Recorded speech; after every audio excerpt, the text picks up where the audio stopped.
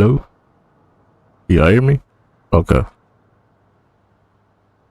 don't know what the fuck going on. This man, it's gonna be my last time on this computer. Make sure everything good. Hello? Hello? Okay. Alright. As long as y'all can hear me. That's all that matters. Back a little bit. Okay. It's right in front of me. Alright. I'm not like y'all are, but to be honest with you, it was microphone issue. Yeah. Yeah. Everybody get it on up in here. I had microphone issue. Microphone issues one time. One time. Make sure audio levels are correct. Make sure this shit is A-OK.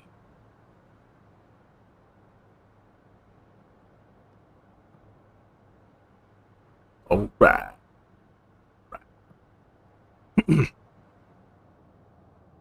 Draw it in closer. The thing is, I don't like it close to the PS4 because I can hear the PS4 in the background. PS4 sound like a damn jet engine.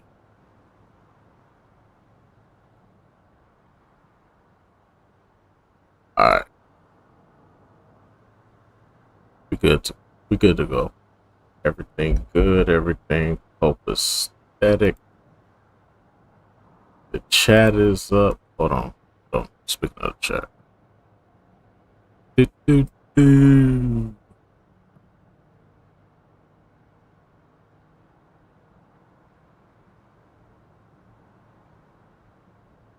Alright, bet. No. It's not what I wanted. Leave that. Just bitch.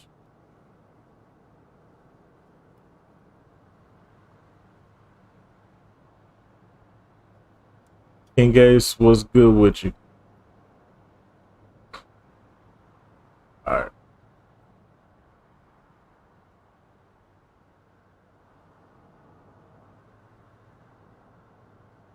Turn on. Alright. Make sure. I'm just making sure I got everything together. I've been sitting up here dealing with this damn microphone.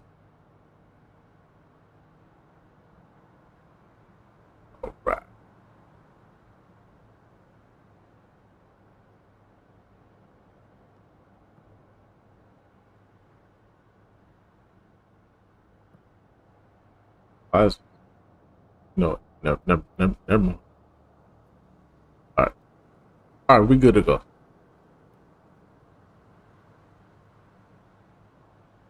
We good to go. Alright. So we here. We at the NBA finals. I'm ready to end this shit. And move on to what was the next one? 2K11? Yeah. So we on to 2K11 after we wrap this shit up. We in the finals. We going up against LeBron and all them. So yeah. Let's get right into it. How y'all doing today? Y'all doing good? Y'all doing straight? That is fantastic.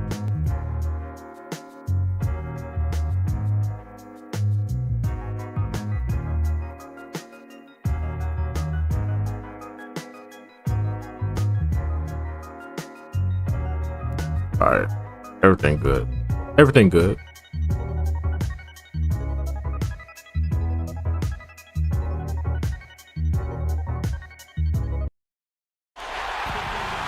look at the east over downtown Phoenix, Arizona. Still glowing in the evening twilight. Basketball's biggest stage, the NBA Finals. It begins here, and 2K Sports is happy to bring it to you. Hi, everyone. This is Kevin Harlan. With me, Clark Kellogg and Steve Kerr. It's time for the starting lineups for Game 1 of the NBA Finals. First for the Heat, Norris Cole is out there at Lewis, and it's Bosh in at center, locking down the middle. A 14-point game for him in the win against Brooklyn. And it's LeBron James, and it's Battier in at the 4. And for Phoenix, Grant is out there with Brown. And at center, it's Marcin Gortat, the 6'11 versatile scorer and finisher, known as the Polish Hammer. Then there's Gerald Green, and it's Morris in at the 4 slot. The top seed possessing home court advantage, and they're looking to come out and make a statement here in this first game. Well, Kevin, they've been thinking about the finals since the minute the regular season ended. And they're anxious to get this series started and get it started the right way with a win here on their home court. Yeah, that's certainly the idea, Steve. I mean, to use that home court advantage to your benefit right from Jump Street. I mean, if they get the win here in Game 1, the buzz in this city and the electricity amongst these fans will increase. And Let's get it, Game 1. They did not have a great run-in with the Miami Heat when they were at full health. So, middle of the season, LeBron, I think he broke his back or something. He had a back end, and he was pretty much out for the all the way up until after the All-Star break. In the post, he's guarded by Cole. There's Brown with the 3, and that one's good. All right. Brown's got the first bucket of the night, a 3-pointer for the Suns. So he's able to take them out. The good thing though is I believe Ray Allen is done for the season. I think he got a torn ACL, meniscus, one of the two. Here's Cole. I know it's a knee injury.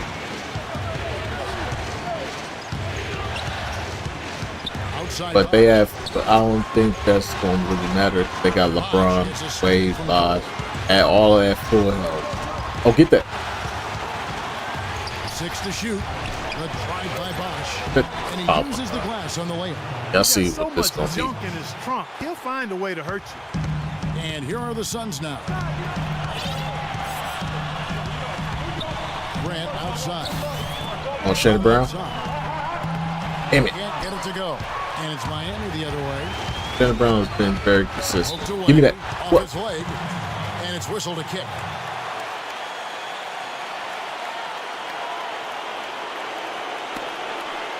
If I sound slow, that's because I got my microphone on. Like I can hear it through my headphones. So if my voice sounds slow, that's why. It's not me. It's weird. So if my voice sounds super slow, it's not. Pick and roll is practically unrivaled. He sets great screens. Hardly ever gets called, for moving his feet for an offensive foul, and then he reads the defender and makes a play from there. And once he rolls out I'm listening to my voice through the headphones, so I can make sure that my microphone is not doing the bullshit it's been doing for the past 2 weeks, fucking up all my video. Here's Cole. Battier outside. Battier gets a screen from Cole. James left side. Oh, I'm here. We on that. We on that. What do you mean? Grant against Lewis. Pass to Morris. Wide open. Give me one. Oh, ass. And it's the Suns missing. Precious nigga. For the field to start this one so far. Lewis dishes the box. Of course, you leave him wide open. On the pick and shield the defender off.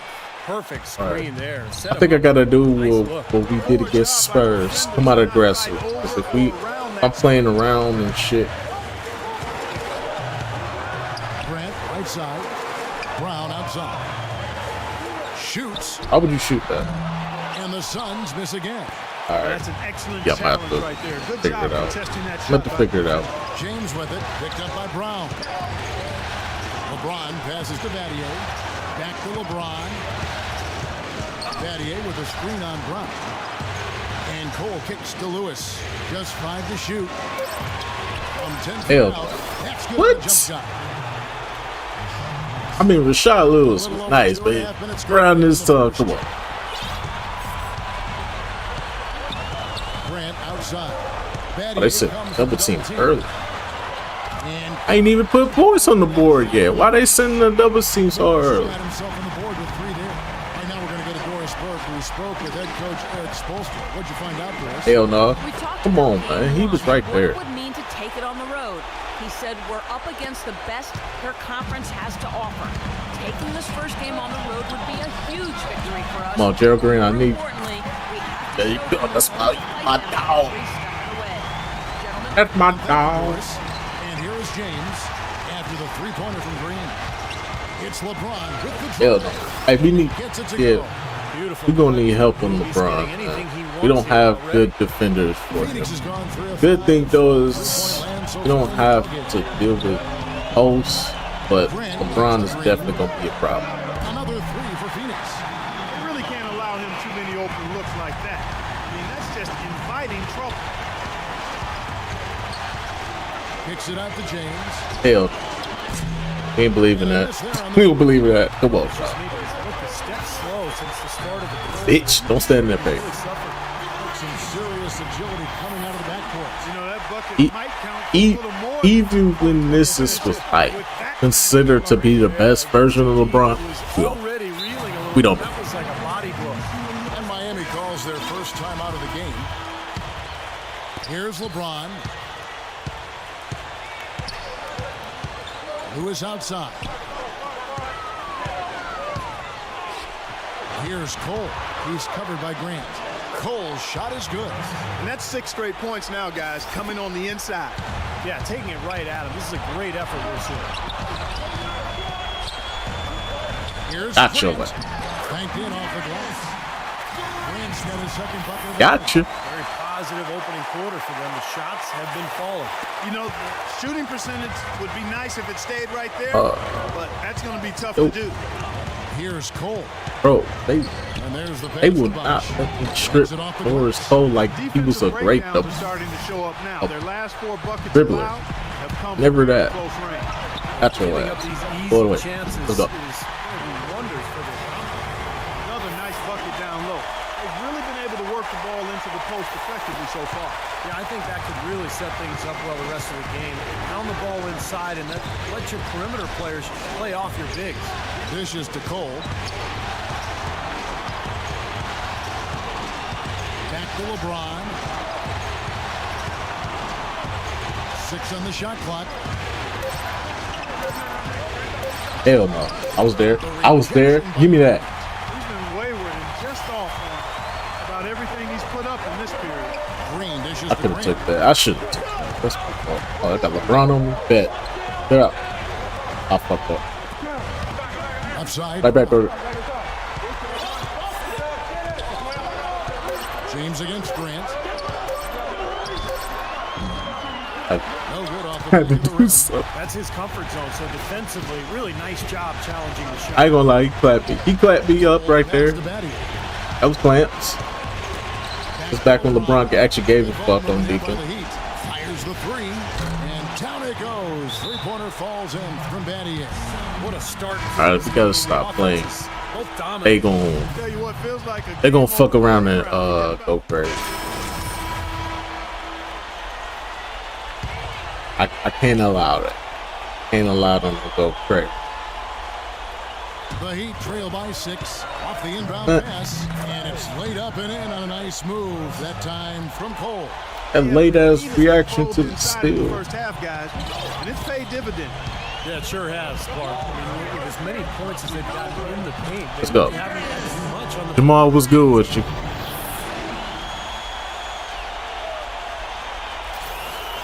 Quarter number 2 with just over a minute gone. Lewis with it. He has 5. Over to the left wing. Bosh kicks to Lewis. No good from outside. Not able to find it here in the second. He's off stride and off track just a bit. After Got that one your he had ass. earlier. No. Right. Top dishes to Grant. Bitch. Jams it with authority. The defense looking a little bit dazed now. A ferocious throw down there. Not bad for a player of his size. Not bad at all. How about that sprint Aw, damn. out of those legs? And that's fucked up. The Heat trail by 8. Second quarter of play with around 2 minutes gone so far. Pattier, the pass to Cole. Here's Bosch. It's good from about 19 feet. You gotta guard 8 that. points. Textbook right there. Nice pass, great catch, beautiful finish. Got your ass. Grant. What? With the block. Hell no. Lewis attacking. And that one. Oh my god. No, this is not happening. LeBron, Wade, well, Bosch out there, but LeBron and Wade is on the bench. I'm not going for this. Hell no. Bitch. I'm not going for this. What a huge play. Sublime stuff, guys. Absolutely sublime. Clarkie's going to start putting on a show now. I'm not going for Usually this. how it goes, fellas. I mean, once they're in front, that's when they. Yeah, that's what's up. Yeah. Sponsored by Kia, the Kia Slam Cam. Tubi going crazy, man. That's why Tubi the GOAT, nigga. I might have to make another video. And there's the foul Damn. on the franchise. That's his first foul. Okay, LeBron and them's not in the game. All right, cool. Cool. I'm cool with that. Oh, give me that. What? Outside for Lewis. I don't like this lineup. Why is this a lineup? This has never been a lineup. Yep, it goes Come on. in, and the Suns' lead is cut down to 4 on the bucket. Why is 30 out here, bro? Where's Shannon Brown? He may have to take it upon himself to try to get his club out of this hole. Here's Grant. Bitch. One is hammered home. His finishes can be dazzling, especially Clark at his side. Well, you look at a guy who doesn't have the height of some other big-time dunkers, and it always looks better, and he certainly makes up for the lack of height with that athleticism. His leaping ability is just I ain't off playing. the charts, guys. Ah, quit playing. Lewis Oh, kicks to Cole. I'm on that. What? Lewis dishes to Cole. Cole off the pick from Bosch. Thank And the you. officials Thank will you. call the Justice. illegal screen right Justice. Well, if you're gonna Right set a there. screen like that, Ball you don't have lie. to Make sure your feet are set. I agree with you, and I thought maybe he was set that time, Steve. I thought it was a good screen on his part. there. And Miami making a change here.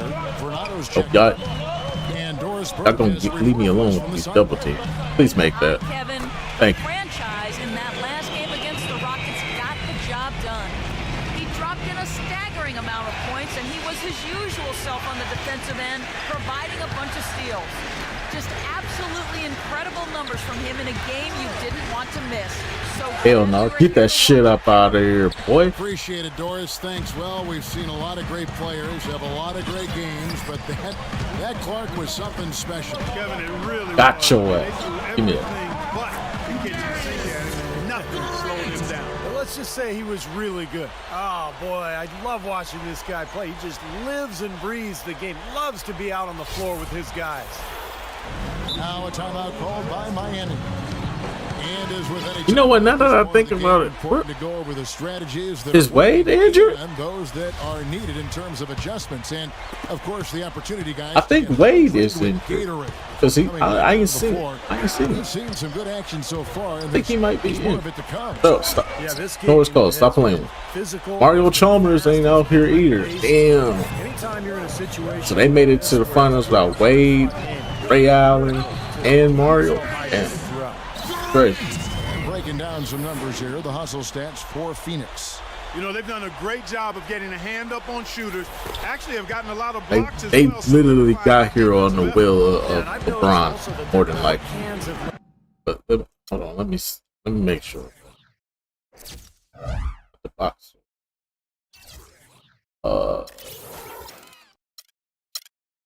Hate the fact that you can't look at Ross. Yeah, Wade got a. Yeah, Wade is injured. Broken finger out for this. On a finger? Wade wouldn't go out like that. Oh damn, they must have traded Mario Chalmers because he ain't even on the roster. Damn. They got Chris came in. Yeah. led to a lot of forced turnovers. They're getting some points in Oh yeah, this is hey, no Wade out for the season. Oh, we eating. We gonna be eating good noodles every day. Outplayed both sides of the ball. Hey, run it up. Run it up. All they got is LeBron and Bosh. Run it up. No Ray Allen. He done for the season with a torn meniscus. ACL on one of them. Yeah, run it up. He's got 16. Run it up. Lee outside. And here's Green outside. Oh my God. By Come on. Well, it looks like he's cooled down a bit after hitting those two in the first quarter. Here's Lewis. Plays it up and I'm surprised I ain't getting no cutscene with LeBron. Probably gonna be one after the game. I don't. To get the ball into that position Probably. inside. Let's go quick. Don't need to give you a cutscene every time you play with ball. Thanks, guys. I got a chance to hear what Eric Spoelstra was saying to his team. He told the team he wanted their offense to run through Bosh. Coach reminded them that he's supposed to be the key factor tonight, and he's still About to say, please make that. Let's go. Run it up. Offense needs to center Run it up. pick and roll. That's a play he feels they can use to really exploit the weaknesses. We in have this full defense. health. Guys, they've Let's got a run it decent up. hole to dig I themselves think out of, but I still think a lot of Shannon center Brown ground probably to got do. into We'll it. see if I those adjust- hope not. Let me see. No, he's perfectly fine. Okay. So they just they must have switched up the minutes. Cause why is 20 and 30 in the game? Why is Malcolm Lee and Alec Goodwin in the game, bro? Here's Battier. They ain't never And it's Phoenix with got the these rebound. type of minutes, bro. Gortat's got his fourth rebound with that last Bro, one. who is this? Off me. Grant. Up there. Put it up. Shot opportunity, and there's the nice lay and excellent work from Gortat. Gortat's got 6. Things have changed a little bit here in the second quarter. Oh, We're seeing them boy. start to convert a lot of second chance opportunities. Oh, give me that. Finally, shit. Doing all that dribbling The hustle on shit. paying off in a big way. Nigga doing all this dribbling shit and they won't let me strip him. Yeah, he remains in Pause. total control. even Pause. in I ain't full beat it like speed. that. Pause. I love that. Kwame was good with you. You still on that cruise, brother? Still out there on the peak 20 deck? left in the first half of basketball. Give me that shit. Ball's knocked loose. Oh my And God. that's out of bounds. Miami will retain possession. And a new group getting ready for Miami.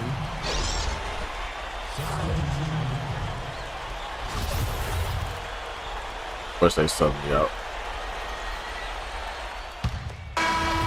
And so that's the end of the first half. Suns ahead. Oh, you just got back home. Oh, 20 to yeah, that's what's up. Yeah. chance now to send your Hey, where you go though on your boat cruise? What, Jamaica, Costa Rica, or Hawaii? One of them. Mexico, Mexico. Some of my make on them. It starts with getting some stops. We got to play off some misses. Hey, you ain't my coach. Sprint. Come on here. Hope you're enjoying the finals so far. Yeah, This that's is what's 2K up. Sports. I'm Damon Bruce. Didn't want to For the leave Phoenix Suns, too they have the lead much. against Miami. They're off to the races with a big I feel lead in the yeah. all-important Game 1 of the NBA Finals. The franchise is pretty much getting everything he tries against the Heat defense. Bahamas, What he's been able to do from yeah. the field has been nothing short Yeah, of spectacular. so yeah, Only that's a select where I few went players on in the my league can shoot the ball like boat that. cruise last summer. And a tough matchup, but Yeah. the Heat staying afloat. I went there last Find a summer. lot to like about their performance Was in so far. Jamaica, man. To pay much better Chilling with attention the in the second half to the bad details. teams. Details. A I ain't gonna sensational lie. First half for Rashard Lewis. He's got Bad 15 teams points in out his there, field no. goal percentage has Gotta be been careful though. a lot of It might set you up. looks. And that's it for us here in the studio. Like, nah, we could kick it at the hotel, sis. And the gang. Either we go. Second half. Nah. Halftime report presented by Hey. Sprint. I was very aware though, not to mess with the locals. If they ain't trying to go back to your hotel, Spoils us with uh, his performances game in and they game out. said, no, So come far, to my hood. another big scoring night. It is not Typically, when bad. he puts Hell up no, they 30 trying to points set in the you up, first bro. half, He's going to follow it up with a Hell second. no. We'll see if that happens here. No. Hell to the no.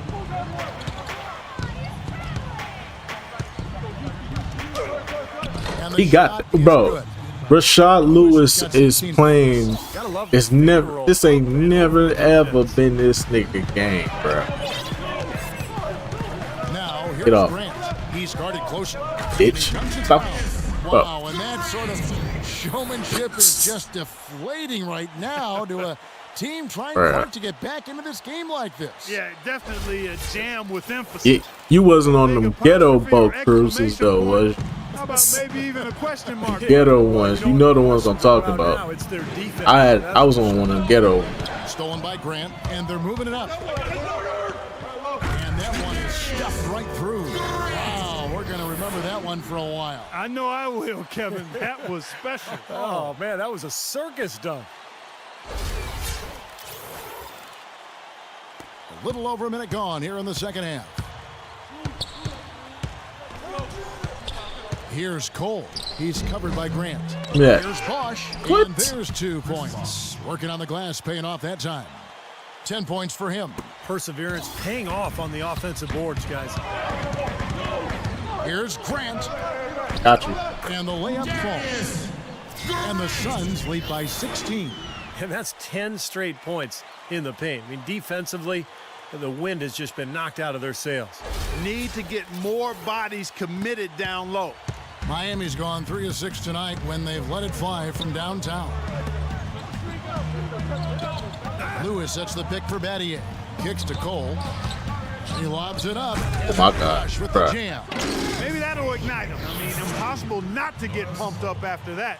At least I think that would be Oh the case. damn. Well, you can see the immediate Yeah, reaction. you was on them The ghetto fans, they ones. are. Yeah. Look at 'em, they are pumped up. Yeah, they're geek. That's what those alley-oops do, though. Here's Morris. Oh my Fine God. with his 3. Boy, with an open look like that, he is so gifted. Man, you've got to play In the better corner, defense. brother. Hit that. Eventually, he's Ball. going to make you pay. You got that right. I mean, he'll do it from three-point land or anywhere. Hell on the no. perimeter. How does he get that? And it's like 3 of us down there in the Do a paint. better job defensively. And you got to put bodies on the glass right there. All right, They come just lock are in, 'cause not they starting to make getting a it done on the comeback. boards. Yeah, they've got to do a much better job of going harder than that. I gotta turn up. I gotta be aggressive, man.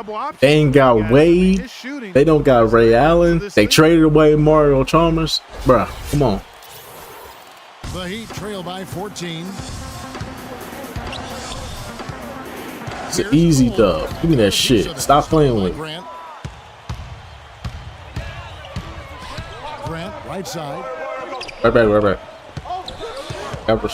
Hell no. How does Over 2.5 minutes of basketball. Rashad Lewis ain't never been like that? And Gortat All right. gets it to go in on the assist by Grant. You see that, baby? Yeah, I left a comment under it in the Discord. Yeah, For Miami, I left a comment under that. I've been active in the Discord. LeBron kicks to Bosch. Makes it Are you talking about something else? Bosch has got 14. I don't know. You probably talking about something else. Where Like, would they be without him? Let's catch up with Doris from the sideline. if anything, leave it in the Had a chance Discord. to find out what Jeff Hornacek was discussing with his players. He said they need to start attacking better- the open court. He doesn't Alright, want to see that's just Gerald Green. I don't even know why I'm tripping. That's Gerald Green, bro. It's my header. My header. Something you don't hear too often from a Motherfucker. coach. He told his guys they should have a shoot-first mindset instead of trying to be, quote, too cute with the ball. Perhaps the rest of the second half will look Say we different need to after those rotate to the paint. adjustments, Kevin. They spread it. Hey, they got to. Lewis passes to Bosch. Damn.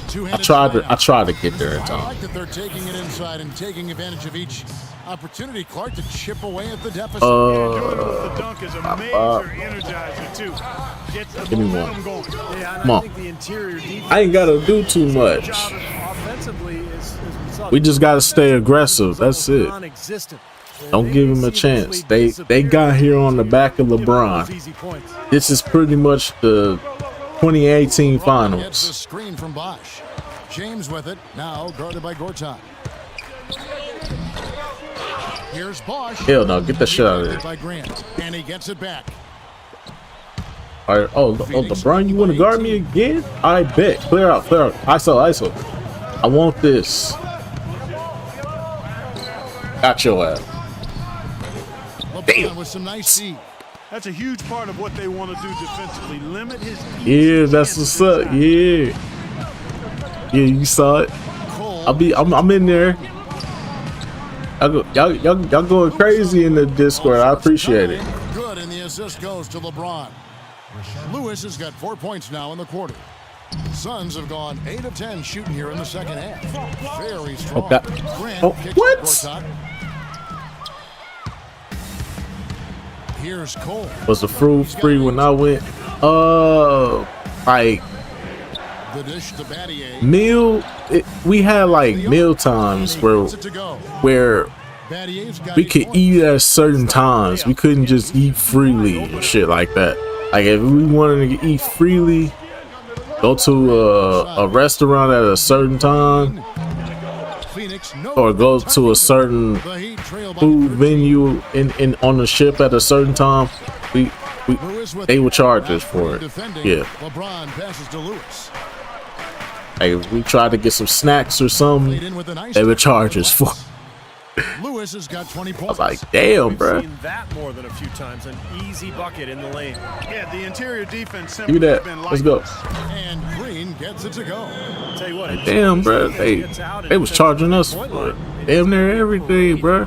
Only thing they didn't charge me for was the Miami's gotten a success what's rate the of Advil and the Tylenols. They said, nah, that happens all the time. We don't want y'all to be shoots the three. on here messed up. That's free of charge. Gortat with the rebound. We care about your health. Gortat's got At least that was. in the game. At least they ain't charged me for that. 'Cause I got seasick on the first. I tell you what, he'll get some of those. I would have say about 4 hours in, I got super seasick on the first day. The second day, I still was fucked up.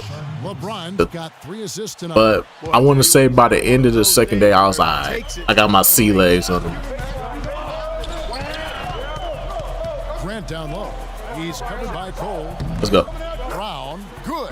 The entire defense was frozen footed. Nobody picked up the shooter, Kevin. Yeah, they definitely charged us food if we didn't eat around a certain time. Like if they had us on a schedule, like meal plan or something. And that one is good with the extra effort on the glass. Then again, our Got 10 tickets points was in the only like second $200. half. Phoenix has gotten the three-pointer to fall to the tune of 50% here in the third quarter. Got your They've ass. 3 of 6. Brown outside. Of course. Rebound by the Heat. Bosch has got 7 rebounds in the game. If he can improve on what's Oh been a my shaky god. day Why would I thus take a far, charge? They could stretch this lead out. And now we can see them really working it inside. taking advantage of the defense, really pounding it down low. Grant. That's Got to do everything myself. He has great dexterity inside. He can contort his body, shift in midair, hang time. He can protect the ball and finish through contact. Just an impressive player in the paint. And Steve, that's not a skill that most players have. I mean, that's exactly why they try to feed it to him in the paint whenever possible. Here's Battier. Get out of here, bro. By Grant. How many blocks I That's out of got? bounds. Miami will Gotta have at retain least like possession. 4 or 5 by now. And a new group 6. I got 6. Okay, I knew I had a lot. Cause I ain't letting nothing go in the paint. I blocked LeBron. I blocked Bosch. Chalmers keep playing with me. Get that shot out of here. by Fry. They retain possession. Didn't they call? And they will All right. get the basket here, folks, as they rule goaltending. He didn't get to that one quite in time, Kevin. Those can be tough to gauge sometimes. Miami shooting their 5th attempt at the line in the game. Shot clock and game clock separated by less than 6 seconds. Grant against Lewis. Gotcha. The fadeaway. Why you shoot it? And another one in from Grant. I'm faking the fuck out this 15 thing. points now in the second half. I'll be looking at that Dwayne Wade meme and shit. That nigga was pump faking and shit. Impossible to block. There's 14 seconds left to play in the third. LeBron kicks to Kaman. Good, and the Dang. assist goes to LeBron. 6 points for Chris Kaman. That's a clean look they gave him there, fellas, and he drains those. Here's Grant. He Dang. got it up in time, but it wouldn't fall for Look good, felt good. It's been an exciting game. Plenty of offense as we head to the fourth quarter. The good, Suns lead yeah. by 9. That's all Marquise shit. That ain't me. I put that there for y'all. It's the NBA Finals, Game 2. LeBron James. Y'all niggas going crazy up in there. I'm like, damn, bro. Suns. More NBA this Tuesday. I was thinking y'all was gonna put me on some new shit. Nah. I just putting anything in there. I'm like, hold on, Jesus. And we welcome you back to our presentation of Game 1. And, Steve, we've got a moment here to go to our State Farm assist of the game, coming on some very clever point guard play. Well, he mans that position for a reason, Kevin, because he passes the ball so well, sets up his teammates beautifully, really gets this offense into a nice rhythm. Delivering the pass important. All right, we only up 9. That's crazy. They still hanging around. No question. Lewis misses. Suns leading by 9. Fires it up. That was a terrible shot. Why would I take that? I was trying to do a regular set shot. They fucked it up. No, I ain't letting you get that up. Hell no. Hey, all right. 7 points for LeBron. And he only got 7 points? What is it, the 2011 fun? Well, it came off a good screen, but still, as a defender, you got to fight over the top of that. Down low. Give me one. Come on. He was wide open. Just gonna give me that? Bet. And that's now 33 points for the franchise. His work at the offensive end has been phenomenal. Maybe reason number 1, they're ahead. 33, 12, 6 block. Probably only got like 4 steals. I'm cool with that. Hell no. That shit. Yeah. All right, we're gonna play a slow game. It's not too late for him to get it turned around and start contributing. We're gonna play the slow game. We're gonna slow it down. We got the lead. Just maintain. As long as we don't make no, as long as we don't let them go on the run, that's all. We'll be good. That's a bullshit. Boy, the deeper we get into this game, the more offense we're seeing. Why would you take me out the game now? Okay, we're still up 10. All right. For those just joining us, fourth quarter. Fuck, you didn't take me out the game in the third quarter. Dumbass. Coach done. Wait. Grant in the post. He's How the fuck? And stolen by LeBron. All right. And here we go. Get back. Petty's got it. Let's shut out here. Tries to save it. That's out on him. That's out on. Yeah, that's what's up. Yeah.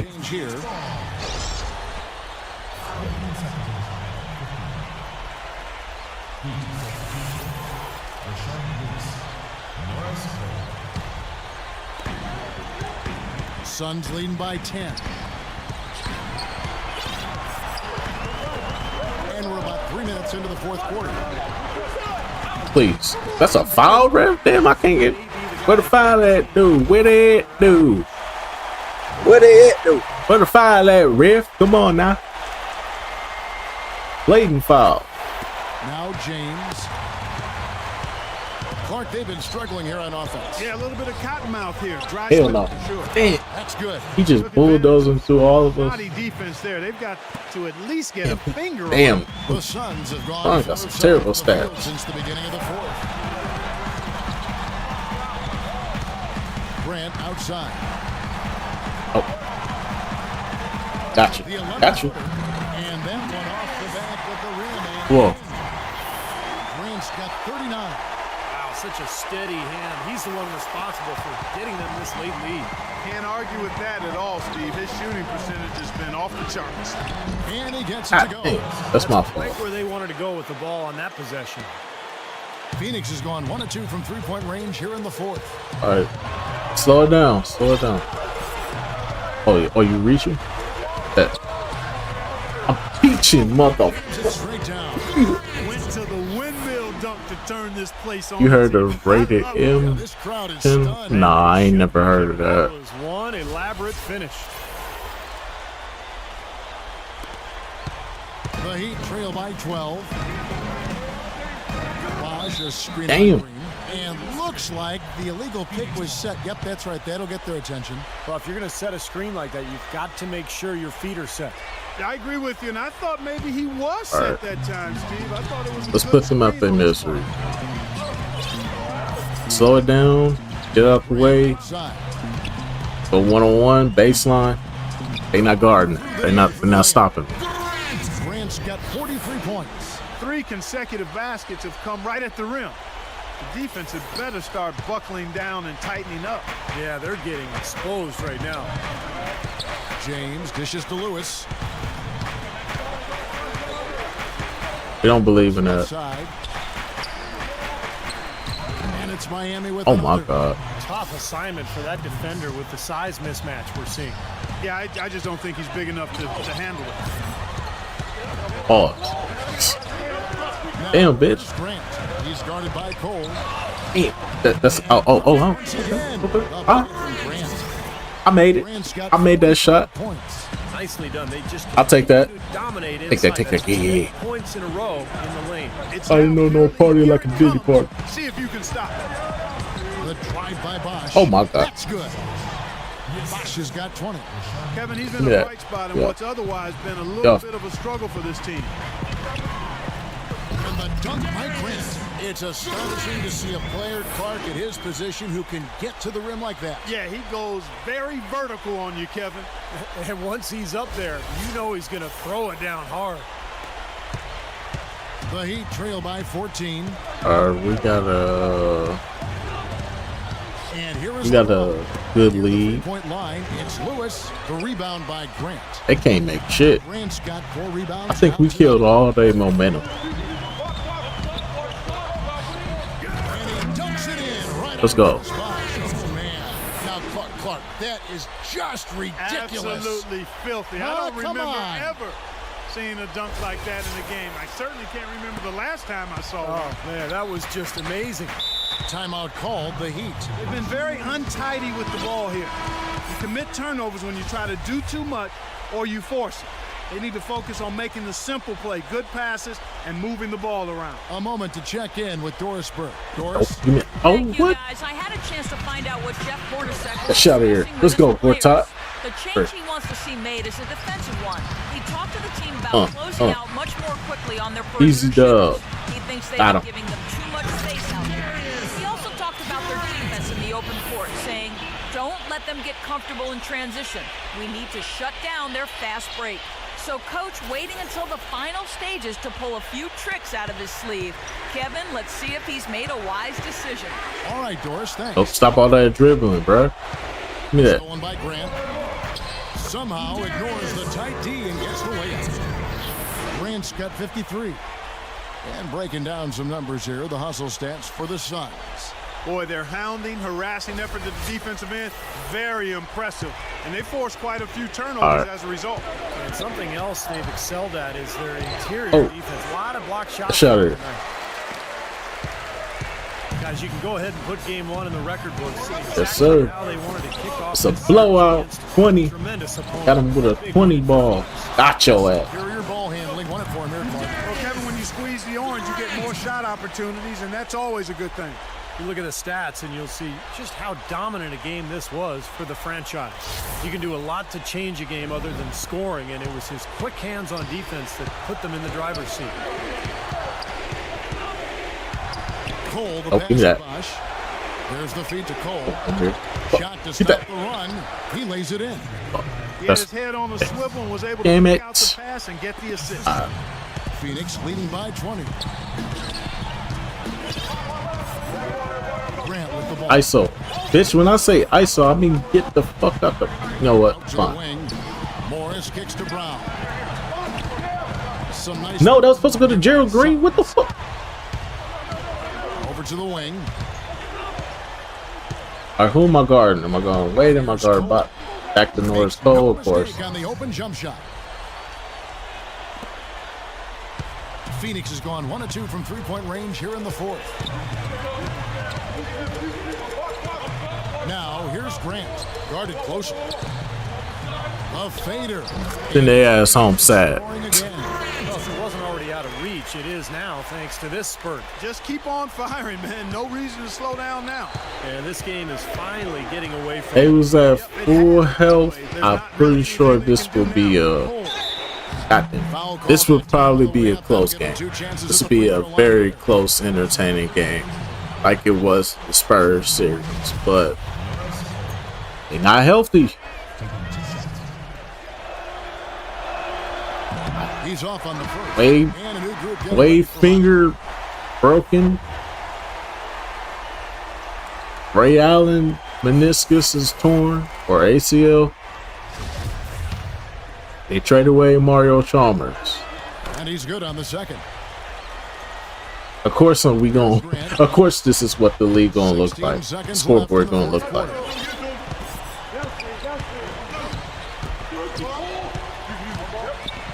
Over to the wing. I'll take that.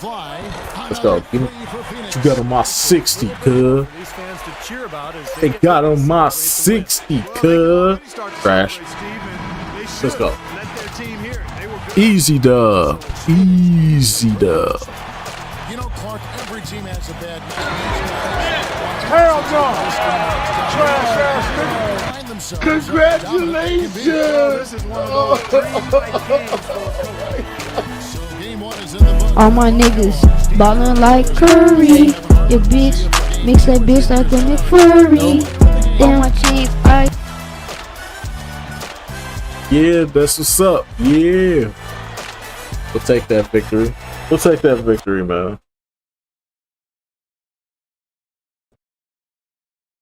Press conference. LeBron cussing, probably, hopefully. How does it feel to get the first game here in the NBA Finals?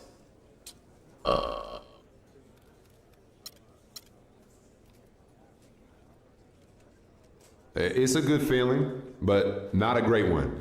We know there's still a long way to go before we'll be celebrating in the locker room. Exactly. It isn't like we all came off the floor and immediately started talking about the parade, man. I hate to use a cliche, but I have to here. We take it one game at a time. One game at a time. That's it. As soon as we stop doing that, we're in for trouble, man. Back. Job's not finished. Job finished? I don't think so. Job's not finished.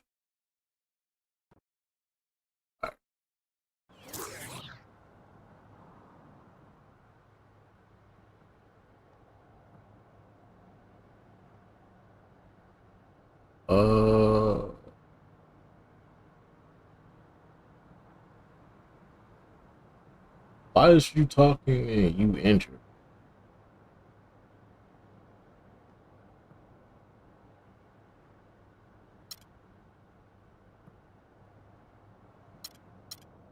So basically, saying I can't get a double-double Dwayne Wade. All right, let me check the injury. Check the injury report real quick. We already know that. All right.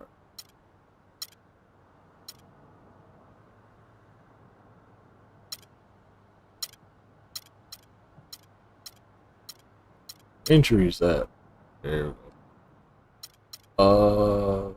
Let's do it by team. Yeah, look. Oh no, Mario Chalmers is still on the team. Oh, I thought they traded him. So let's see here. Strained abdomen day to day, so he may potentially come back. Wade is done, and Ray Allen, as I said, torn his ACL. Damn. So the Heat don't have their two best guards and their primary point guard. We need to take advantage because at some point that day-to-day is going to turn from a red to an orange or a yellow. And once that turn yellow, he going to be playing again. I don't think it's going to help, but I ain't trying to figure out if Kevin Garnett tore his ACL, MCL. Yeah. No injuries on our team.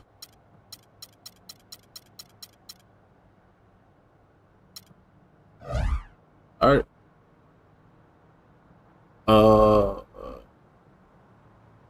Yeah. Let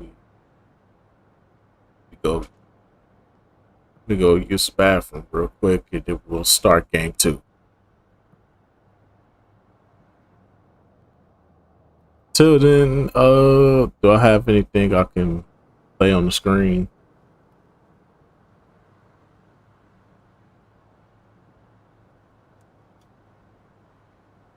Oh, Maverick, what's good with you, Maverick? What's good with you? I'm gonna react to your video tonight. Like I said, you uploaded that too late, brother. I was already done. All them videos I did, I was already done. But yeah, I'm gonna react to your video tonight when I get done with this NBA final shit. Let me. I'm trying to find y'all a video real quick before I can go use bathroom real quick. I need you bathroom, cool. What's going on? What's going on? Okay. What was the funniest video I put out? What was the funniest video I put out today? I can't put that American Idol shit on. Man, I'm trying to find a funny ass video I did.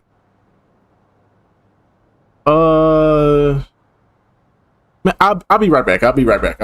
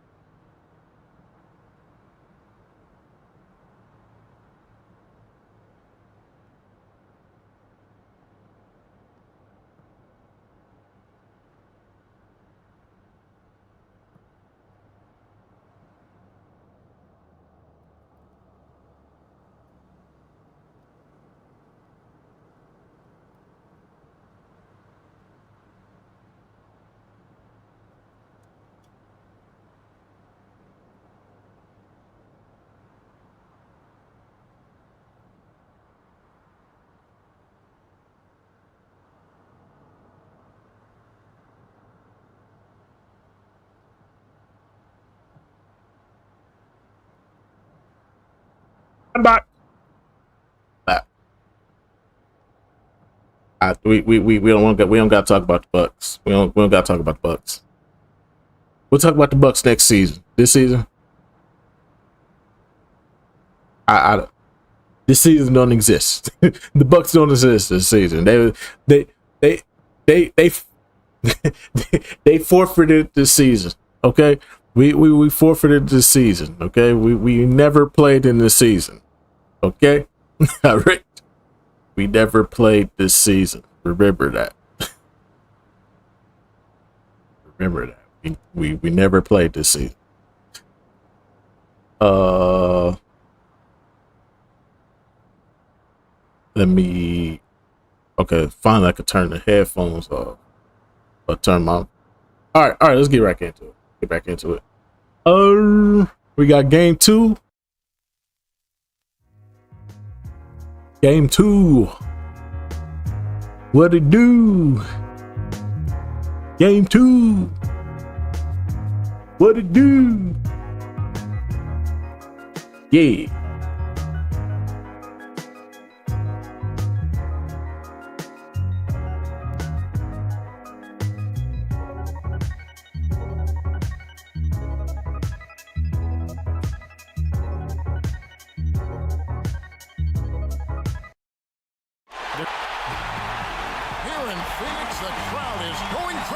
The NBA playoffs continue. Just 2 teams remain. They are battling their way toward this title.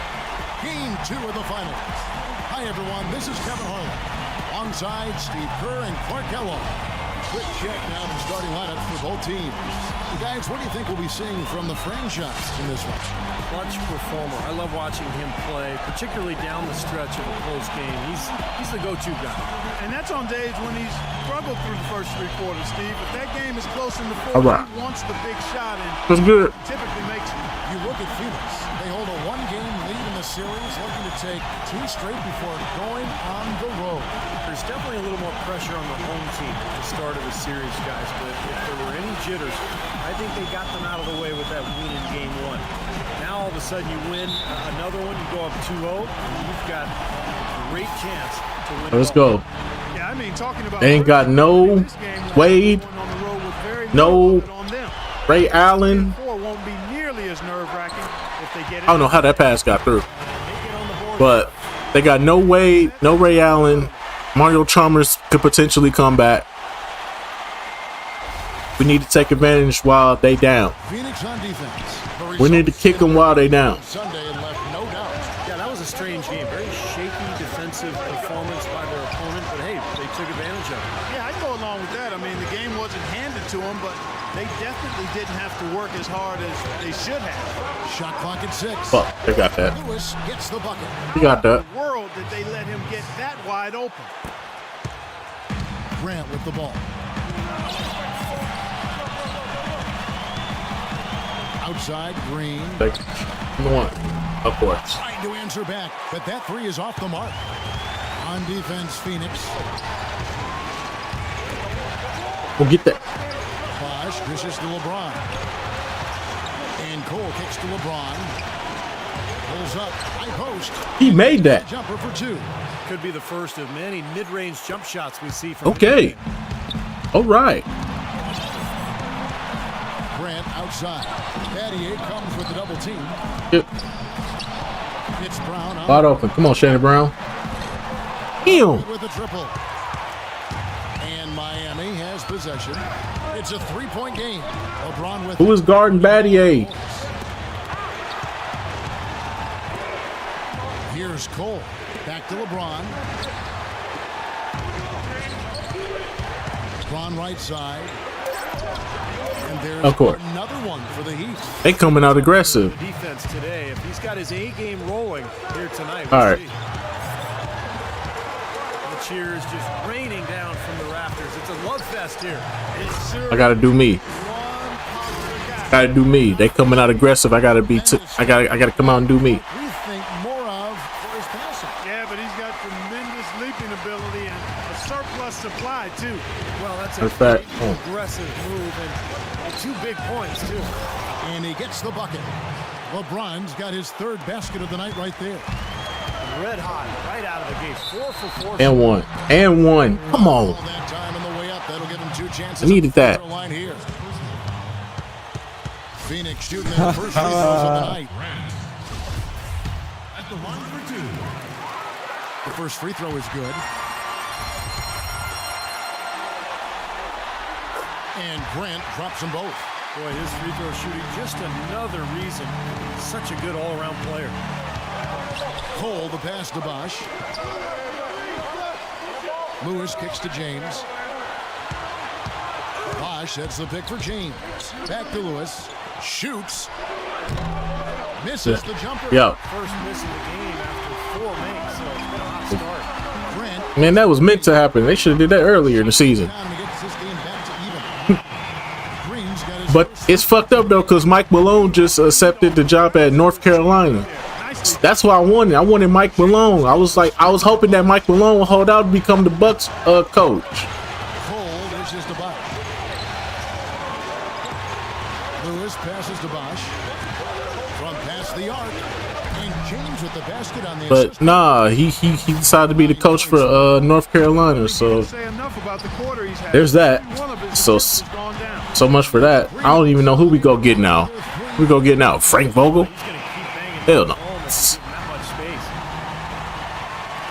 First quarter of action, just under 3.5 minutes played.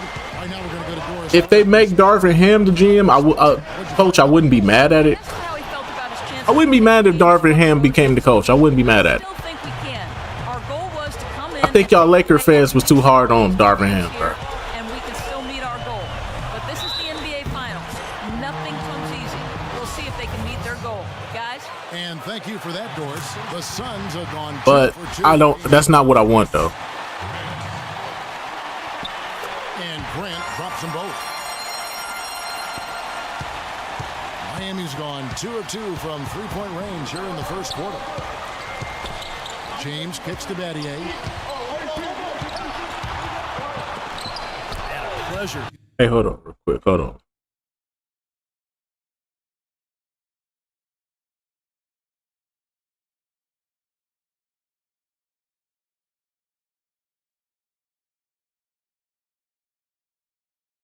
All right. To watch him work at that end of the floor. The Suns trail him. Grant, right side. The jumper's good from inside 6 feet. Grant's got 8. He wasn't phased at all by the bigger man on him. And on the low block, I thought he might be. You know, Come on, man. Maybe he'd prefer to bring him out. To Need perimeter, this. But whatever works, go to it. Now here's No, James. no, no, no, no. 11 points in the game. Battier outside. What are you doing? Don't double team. And Miami with the triple. Well, he's got that quick trigger, a very quick trigger on a shot. Fuck is you doing? Stay with your man. As soon as he gets his hands on the ball, you're Got very you. aggressive player. Well, defensive pressure is always going to be at its weakest in that instant when the pass gets there. So having a good feel for the catch and shoot serves him well. The Heat have gone an All right. incredible 8 of 9 from the field. Let's find out what Doris Burke has for us. Thank you, guys. I had a chance to find out what Jeff Horner Yeah, said was okay, of course they bail him out the foul. All right. All right, game. All right, 2K. Defensive approach against LeBron.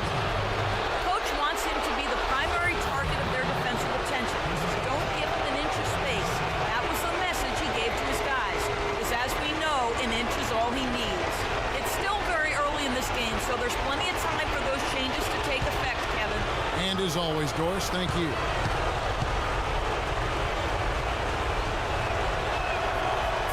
Free throw good. Bosh.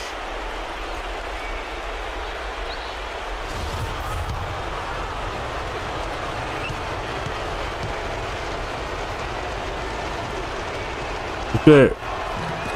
All right. Yeah. For Phoenix, they've gone 6 of 8 in the game so far. A very solid start for them.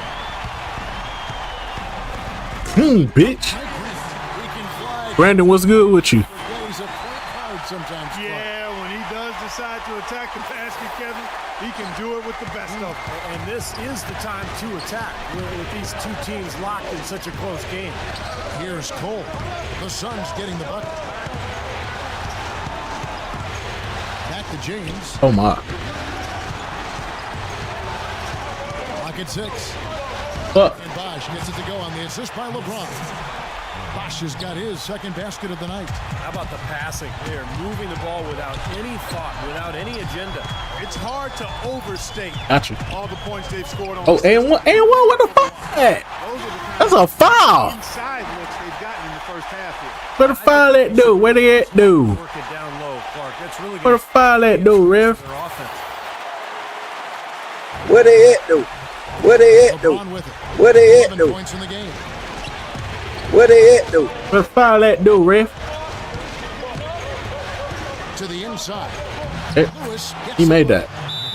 Lewis has got 5. Bro, Rashad Lewis driving to the paint like this is ridiculous, bro. Giving up so much size, there's no way he's going to get a hand on it.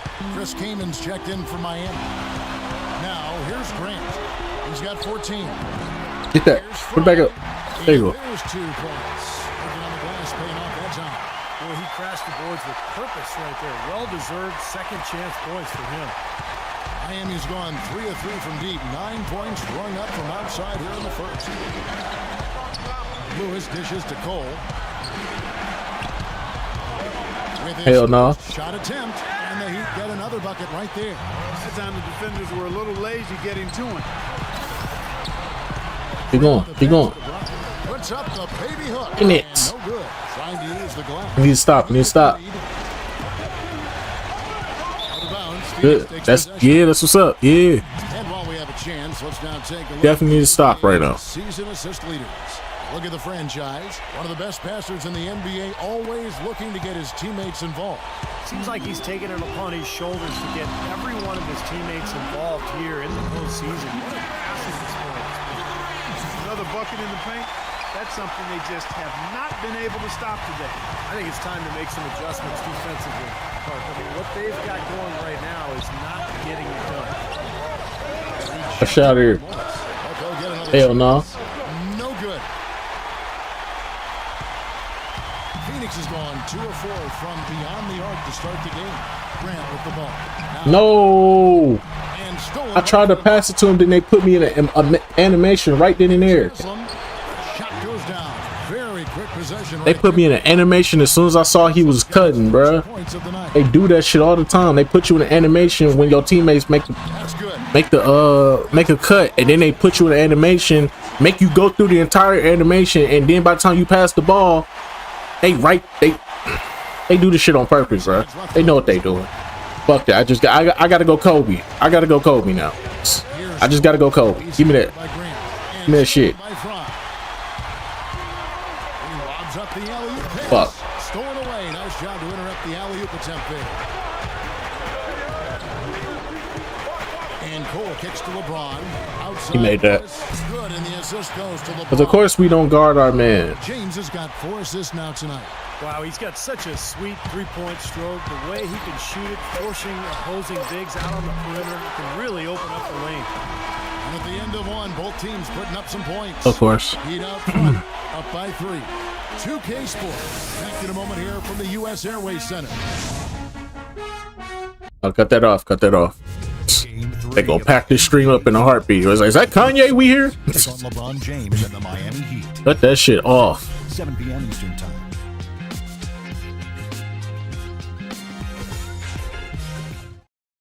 YouTube looking for any reason. And welcome back to our presentation of the NBA Finals as we get going again. And a moment here to take a look at the scoring breakdown for the Heat. Guys, they're really passing the ball well here. Bro, what are y'all doing? Why are y'all double teaming? It is Norris Cole. What are you double teaming for? And now let's check out the lineups courtesy of Gatorade, all fueled up and ready. Oh my God. Here's the second quarter of play on the court for the Suns. Don't give me that. Give me that. What? He's in at shooting guard. Playing out there with Channing Frye. Then there's Bledsoe, and it's Tucker in at the 3 slot. LeBron dishes to Haslam. I see what type of game this gonna be today. Now here's LeBron. He's guarded close. 5 on the clock. Lewis outside. Hell no. It's hauled in by Frye. Right here, bro. Pass the fucking face because that's his range right there. Grant the pass to Len. No, of course. He's still. It's out of bounds. The Heat will take it the other way. I pass him. I'm trying. I see him on the lob. I see him running for the lob. They put me in animation, and then Grant kicks to Frye. There's no way. And stolen by Kaman. And now here comes Cole, leading the break. Thank you, Justice. Phoenix takes possession. I tell you what, that's just a major unforced error right What are you taking a timeout for, bro? All right, let's go over to the sideline with Doris Burke. Guys, over that last break, I listened to Eric Spoelstra address his All right, bet. He harped on the transition Get up. defense, telling his guys that he wants quicker reactions when the ball. I gotta go Kobe. I gotta go Kobe. It's the only way we gonna win. I gotta go Kobe. Wants them to play very If I don't go Kobe, we not gonna win. I gotta lock in now. Let them know who they're up against. They're not going to wait for halftime. Nope. They want those adjustments to have an impact right away. Over to you, Kevin. All right, Doris, thanks. He made that. Cole's got 5 now.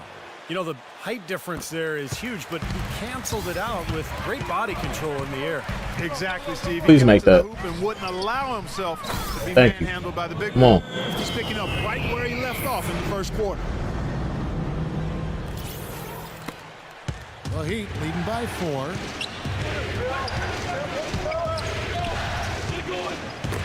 Don't give me that. Give me that shit. Fast break. Here come the Suns.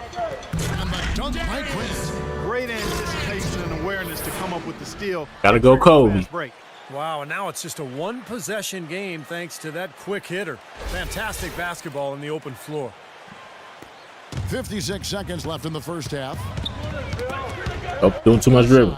What are you doing, bro? Can y'all please guard y'all man? Don't worry about my man. Worry about y'all man, bro. He's been key for this team. Shit is making me mad now because they just. Oh, your man seems to be a little wide open. Why don't I come help you?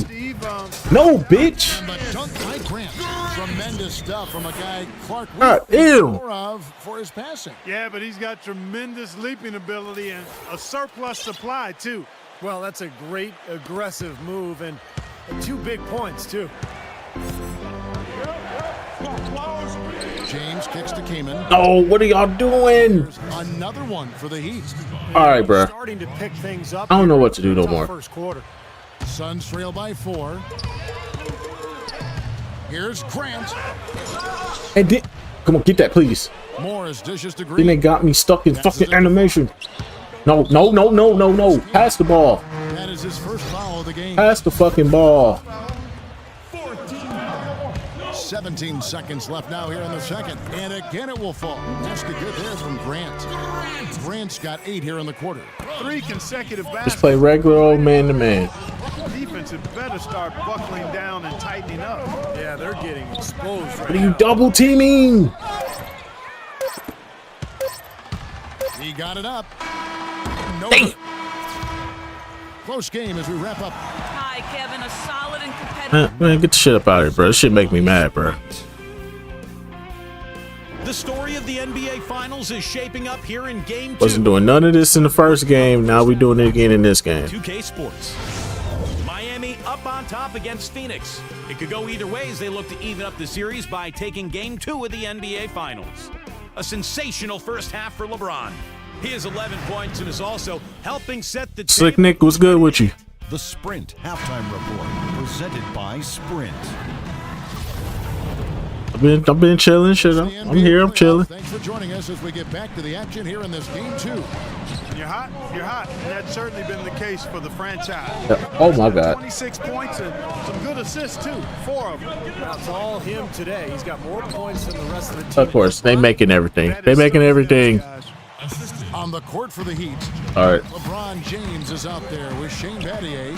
Then there's Lewis. Then there's Chris Bosh. And it's Cole. Make that, please. Why And it's can't... Brown missing. Miami leading by 4. Bosh a screen on Brown. The drive by LeBron. From the corner. Jump shot is good. Lewis has got 10. Textbook right there. Nice pass. All right. Great catch. I gotta lock in. Beautiful finish. I tried going Kobe. That's sort of working, but not really. Grant, covered by Cole. Grant, that's good. And they're beginning to fall apart a little bit defensively, especially inside. Well, that's 4 straight buckets now at the rim. Second half just getting started. About a minute played. But we got to get stops, man. Here's Cole. He's covered by Grant. Outside for Lewis. LeBron passes to Lewis. Oh, get that. It's out of Ah. bounds to the Heat as Miami retains possession.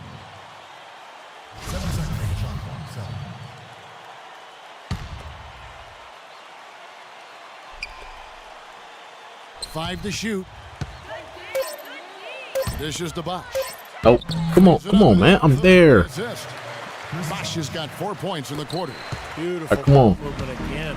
Last 5 trips, they've all ended with a great pass, leading to a basket, Steve. Please. I mean, they are Oh, my really God. sharing the basketball. Okay, that's what's up. Yeah. Now guarded by Gortat. And Cole kicks to Bosh. Lewis attacking. Battier dishes to Cole. Oh my God. Miami as it goes out of bounds. The Heat retain possession. We talk about big time. I mean, assists. These are the players all time with the gift of assist. And you look at this list of the all-time leaders, you're looking at the legends of the game, the greats of the game, past and present. Yeah, names like Mark Jackson, Jason Kidd, John Stockton. Of course, not just great passers, but you look at the longevity. I mean, that's he made that over 2 defenders. Are you fucking kidding me? Okay. Okay, I see what this is. 2 minutes into the second half of play now. Now, here's Grant. Tight Then they keep making me pass it to the wrong person. Okay, all right, you made that. I ain't gonna get mad at it. It's Gerald Green. He does that. He does that from time to time. Boy, he's brought it tonight, Steve. More of his points coming from threes than anywhere else on the court. Outside for Lewis. Good pass, great pass.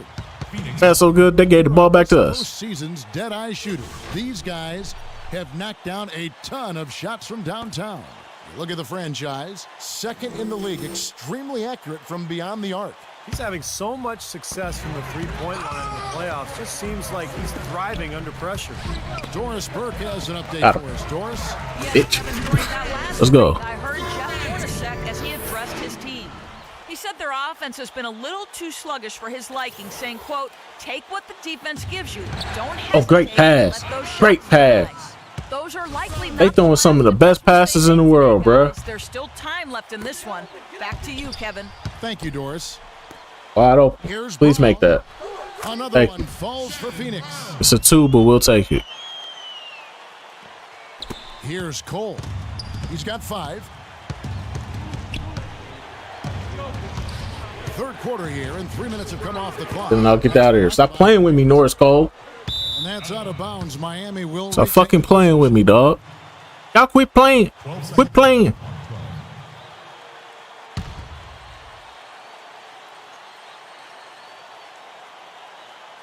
And it's the Heat with the ball. They lead by 1. Bosch passes Oh, to wait, LeBron. what? It's stolen by Green. Got you. Right side. And one. Where the foul at, man? Tough D on the inside. Put up a roadblock, a construction barrel right there. That's what he brings defensively. And Cole kicks to Battier. And he gets it to go from the corner. Battier's got 9. Pretty passing. Timely recognition. All right. The open Bet. Grant dishes Of course. Every time, bruh. Nope. Let me put you in this animation real quick so you can't get that pass off. feeds to Battier. Jacks up a 3. And that one's good. That wasn't a 3. He was clearly above the line, but I digress. Lacking there on that three-pointer. Grant kicks to Green. The offensive rebound. That's a shot that he sometimes struggles with, but you can't fault him for taking it if the defense backs Come up on, like man. that. Another pass put right into the shooter's pocket, right in the shooting pocket for a terrific assist. They've done a lot of that today. Yeah, it's something we've Gotcha, not what? seen much of at the other end of the floor, though. Despite the play of the team, I think he's had an outstanding game. Marco, what's good with you? Well here. The Heat leading by 6. Now here's James. 13 points in the game. He dishes it to Battier. Shot clock at 6. Outside for Lewis. Give me that. Off from three-point range. The Suns have gone 5 of 9 on field goal attempts since halftime. Grant the pass to Wide open. Come on. Come on, man. He was wide open. Miami's gone 1 of 2 from beyond the arc since coming out of the break. Here's Cole, headed by Green. He got me. Gets it to go with the assist from Cole. Cole's got his 8th assist in the game. Yeah, that's what's up. They kick it out to Green. Please, Gerald Green. Shoot, brother. 3. What? Anytime Gerald Green gonna let that thing fly. The call, it's going to be an illegal screen. That's 3 turnovers for him in this quarter alone, guys. He's got to be better with it. Well, good idea setting that screen, but the execution wasn't there. No, it sure wasn't. I mean, you want it to be hard, but it also has Let's to be go. legal. I gotta take advantage, bro. There's no way we losing to this team, bro. You know, if you were only looking at the way he's played offensively, you'd think his team would be ahead. Cole dishes to Kaman. Nice D Let's for go. Len. He operates pretty well in traffic, guys, but that was a tough play to finish off. Grant. Let's go. Ignores the tight D and gets the layup. Gotta go, Kobe. Now just a 4-point Miami lead. Well, he's very strong inside, particularly as a finisher. So even if you give him a hard foul, hard contact, nothing seems to bother him. And this guy, as a result, is a good scorer. Exactly. That's about the only way to stop him once he's making a run at the hoop. Here's Kaman. Here's Haslam. Shoots over Len. That misses off the backboard. Right. For Phoenix, they've gone 7 of 13 in the third All quarter right. so far. Just above Gotcha. 50%. Grant with the ball. Rashard Lewis covering. Shot is good. Gotta go Kobe, bro. I gotta go Kobe. If I don't go Kobe, we not winning this. Perfect. I love his disposition. He has stayed in attack mode. I'm here. Cole kicks to LeBron. LeBron left side. The dish now to Cole. Looks for Kaman, gets it to him. The jump hook, that's good. Kaman's got 6. Some big points there. I mean, they got him on a nice play to get the ball right to the bucket. That's what they're looking for down the stretch, Clark. More of the same. Get it inside. Grant, Go. that's good. Oh, he's clearly feeling it, Clark, coming off that fantastic game last time out. Miami's gone 6 of 8 on 3-pointers in the game, an outstanding 75% mark. James, the pass to King. From 10 feet out. No, please, no. Come on, bro. 2 free throws for the contact. Y'all can't just bail him out with the foul because he gonna miss. Free throw drops for Kaman. Phoenix making some changes. Morris comes in for Lamb. Thank you. Ball don't lie. He's subbed in for PJ. Might tell a fib sometimes, but he don't lie. Neck and tight, but the rebounding battle is too. Got you. Extremely close on the board. Both teams have really put in Gotcha. a terrific effort down low. Tremendous stuff from a guy, Clark, we think more of for his passing. Yeah, but he's got tremendous leaping ability and a surplus supply, too. All right. That's a great aggressive move and 2 big points, too. 42 points, 5 assists. I don't really care about the assists, bro. I just want to win. Kaman inside. Bro, how do you not steal that? Kaman's got 9 points. And at the offensive end, he's done about as much as they could have hoped for today. Now, here's Grant. He's covered by Cole. Grant gets the lead. You better. Oh my God. Another shot, and that's the final possession with the nice defense right there. And at the close of the third quarter, still a close game, and both teams putting up points in a hurry. Miami ahead, leading by 3. 2K Sports. Back in a moment here from the U.S. Airways Center. Fuck no, baby. Fuck no, baby. Fuck it. Look at this shit. Look at this shit. And the game still closely contested as we end the third quarter. And here now is our State Farm assist to the game, and Steve coming earlier on a 3-pointer. Yeah, we've seen a lot of good passes tonight, some on the interior. This one on the outside, setting up his teammate perfectly for that 3-point look.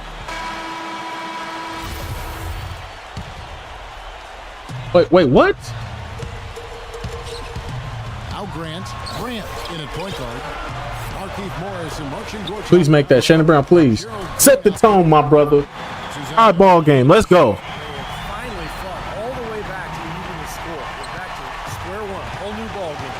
And with a comeback like that, they've definitely got the upper hand going forward. Cole dishes to Oden. Here's Cole. He's covered by Grant. Shot clock at 5. The Heat need to get a shot off. Lewis with the 3. No good. About to say if he got that fucking rebound. Phoenix shooting has been fun to watch in this game. Hey, ISO, I got Greg Oden on me. ISO, clear out. Grant outside Green. Come on, Gerald Green, please. And unable there to get the go-ahead bucket. Miami's gotten 2/3 of their 3-pointers to fall tonight. They're 6 of 9 overall. Cole, the pass to Oden, and the basket good. Unstoppable offense from both teams. I love the pace this game has been played at. So does everybody else in the building. This has been a fun one. Now, here's Grant. He's covered closely. I gotta go Kobe. Grant's got 18 points. I gotta go Kobe. Wow, this is impressive. Kobe. They have officially hauled themselves all the way back into I cannot pass the ball. These niggas ain't making shit. I didn't think they could pull it off, quite honestly, but here we are. Tie game, fourth quarter, and now you've got to love their chances. And Cole kicks to Battier, pass to Box. Oh, good steal. Stolen by Good steal. Good stop. Keep going. He lobs up the alley-oop. Hey, let's go. By Shannon Brown. You can see the eye contact there. Gave a little nod and then burst to the rim for the alley-oop slam. No doubt, Clark. A pair of teammates with a terrific feel for each other. Let's go, man. And what a play to make it. There's no way we losing to this team. No way. No Ray Allen. They go out. No, that's our ball. It was, bro. No way. No way that didn't go off his legs, bro.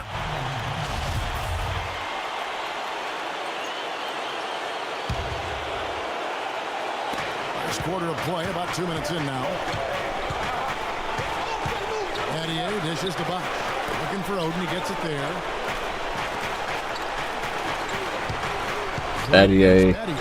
Just 4 to shoot. Oh, get that out of here. Let's go. Get still. I mean, stop. Got you on the floor. Whoa, get that. No. Even though he missed it, he couldn't pass up that chance. Yeah, that's an easy jump shot. You got to take that. Stupendous rush. Come on, bro. We got to take advantage. LeBron not even on the floor. Through the teeth of some pretty soft D. I can't help but. Please, Shannon Brown. Let's see how that impacts things here. Oh, come on, man. I can't go to nobody. Gerald Green bricking. Shannon Brown normally is my unsung hero. Looks like the illegal pick was set. Yep, that's right. That'll get their attention. Yeah, good call there. You could tell he was Julio was good with you. defender when he tried to set the screen. That shoulder dipped right into him too. I mean, he was going to be called on that foul. James checked in for the Heat. Now LeBron back in the game. Fuck. Takes a 3. Please. Bro, y'all can't do nothing. Heat have gone 2 of 4 from the field since we started the final quarter of play. We getting all these fucking stops and y'all can't do shit. Here's Grant. It's on me. Bro. Pulls it in. Okay, what do we have to do then? 4th rebound with that last one here tonight. There's no way he just went through the whole entire defense and did that, They bro. were sleeping on defense. The defense really didn't do its job. I mean, a little slow to react to the ball getting into the paint. That's costly. Well, and at this stage of such a tight game, this is when tired legs start to show. And the defense can become vulnerable in the Gotcha. late block. Grant. Let's go. Turnaround jumper. Grant's got 46 points. Well, those are key baskets. And we know he can deliver down the stretch. And Cole kicks to LeBron for 3. That's good. Okay. Those are the types All of right. shots down the stretch that win you ball games, Steve. Suns have gotten just under 45% of their attempts to drop in the 4th, 4 of 9. Gotcha. This one for 3. Out of bounds. Miami takes possession. That's crazy. That's crazy. It's crazy. I don't understand this. By 3. Give me that shit. On it. Stolen by Grant. Jumps up. Textbook example there of how We gotta do all this to create for this weak ass Miami team that barely got, that only got LeBron, bro. from defense to offense. It feels like No way. pick up the intensity as the game itself. Give me that shit. To get a Oh, little more tight and close. Special thanks to Kia for that sweet Kia Slam Cam replay. LeBron passes to Cole. about to say I'm there. One hits back iron. Right. Phoenix has gone into a funk from I'll let you take it up. fourth. Only one of their 5 3-pointers has found the bottom of the bucket. Grant dishes to Brown. No, Shannon Brown, you. Green. 6 to shoot. Doubled by Cole. Fires Please, Green. Gerald Green, please. Thank you. With the basket on the assist by Grant. Grant's got assist number 8 now on the night. Miami's gone 7 of 10 shooting from 3. I don't know, brother. You supposed to bring him. Here's Cole. He's covered by Grant. Launches it. Of course. James. Oh, okay. We catch a break. Catch a break. Slow it down. Here in the 4th, and Slow it down. 50%. Slow this shit the fuck down. Now here's Grant. He's guarded by Cole. Brown outside. You better make that. Go with the 3. Another About to 3 say. for Phoenix. This is a fantastic performance in this half. He didn't play as well in the first, but you just know with this guy, he's always ready to turn it around. And let's get this update now from Doris Burke, who's across the way on the sideline. Thanks, guys. I got a chance to hear what Oh my Eric God. Spoelstra was saying. What are y'all doing? Surprise, really. The turnover situation was the focus. He told them, listen, we're giving it away, guys. We've got to protect the ball, play within ourselves, and get quality shots. Kevin? Okay, can we please spread out? Please. On him.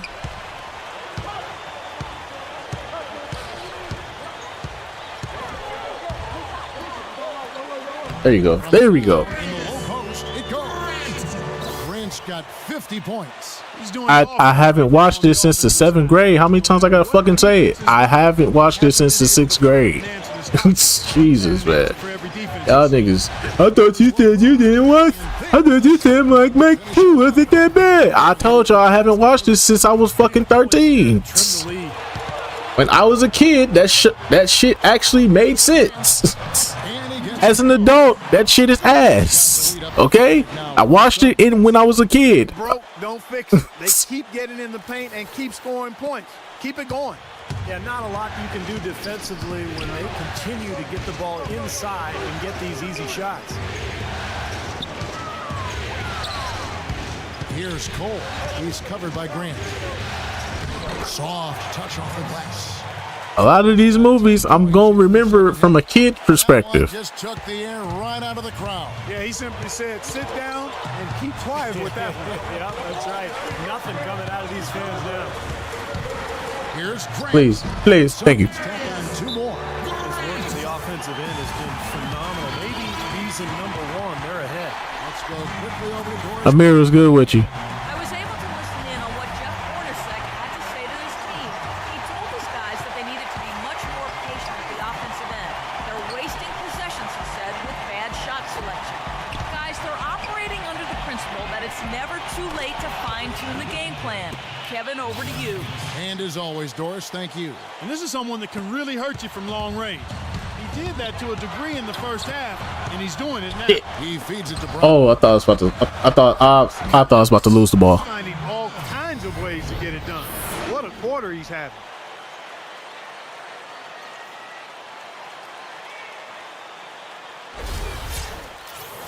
Yep. There's 50 seconds left in the fourth quarter. Yeah. No, please. No. Who man is that? No. And that shot brings them to within What do I have to do? Pressure. What do I have to do? Right there. What do I have to do to make you niggas understand? Stop fucking double teaming. Now here's Grant. Gotcha. He's guarded by Cole. He is setting this place on fire, fellas. This shooting has been off the charts. Miami's gone 3 of 5 from beyond the arc since the final quarter's gotten underway. Well, I mean, they said they're making a like Mike. Bosh can't They said they're making a like Mike WNBA edition. cushion they need. Now you'd think so. I mean, this game is. I don't know how you gonna make a like Mike. 5-second difference. I don't know how you gonna make a like Mike movie into a WNBA, but okay. Shard Lewis covering. Last time I checked, Michael Jordan was in WNBA, but I digress. Just adds to what's probably an already insurmountable lead. I think they'll be walking out of here with a pretty easy victory. Bow Wow should have made an appearance. Bow Wow wasn't going. Bow Wow was not gonna make that appearance, bro. Bow Wow definitely wasn't gonna make that appearance. There's 10 seconds left to play in the final quarter. Considering how low budget that shit was. We got the intentional foul. Here's Brown, and they go to the intentional foul. When you consider how low budget that shit was, they wouldn't even have the money to get Bow Wow up in there. I think they calling it like her. I think that's what they calling it. They calling it like her. So they not calling it like Mike, but it's part of the like Mike franchise, but they calling it like her, some shit like that. And so both free throws are good. And it's a 7-point game.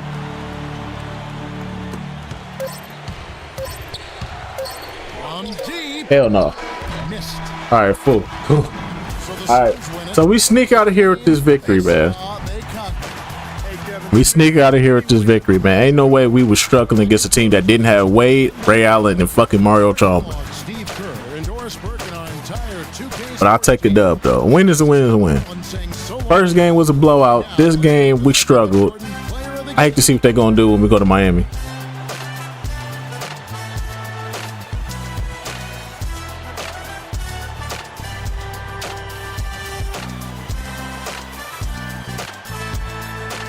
Yeah, it's supposed to feature Bow Wow daughter. It's supposed to continue with Calvin Cambridge though. That's what they saying. They saying it's supposed to continue with Calvin Cambridge. But if the like Mike 2 people don't make it into that movie, I don't know how I feel about that. I feel like they should be up in there too. I feel like Kale could make an appearance up in there. I'm pretty sure he'll make an appearance in there.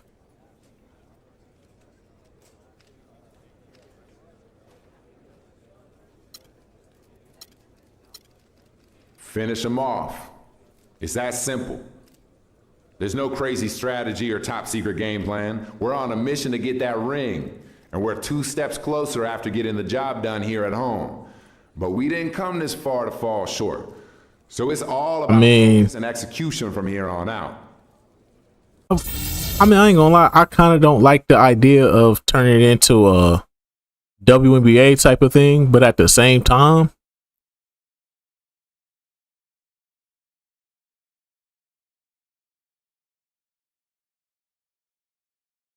yeah. All right, I'll let you, man. But anyway, so like I said though, I don't have a problem with the whole I mean, I don't really have a problem with it, but I kind of understand.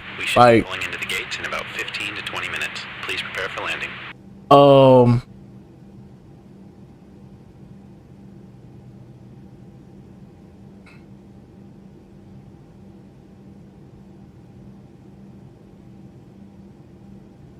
I think they should have. I don't know how I feel. One thing I'm like, do we really want to go WNBA with this? But at the same time, you have to think about it. It's a Fox movie, and who owns Fox? Disney. Disney owns Fox. So I mean, what can you do? What can you do? They own it now. They own Fox. They own all their properties. There's nothing you can do. They gonna do it. Disney gonna do what Disney gonna do. It's unbelievable. It's unbelievable. It's unbelievable. It's unbelievable. Nah, it wouldn't hit the same. I don't think like LeBron would hit the same as like Mike does.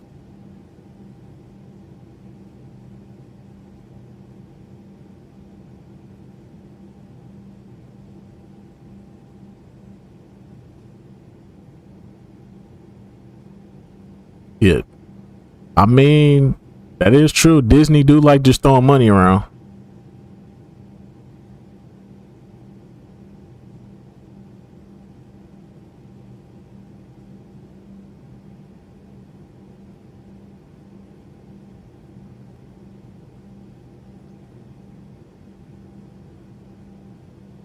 Damn.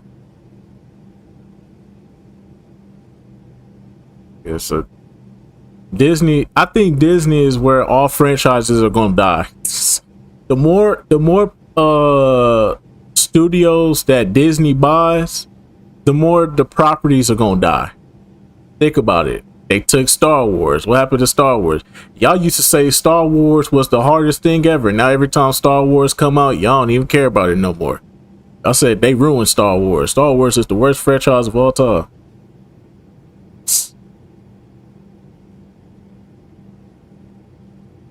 Hey, y'all used to go crazy for Star Wars. Then, I mean, it's 50-50 with the superhero shit with Marvel. It's 50-50 with Marvel. On one end, they did a good job, but the most recent shit they've been putting out, I ain't gonna lie, this shit been ass. A lot of the shit they done put out so far, ass. Well, except for Doctor Strange. Doctor Strange was probably the only good one so far that I've seen. Out of all the Marvel movies so far, Doctor Strange is probably the only one I've seen so far. It's the only one I think is good so far. Well, no. The Spider-Man one. The last Spider-Man movie was good too.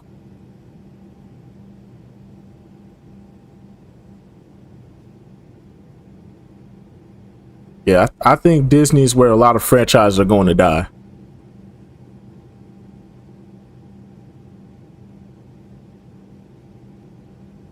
Yeah, I'll wait till they finish up that season, then I'll watch it by myself. I'll wait till all the episodes are out and then I just binge watch them. That's why I like to wait till the season over so I can just binge watch everything. I do it for some shows, not all shows though.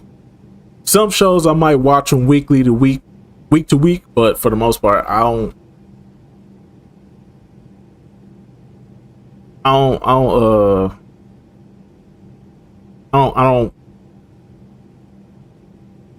watch a lot of things, especially if I gotta go through word of mouth.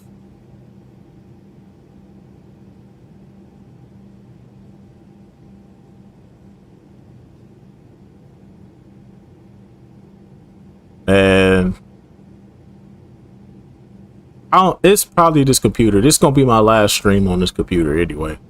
I got the new computer already set up and everything. I just got to move all my stuff over. I ain't had time today to move everything over, but I do got it set up. I got my new computer set up right here. Actually, what I'm finna do is I'm finna get a what you call it?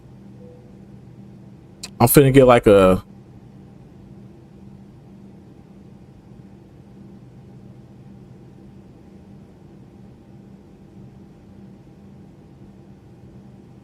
Nah, it's just this microphone. And I got a clean, fresh cord, fresh out the box that I never touch. But yeah, I think it's this computer, bro. This computer, I don't think it can handle streaming like that. I thought it could when I bought it. I paid $150 for it. Then I paid damn near $300 for this new one. So yeah, but if that's the case, then yeah, I'm gonna see though. If this new computer, if there's no problems, then I know that it's this computer, and I know the I'm gonna stop using. I'm gonna still use it though. I'm gonna dual stream off of 2 computers at once. What I'm gonna do is I'm gonna get me a Elgato what you call it, Elgato graphics capture card.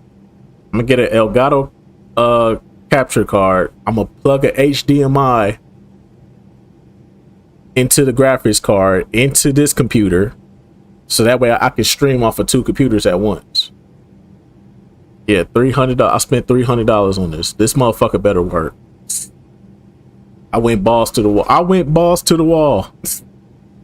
With this new computer, bro. I said I'm gonna stop being cheap, and I'm gonna just pay for a computer that got a good ass CPU, got a good ass graphics card in it, and I ain't gotta worry about shit else.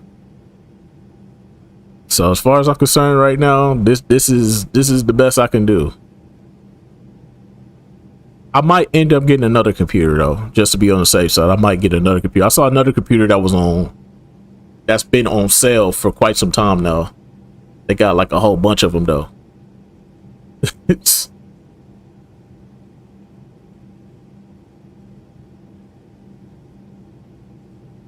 So I can't wait for the nostalgia. Yeah. I'm gonna try to see if I can get it out next week. I'm gonna try to see if I can get that one out next week, Friday. I finished up the 7 levels video.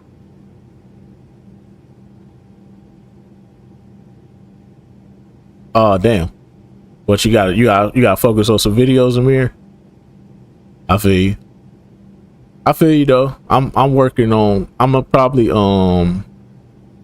yeah, that's 7 levels video. I can't put that on YouTube. I have to put that somewhere else. I gotta like put it on the hub. Nah.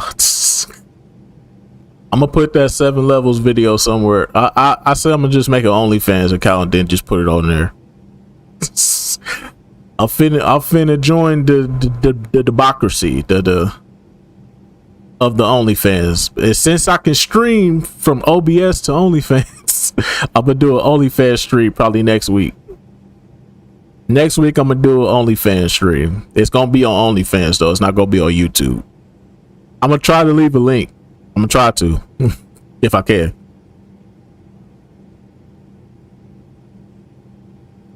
Yeah, I saw that recently. I saw that he took all his videos down. Yeah.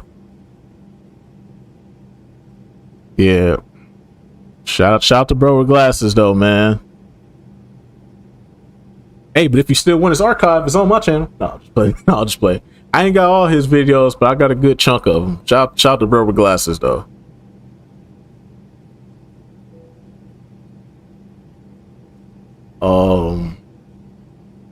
But yeah, I'm gonna definitely try to do a OnlyFans stream next week. I'm gonna try to put the fucking 7 levels video on there as well. Cause I can't put that shit on here. No, you're not.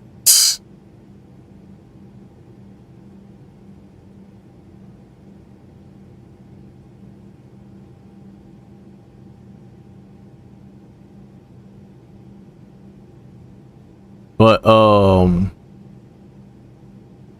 if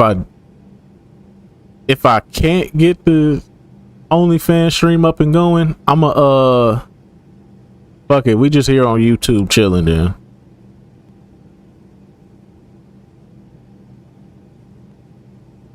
Say it might as well stream on Kick. Hell no, I ain't going over there with them. I ain't going over there with them. There's too many weirdos over on Kick, bro. I would not dare go over there on Kick. Kick is way too nah. That's where all the pedophiles and shit be at. Hell no, I ain't going over there. Weird ass nigga come to my side comment section talk about some. I thought there were kids in here. Man, get your weird ass fuck up out of here, dog. Fuck out of here. I ain't playing with that. I don't play that shit. Niggas, hell no. I'm not doing nothing on Kick. Only way I'm going over on Kick is like if I'm willing to, if I really want to stream. Like if I have to do a stream and for some odd reason Twitch on that bullshit, then yeah, I'll probably go over to Kick. But for the most part, no. I would never go over to Kick. It has to be like if I have to get the stream out. But for the most part, no. I'm not doing that.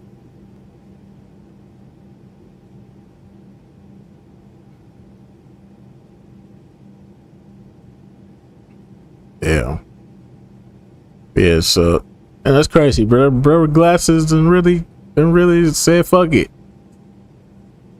Bro with Glasses really said fuck it. At a time where everybody started coming back. Everybody started coming back. Everybody putting out content. I was like, man, I'm just waiting on Bro with Glasses. Damn. It's cool though. Shout out to Bro with Glasses, man. Hopefully. Well, if he ever do decide to come back to content, I'll be the first. I'll be the first one to support.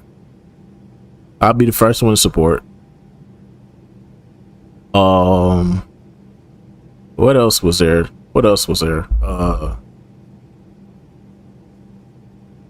Yeah, I think that was it. I'll try to put the 7 levels video that should be out hopefully next week Monday. Next week, Monday or Sunday. I might put it out Sunday. I might put it out Monday. Sunday or Monday next week. But then we were going to do the OnlyFans stream, but yeah.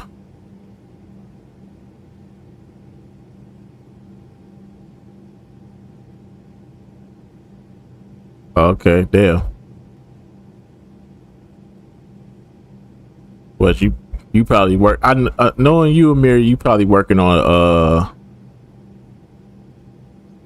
worst to best series. So I know you probably going through the motions, listening to a couple of artists and really breaking down their music. So yeah, I understand from your perspective, Amir, because you actually take your time with your content. So I understand.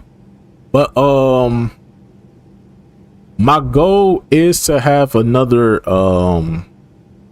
for the nostalgia video out at least by next week. My goal is to put it out next week. I've been sitting on the script.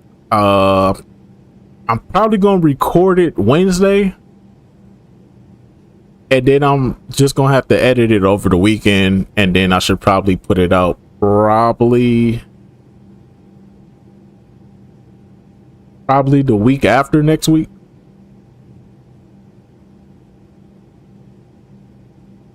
Oh yeah, Jamal already told me that Static Shock covered it too.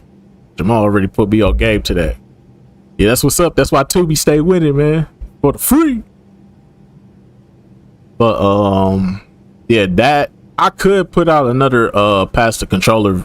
The pass the controller videos, they shouldn't be no problem. Matter of fact, I should record at least like 3 of them bitches and put them out, because I got like 4 or 5 scripts already written.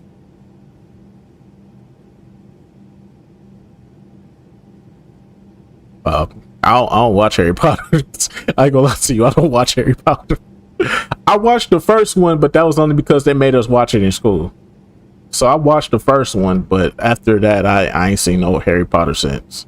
I ain't seen no Harry Potter movie since fucking what? 5th grade? Yeah.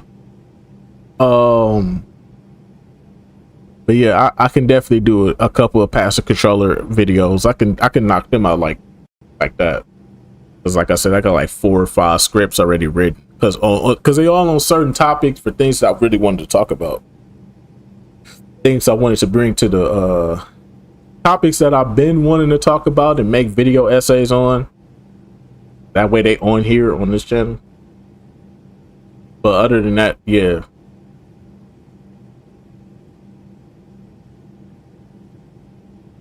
Yeah, but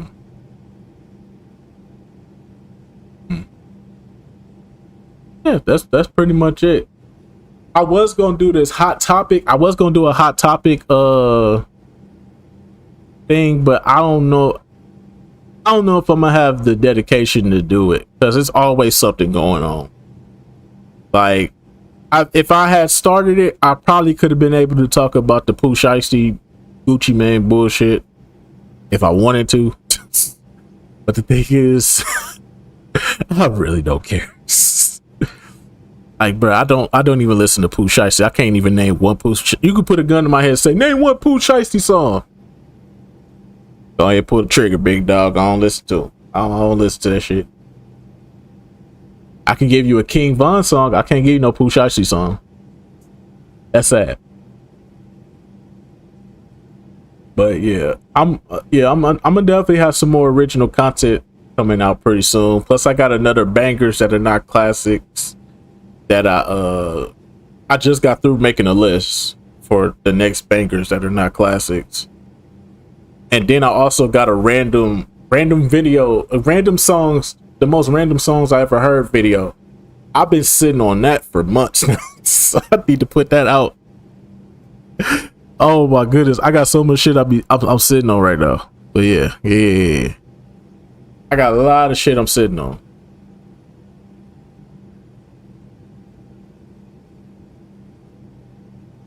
It's definitely a gang of videos that I haven't gotten around to yet. Boy, I'm gonna get around to them. But I've been dedicated to the streaming shit, man. I've been so dedicated to the streaming shit that I ain't really had the time, man. I should have been taking care of business last month when I had all the time in the world. But now I'm fucking it up. Fucking it up with all this streaming shit. But yeah, I mean, it ain't no rush, but I still want to put the content out there. I just don't want to put one content out there and then put another one out like a couple of months later. Like, nah. I feel like if I'm consistent with it, y'all fuck with it more. So yeah, that's the main thing. I want to be consistent with it, so that way y'all fuck with it more.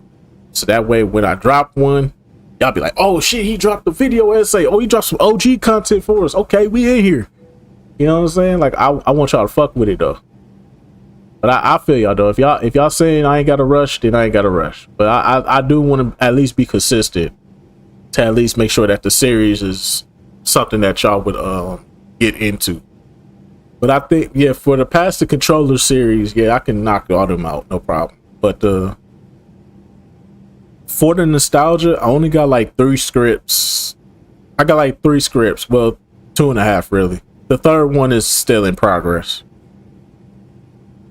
I can't tell y'all the shows, but they more popular shows. So yeah.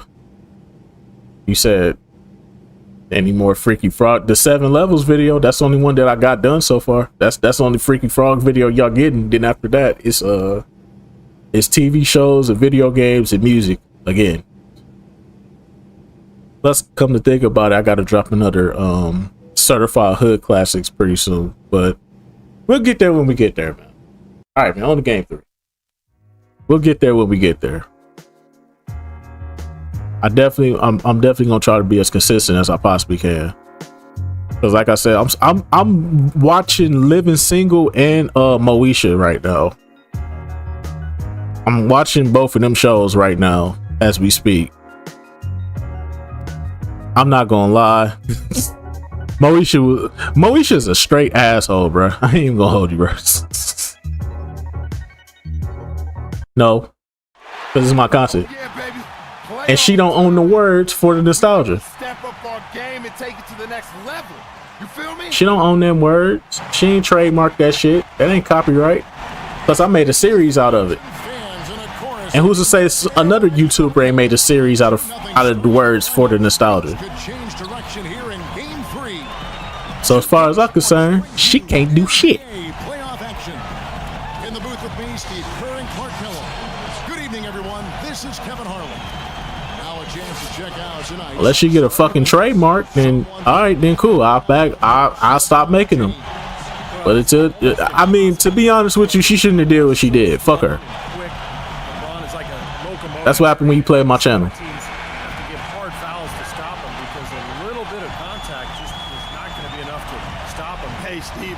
Oh, trust me, it's coming. It's coming, Julio.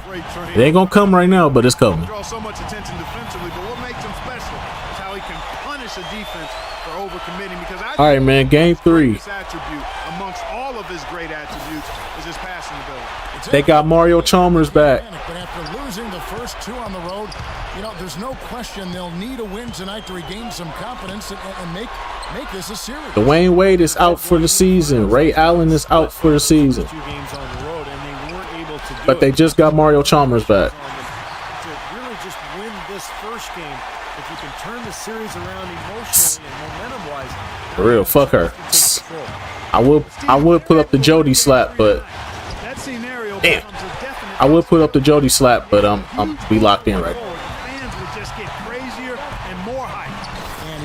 Of course, they start out strong. They at home. They starting out strong.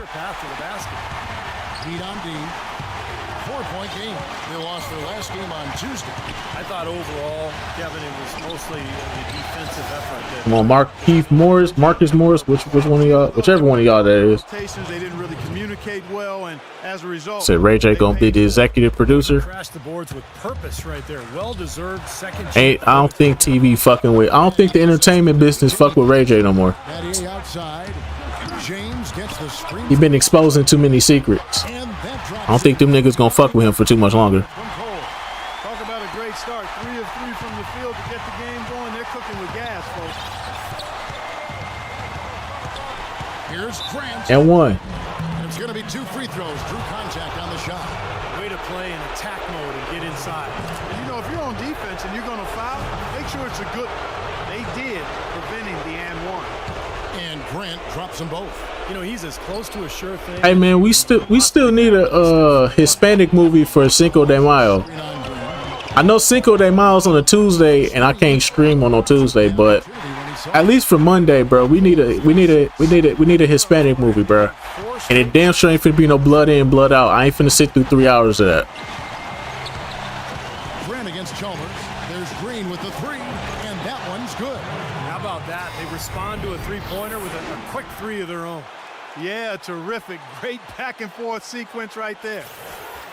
Miami's gone 2 of 2 from 3. I'm still looking for one before Cinco de Mayo hit. There's the pick. It's LeBron with the drive. Lets it go with the 3. Offensive rebound. How the fuck does he get that in? There's 4 of y'all down there. Here's Chalmers, and the layup's good off the glass. Chalmers has got his first basket. That's pretty much been the norm for them, getting their points off assists and great ball movement. Nice rhythm and flow. I have to look into that. Communication and alertness. Now here's Grant. A Baseline Jay. Damn, bruh. On against Chalmers. Battier outside. Good ball movement here by Miami. The drive by James. Here's Bosch. Yes, Oh my God. picking up the assist. Nacho Libre. Hell. Assists in the game. I love the finger roll up and over the defense. Grant with the ball. Picked up by Battier. Grant. That's good. Well, they'd love to have a few more easy baskets like that to kind of set the We might have to watch Honey, bro. We might have to watch Honey because technically ain't she Hispanic in that movie? Technically that's a Hispanic movie, Honey. But Jessica Alba and Lil Romeo and all them. Cause y'all been asking me about that fucking movie for the longest. Y'all been saying when we gonna watch Honey. I might choose that. I ain't watched that movie. I ain't watched that movie since like 2009. Very hot shooting. Chalmers. And he converts the layup. Chalmers has got his second basket of the night. 3 consecutive baskets have come right at the rim. Defense had better start buckling down and tightening up. Yeah, they're getting exposed right now. There's Green with the three, and the basket good. Green's got a pair of threes now in the first quarter. All right. They really can't allow him too many open looks like that. I mean, that's just inviting trouble. LeBron against Green. James kicks to Cole. Feeds it to Bosch. 6 to shoot. Passes it to Chalmers. There's the triple.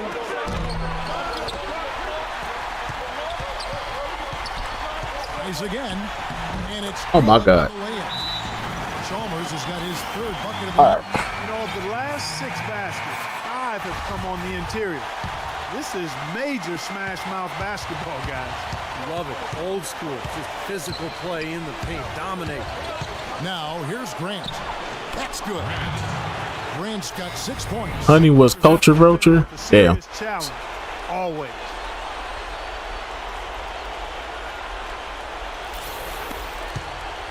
The Heat leading by 6. Up, never mind on Honey then. Bosch, that's the pick for LeBron. Inside to Bosch. And Gerald Green picks up the foul.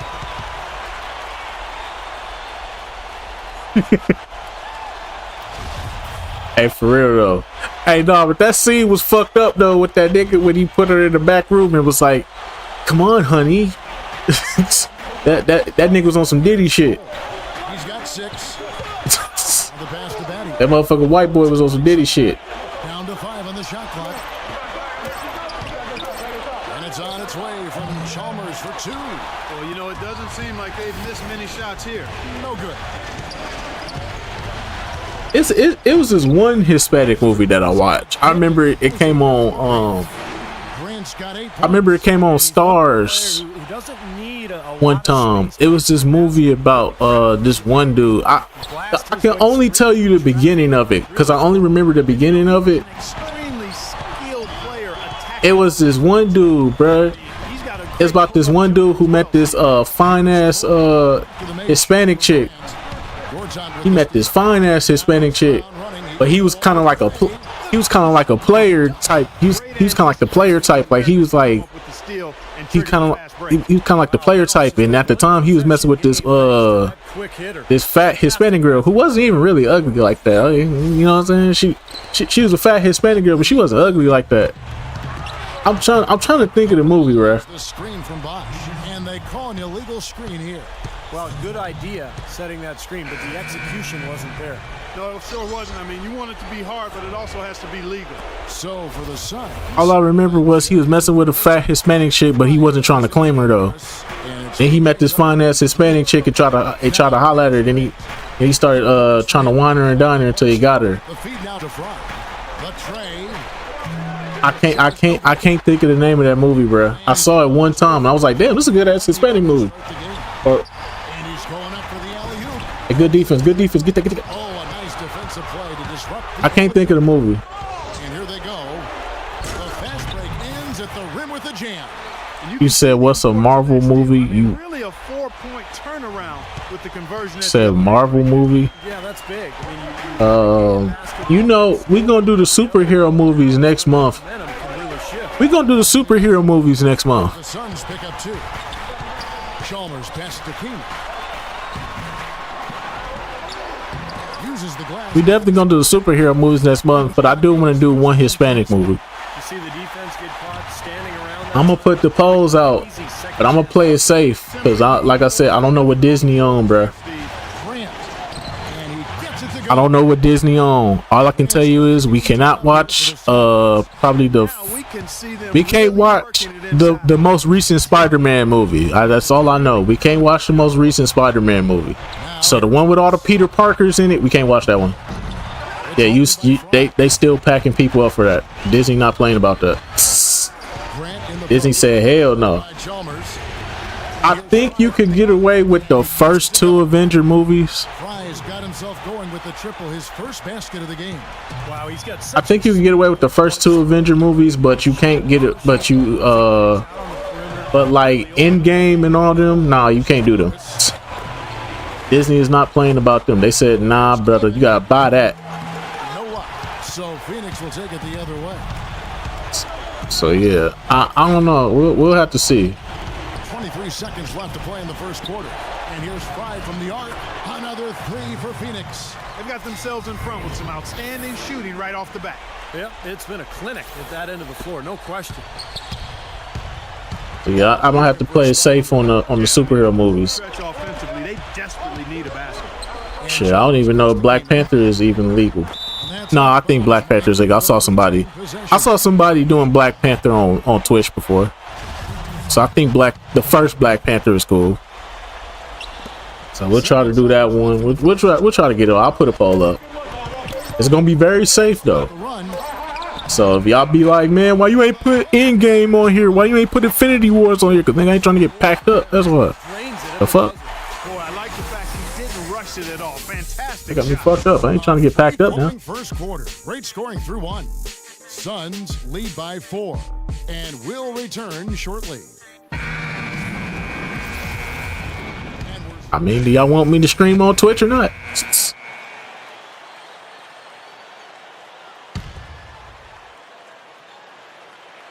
So I know for sure it's a bunch of good ass movies we can do though. Brandon Wright is out there with Gerald Green. Then it's Goodwin and it's Len in at the center. The only one I'm not for sure about though is Civil War. That's the one I really want to watch. Hey, Civil War go hard, bro. Every time I watch Civil War, that shit go hard, bro. The free throw drops for Chalmers. Some good numbers for Mario Chalmers. 9 points and 1 assist. And so Chalmers nails both of them. Timeout call. Why did you take a timeout? Now let's go to Doris Burke. Doris. Have you streamed the Creed movie? Nah. In that last game against the Heat was simply We gotta watch Rocky 1 before we watch Creed. Watch the black men win, my brother. Finding open men to come away with a healthy assist total too. Gotcha. Absolutely incredible. Dang, let's go. From him in a game you didn't want to miss. So glad we were here to watch it, Kevin. All right, Doris, thank you. He played at a level that very few players are capable of playing, Clark. Yeah, I agree. I was just glad I got a chance to witness it. It's always such a special night when a player of his caliber gets so locked in and focused. In an 82-game season with so much. You know, out of all the Rockies, I ain't seen the 5th one. So you got to do a Bernie Mac movie. And he's shaking off a poor first quarter shooting effort. He's really starting to turn it on now, guys. Outside Green. I mean, it's only like 3 Bernie Mac movies out there, really, if you're being honest. 4 rebounds in this game. You've got to like what they've been doing down there in the low post, Clark. I do. I love it. Their rebounding has been outstanding. So important in a tight game. And the Suns making a change here. Morris has checked in. A Tony Stank. What's a Tony Stank? You mean Stark? Here is Chalmers. 10 points for him. Poked away. Stolen by Grant. And he dunks Knocks it down. I think, yeah. I'm thinking. I'm going through the progressions of all the superhero movies I could think of off the top of my head. So let's see here. We got the Tobey Maguire Spider-Man. Them are safe. The first couple of X-Men movies. I think First Class is good. Then you got Deadpool, the Deadpool series. I think Deadpool is good except for the last one. I think the last one you can't fuck with. Why would I shoot that? No good from Grant. Well, as far as jump shots go, that's as high percentage as it gets. I'm not sure how that didn't go down. Bosch passes to Lewis. Up to the right wing. And we got Blade. There's that. Their turnaround jumper. Look at that. One goes long. Suns and there's Grant kicks to Morris. He missed that. Triple. Miami's gone 1 of 6 from 3-point land in the second quarter. Less than 20%, but they've continued to let them fly. Now the dish to Chalmers.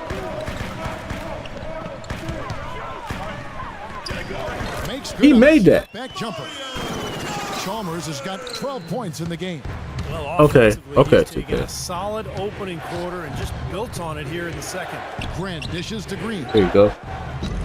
And the Suns miss but Tony, but fucking Mario Chalmers can shoot a 3 in my fucking face. Like my defense is ass. And a little luck there. They can shoot defense over us like our defense is ass, but Gerald Green can't make a jump shot when he got enough space to shoot. Okay. For 3, and he Let's go. nails it. The 3-pointer falls from Grant. He's got 17. And at the offensive end, he's done about as much as they could have hoped for today. Just 1 shot clock and game clock. Here's Lewis, and that one's Trying to think what else for superhero movies. Okay, we got the Dark Knight series. That's one. He's turned it around. And here is Grant. I'm pretty sure nobody wants to see Batman versus Superman.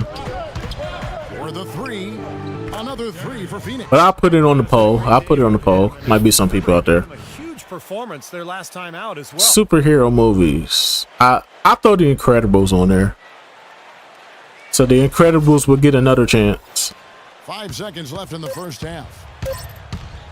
The 3 from Chalmers. Second quarter ends in a tight one. And the Suns on top. They lead by 3. And time now to go courtside as we send you over to Doris Burke from the sideline. Doris? Said no Batman versus Superman. All right. What do you think the team needs? I mean, I'm pretty sure they ain't gonna get voted on, considering the fact that there'll be better option. Now, presented by Sprint. I'm trying to think.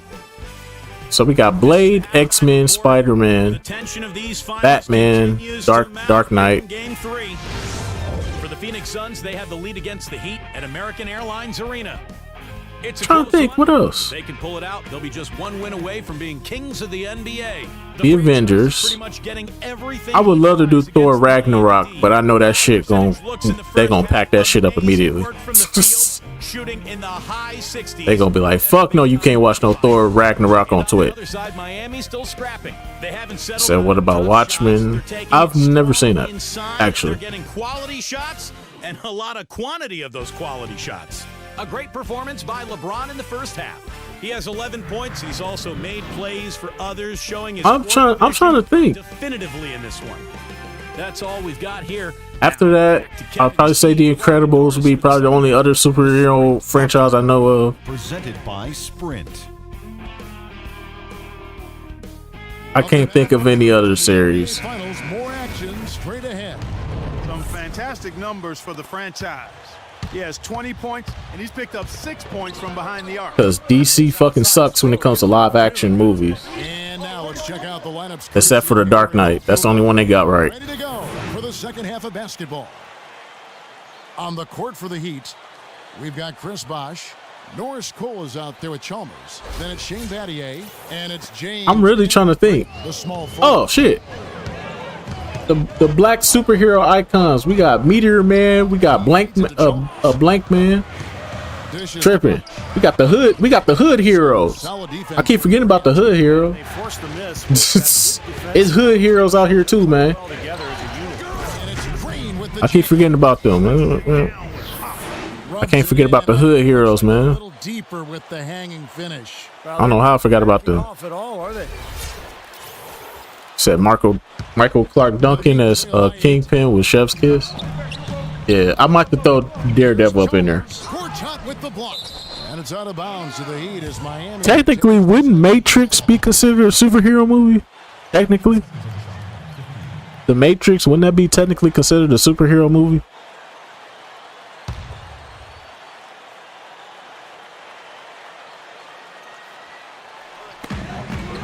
LeBron passes to Chalmers. Get that. Take it all away. Take it away. Hey, let's go. Black Lightning, yeah.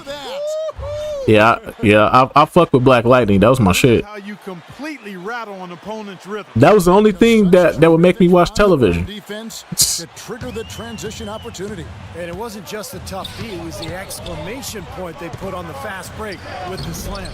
So I found out about them illegal app. By Kia. That's in, and the Suns' lead is cut down now to just 8 points with the basket from Bosh. Phoenix has gone 7 of 15 from three-point range tonight. They're not afraid. Ooh, boy, man, looking like Kyrie slicing through the. Never mind. That bucket might count for a little more than 2 points when he finishes with that kind of flourish. Yeah, against a D that was already reeling a little bit. Said Luke Cage. Luke Cage is gonna be in Daredevil season 3, and he like gonna be the mayor or something like that. That's what I heard. And Cole kicks to Chalmers. Oh my God! How y'all let him get past y'all like that? Chalmers has got 14. Really tough to get that shot off. Exactly. You don't even need Cable no more now. Not an individual matchup he's going to win every time, especially in the post. Very well done. I didn't think he had any business operating down there with the big fella. And I think Doris Burke. Oh my goodness! What a huge play! Yeah, I'm definitely gonna in his scrapbook. Absolutely insane. I'm gonna definitely make a poll, man. Now they're starting to rub it in, aren't they? Have build up a lead, and here we go, folks. It's showtime. And why not? I mean, the more plays they make. Oh, like Kingpin is the mayor. Okay. These guys on the ropes. Here's James, 11 points in the game. Still though, they need to bring Luke Cage back, bro. I don't know why they bullshitting on Luke Cage, bro. They need to bring that back. Here's Cole. Instead of integrating him with somebody else's shit. Lots of contact there. Missing the shot. He'll shoot 2. And then I thought all of them was supposed to integrate into the Spider-Man movie, but so far all we seen was the Punisher. And that one misses. And plus, ain't Spider-Man supposed to come out next month?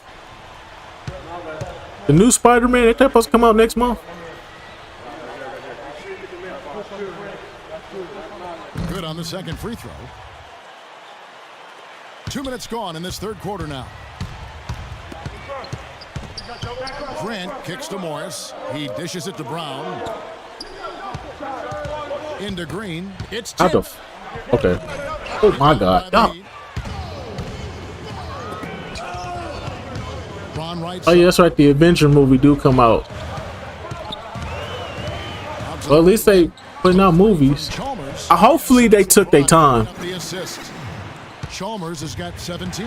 Hopefully they took their time. Moving without the ball, and he gets a lot of good looks because of that movement. And as long as his teammates are setting screens and looking for him, he can be lethal from the outside. They took their time. Steve, but his release in those catches. It's supposed to come out in July. The Heat trail by 9. So when we getting Avengers in November or something like that? Kicks to James. Pass to Cole. Feeds to Bosh. And he gets it to go. He's got 12. Nice touch near the hoop. The Suns have gotten 6 of their 7 shots to go down in this quarter. What a fantastic start to the half. Grant kicks to Green. Right. Back to Grant. 14 feet away. How did I miss that? LeBron's got 4 rebounds in this game. Here's Chalmers. The shot from the low post is good. Now just a 5-point Suns lead. Guys, he shot a very good percentage today, and they've needed it. Chalmers against Grant. kicks it to Morris. There you go. Dang, let's go. For Phoenix. December 8th. Damn. At the end of the year? I mean, you can't leave a good shooter like that open. Man, that shit better be good, bruh. If they taking this much time to make these movies, they better be taking their time. They better give us some good ass quality and make it make sense as movies, bruh. LeBron gets the screen from Bosch. The drive by James. And so far, out of all the Marvel movies they done dropped so far, I'll probably say only about 3 of the motherfuckers was hits. 15 feet away. The Doctor Strange one was a hit. Back to Chalmers. The Spider-Man, the last Spider-Man one was a hit, and the Guardians of the Galaxy one was probably the last good one they had. Every other one they dropped after that has either been mid or pretty much just like what the fuck. You seen the reboot? It is this? They got all the episodes for the season out because I only watch it if I could binge watch it. That's the only way I'm watching it. The only way I'm watching that Malcolm in the Middle series is if they turnaround. Is if they put all the episodes out already and I can binge watch them. James outside to the middle. Here's Cole. That's not a series I would watch. Working on the glass, paying off that time. Bosch has got 6 in the quarter. That's not a series I would watch weekly. That's not a weekly series I would watch. Not have it pay off. And this sort of awesome. Okay, it is. Okay, bet I can binge watch it. I'm gonna binge watch it and see what's up with it. There's a swagger out here on the court that they possess and are Come to think about it, I should do that. And, those are phenomenal dunks to watch. I should go into the original Malcolm in the Middle and fucking that 70 show. I think that's gonna be the next ones I do after I finish up Moesha and Living Single. Once I finish up Moesha and Living Single, I'm gonna do that 70 show at he is supposed to be the key factor tonight. and goddamn Malcolm in the Middle. I'm gonna go through them too. For them was that they should be attacking the basket on offense. He felt very strongly that the defense they're up against is vulnerable down low. What? Those are likely not the last adjustments they make today, guys. There's still time left in this one. Back to you, Kevin. Thanks a lot, Doris. Major defensive lapse right there. I mean, he's not a player you can leave open for a jump He shot. ducked on LeBron. They're lucky he couldn't. So I'm a Pirate Doomsday. Nah, I'm probably gonna go see that. He didn't waste any time getting down the court, did he? And you know what? That's coming out during the holiday season. Nah, I'm gonna pirate that. You right, Julio. I'm gonna pirate that. That's coming out during the holiday season. If that was coming out in like any other regular schmegular time, I would definitely go see it in theaters. But because it's coming out during the holiday season, everybody got money. Hell no. I ain't trying to deal with that. Exerting his authority out there. You know, he's showing some kind of a killer instinct this quarter, trying to stretch this lead out. James kicks to Chalmers. I wait for it. I wait for the Chinese people to get their hands on it and then accidentally put it out to the internet like they did with Infinity Wars and Endgame. Yeah, that's what's up. Shout out to the Chinese people who like to leak shit. Cole dishes to LeBron. Ain't no way he just did that. LeBron's got 4 points this I remember when Finish with that hoop. Infinity Wars came out. He's gone 2 of 2 from long range. They already had a Here's Grant. They already had a 720p version of the whole movie ready to go. Absolutely insane with that dunk. Well, now they're starting to rub it in, aren't they? On the Chinese websites. Yeah. And why not? I mean, the more plays they make like that, the more they'll have these guys on the ropes. LeBron passes to Cole. Travel. Whistle blows. Yep, that's going to be a travel. So it's most likely gonna be sold out. Checked in for James. Yeah, that's probably why I'm not. Yeah, that's why I wouldn't go see it. Suns leading by 7. Like I said, plus it's during the time when the kids gonna be out on holiday break and shit. He has 35. It ain't even worth it. Possible what we just said. Clark, is that possible? Not probable, but it is possible, partner. It's possible. Not probable. It is possible. I don't know what all that meant, but you're right, Clark. Here's the lob to the hoop. Hey. And it's Oden finishing it off. Maybe that'll ignite him. I mean, impossible not to get pumped up after that. At least I think that would be the case. Well, you can see the Who got your ass on the floor? Look at them, they are pumped up. Yeah, they're geek. That's what those alley-oops do, though. Yeah, shout out to all the good Chinese wrestlers. Absolutely. Embarrass the defender. Shout out to all the Chinese wrestlers. I'm definitely finna buy me some Calmly knocked it down. some what you call that? Has been outstanding in this game at 58%. What you call that shit? Moline? Monchin? Whatever you call that shit? The noodles? So far, going for more of an inside game here in the second half, and I like that. A little smash mouth basketball. Whatever you call that shit? Yeah, shout out to that. I'm gonna give me some of that tomorrow. Less than 6 seconds. Got your ass. Shoot it. Shoot it. Defensively, it's tipped. Now, here's Chalmers. Hell no, get out of He here. right on him. Pushing it up. Here's Grant. They put Mario Chalmers on. And that one's good. Grant's got 41. They put Mario Chalmers on me. I ain't take this matchup seriously this whole time. I've been talking to y'all this entire time. I took this shit seriously not once. They put Mario Chalmers on me, boy. And offensively, a great show for the fans through the first 3 quarters. It's been a fun game to watch. Suns lead by 9. And time for the short break. And stay right where you are. The 4th quarter is coming up next. And that's it for the 3rd quarter. Both teams scoring well as we head to the 4th. And it has not been. Yeah, low mean. That's what I meant to say. Low mean. Seen some excellent court vision from this man. State Farm assisted the game replay. Yeah, I could get some shrimp fried rice from Low Mean. From James. And you're right, Kevin. Some spare ribs if they got them. I hate the fact that these Chinese restaurants don't do the spare ribs no more, man. Tell you what, when he's playing well, when he's really in a groove, this offense. I mean, I might get some wings, but like if they ain't got the spare ribs, if they got the spare ribs, I'm getting the spare ribs, bro. Spare ribs be hidden at the Chinese spot. Markeith Morris and Marcin Gortat down low. On out there with Gerald Green. Cole dishes to Bosch. Bro, what are y'all doing? They're off the pick and took it right in. Bosch has got the first points up on the board here in the 4th for Miami. Grant kicks to Brown. All right. That's about that. Chalmers against Grant. The kick out Hey. to Brown. He was supposed to be. Grant outside. Doubled by Cole. 3 on the clock. The Suns need to get a shot off. A shot.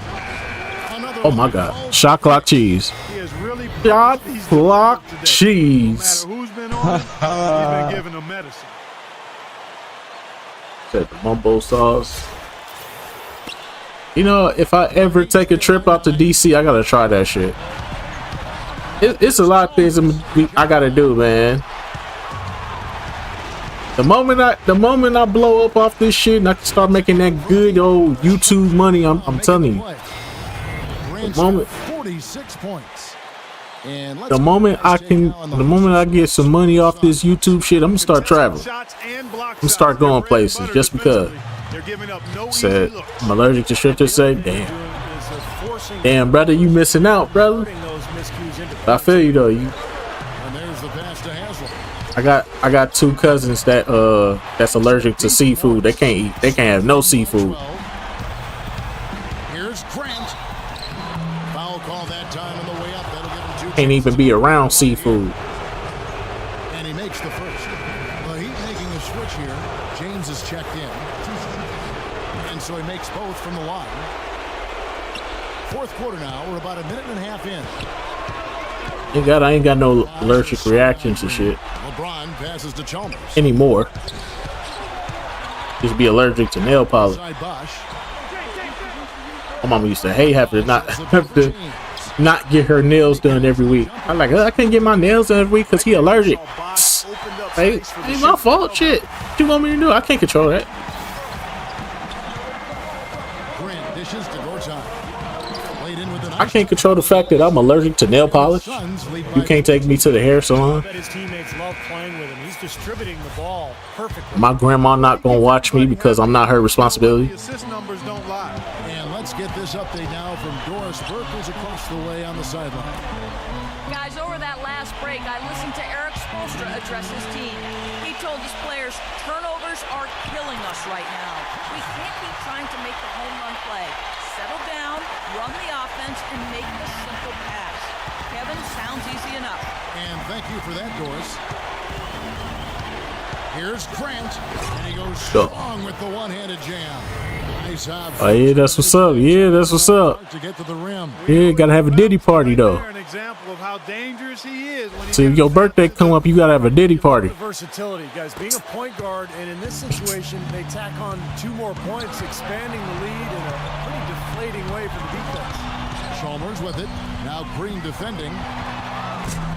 Look at that. Misses. He's not exactly striping them from deep. He had 1 3-ball in the first half, still bageled in the second. There's the feed to Morris. Launches it. Wide open. I'm about to say he wide open, bro. There's no way he missing it. Yeah, I think that's what's keyed this run, Clark, because they're keeping the ball moving. Defense hasn't been able to set up. James kicks to Cole. Inside to Bott. Nice pass. Right into the rack perfectly for the layup. Bosch has got 12 points in just the second half. And it's Phoenix's ball. Said hell no. 14-6 run. It's Brown on Man, come on, man. You gotta have a Diddy party, man. You gotta have a freak off, man. Gotta throw a party. You know what I'm saying? You gotta party. You know what I'm saying? Gotta get naked. We've played just over 3.5 minutes now. Gotta have him scrambling and scraping for shit. And Chalmers kicks to LeBron. They gotta tell him, take that. There's the lob to the hoop. And then Bosch with the jam.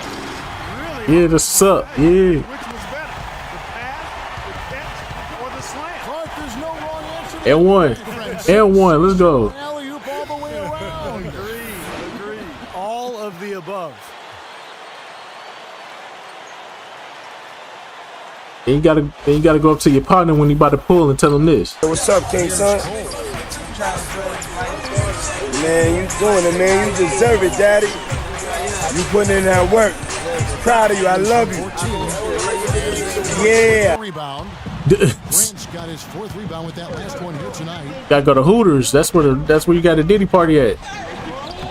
Go to Hooters or Fuddruckers if you got one in your city. Gotta go to Hooters or Fuddruckers. That's where the Diddy parties be at. And here is LeBron. Bob said, hell no, damn. The dish now to Cole. He feeds it to Bosch. From down in the low post, it goes. Bosch has got 10 points in the quarter. Boy, I tell you what, he's having one of those days where if he takes it, he makes it. Oh. It's out of bounds. What? How's that a turnover on me? Hey, tripping.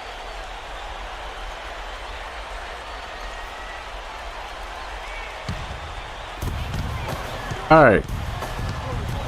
Now here's This is James. game 3. Out to the right wing. Here's Cole. Offensive rebound. Chalmers. Shot here.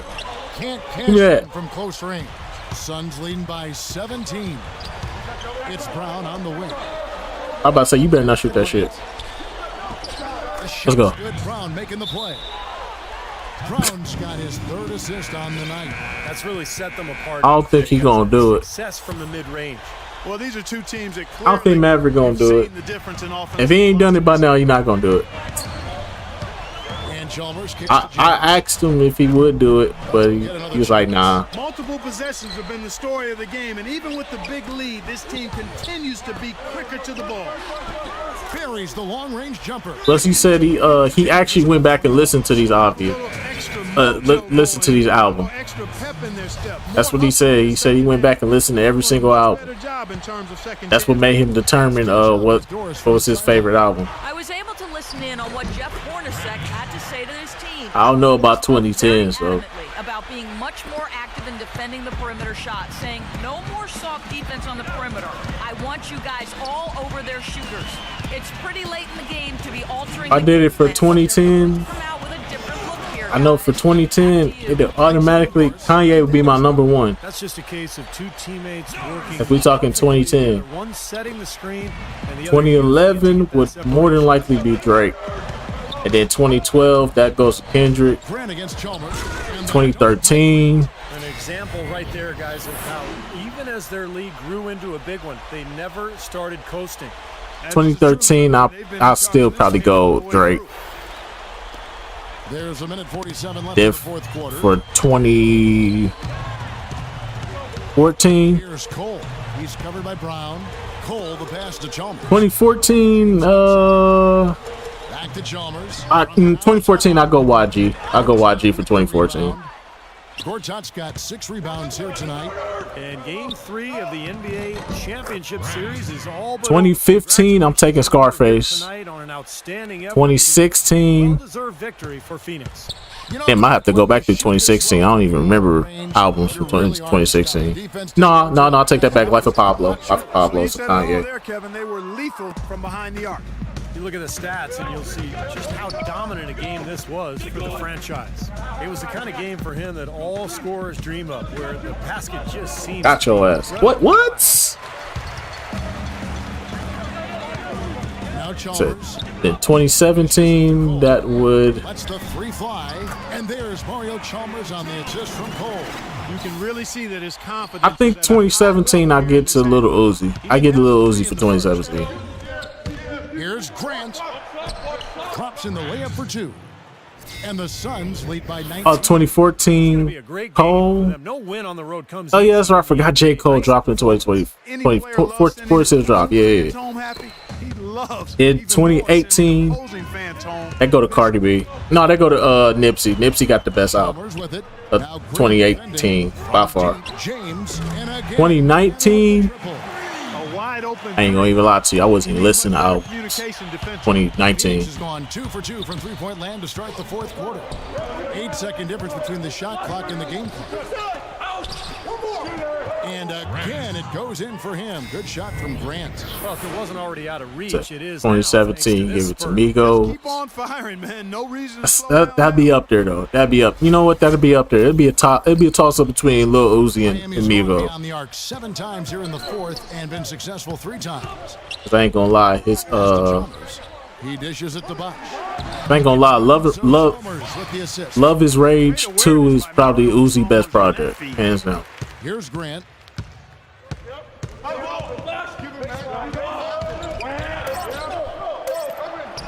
Count the buckets. Time to turn out the lights on this game. I think they deserve a ton of credit for the way they played here today. Truly a professional display. Like I said, 2018. Can't connect. 2018 go to Nipsey Hussle. Then 2019, like I said, I don't remember an album from 2019.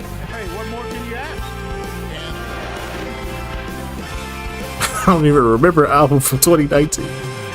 I remember a bunch of songs for 2019. Not no fucking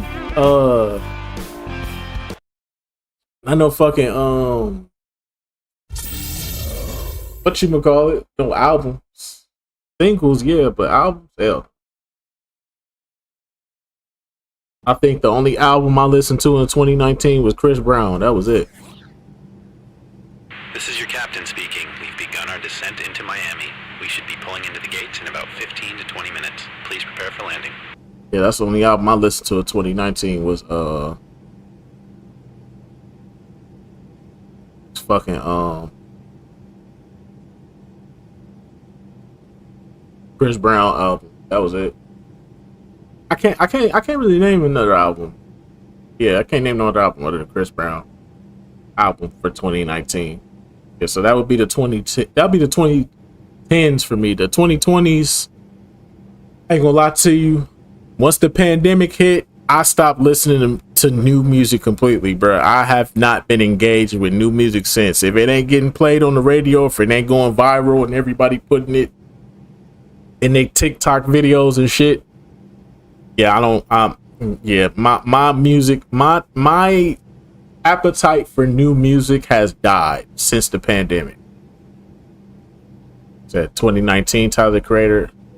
Oh, that's right, he did drop Igor. Did he drop Igor around this time? Yeah. I might have to give it, but like I said, I have to listen to more albums. I would have to listen to way more albums if we're talking about 2019. Because like I said, I ain't listened to shit 2019. Tell you, bruh. I was listening to singles more than anything. But as far as like music, as far as like albums and shit, yeah. Albums, that was not it for me in 2019 and going forward. I haven't really listened to no album.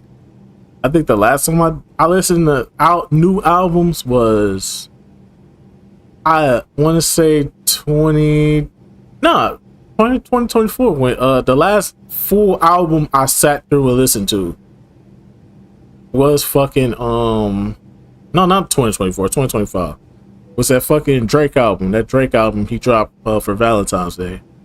That was the last album I listened to fully. Like I said, I don't dive into a lot of albums these days. Yeah, I don't dive into new music, nothing. Like I said, if it ain't get played on the radio, I don't know about it. All right, let's finish this off, man. Game 4. Last one for the dough. Yeah. Game 4. Last one for the road. Let's get this show. Yeah. It's the last one. Or hopefully this is the last one. Please let this be the last one. Don't let these niggas come out here and have a Miami miracle. It's time to make a statement, y'all. We about to show the world we belong yet again. You feel me?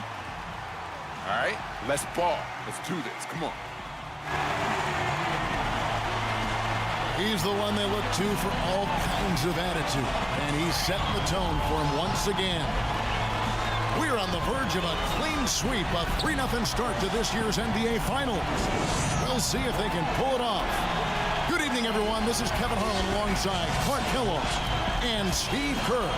It's Phoenix taking on Miami. A starting 5s for our game. All right. Here are tonight's starting lineups. Someone will be keeping an eye on Shane Battier.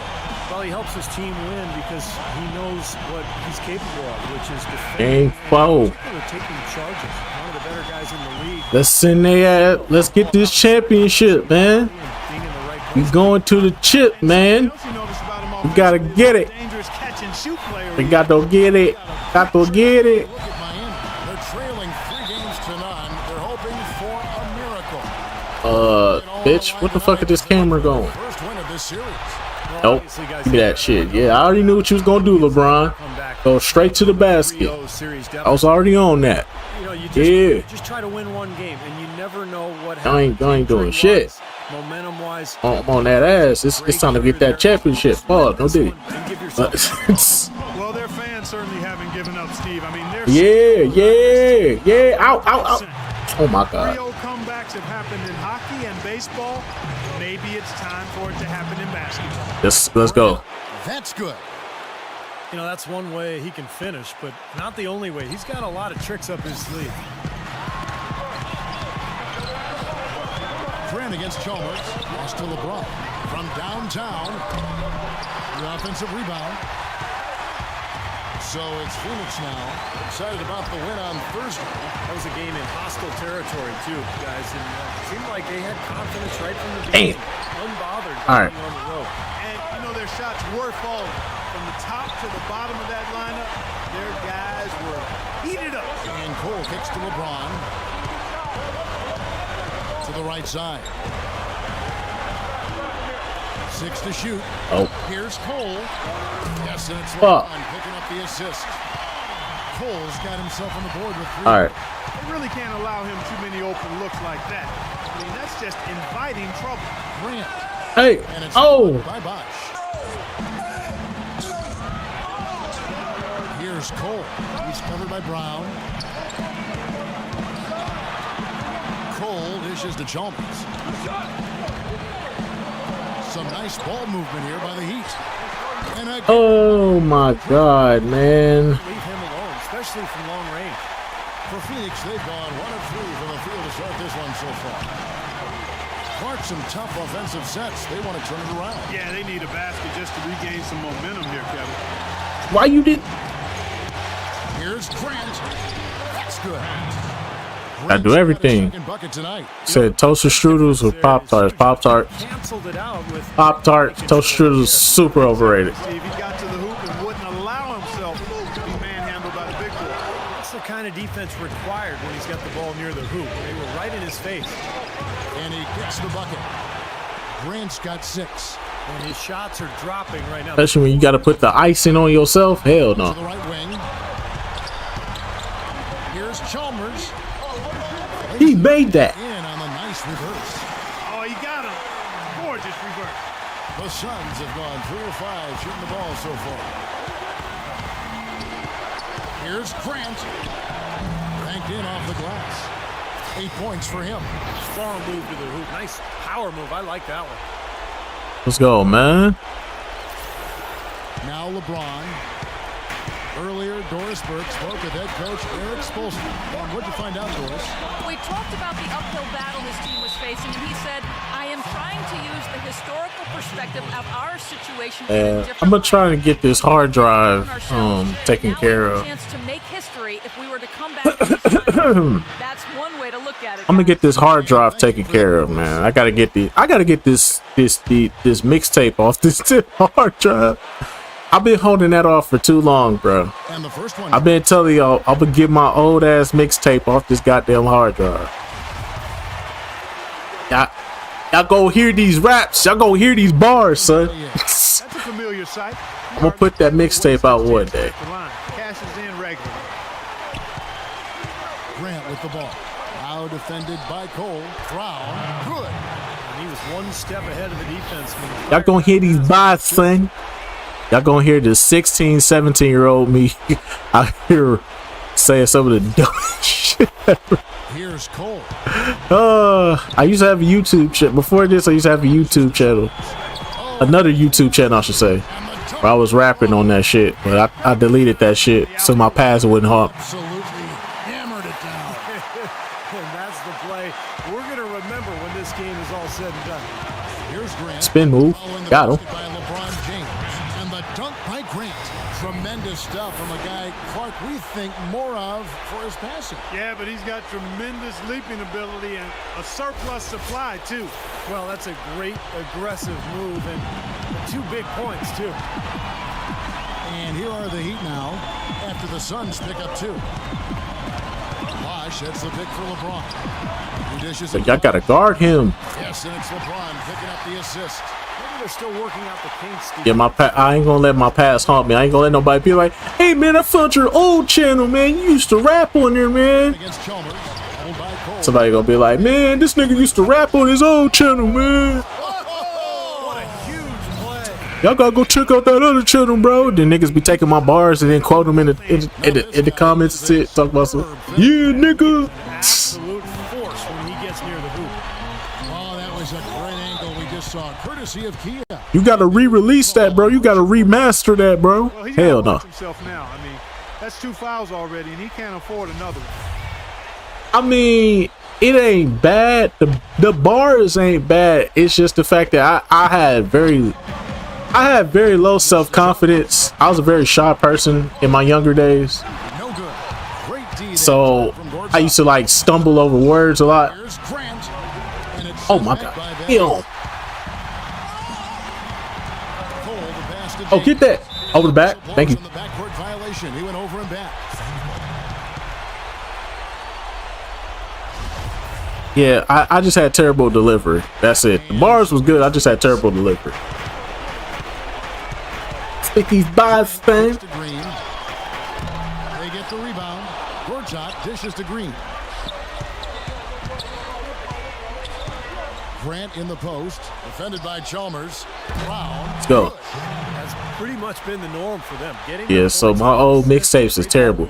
Plus my second mixtape, that second mixtape, I had to get that one out the mud. I had to record that one out the mud, nigga. I had to hook up a fucking karaoke machine to my laptop just to get that. Don't ask how I nigga rigged that shit like that. It's like you can use a karaoke machine. I had to nigga rig the fuck out that to get that to record that damn mixtape. James against Grant. And one. And he gets it to go. Grant's got 12. I'll tell you what I love about him, his ability to finish even while absorbing contact. Hey, I had to do what I had to do. Even with defenders hanging. I mean, I'm better than Silk the Shocker. It's just that, you know, like I said, my delivery was just off. That's it. The bars was there though. You could hear the bars to be like, oh, this nigga got bars, but it's like his delivery is off. Kicks it out to LeBron. 5 to shoot. But way better than Silk the Shocker. LeBron's got his second basket of the night. The day I upload that, I'm gonna tear the streets down. That shit gonna go fire. That shit gonna go double platinum. They gonna be like, damn, we was sleeping on this back in 2011, 2012. We was sleeping on this nigga, man. I guarantee you that shit gonna go double platinum. Bosh, a screen on Green. Jumper off the screen. Good. And that's now 7 points for LeBron. I wouldn't say Silk the Shocker. I'll say I'm more in the realm of like early flight reacts. Put it like that. Early flight reacts. Look at the franchise. A great player. Second in the league. Tell you what, his shooting percentage has been spectacular since the start of the playoffs. What a run he's been on. Grant with the ball. Defended by Chalmers. Grant kicks to Brown. Come on, give me one. Let's go. Three for Phoenix. They got themselves in front with some outstanding shooting right off the bat. Yep, it's been a They're gonna be like, tell me a story. Tell us a story. If this is gonna be the last game, tell us a story. All right, I'll tell y'all one story. It's a most recent story, so it ain't gonna be like no nostalgia trip for y'all. I ain't giving y'all no nostalgia trips. Hell no. But I'll tell y'all one story. One. This was recent though. Which is kind of nostalgia, but it's kind of recent, and it's kind of sad, but at the same time, it's sad, but at the same time, it's like it's a nostalgia. It's gonna take me back to like 2018. Yeah, they are splashing them. Their last 3 buckets have all come from behind the arc. But most recently, it's kind of sad. So, like at the beginning of this year, I got this random phone call.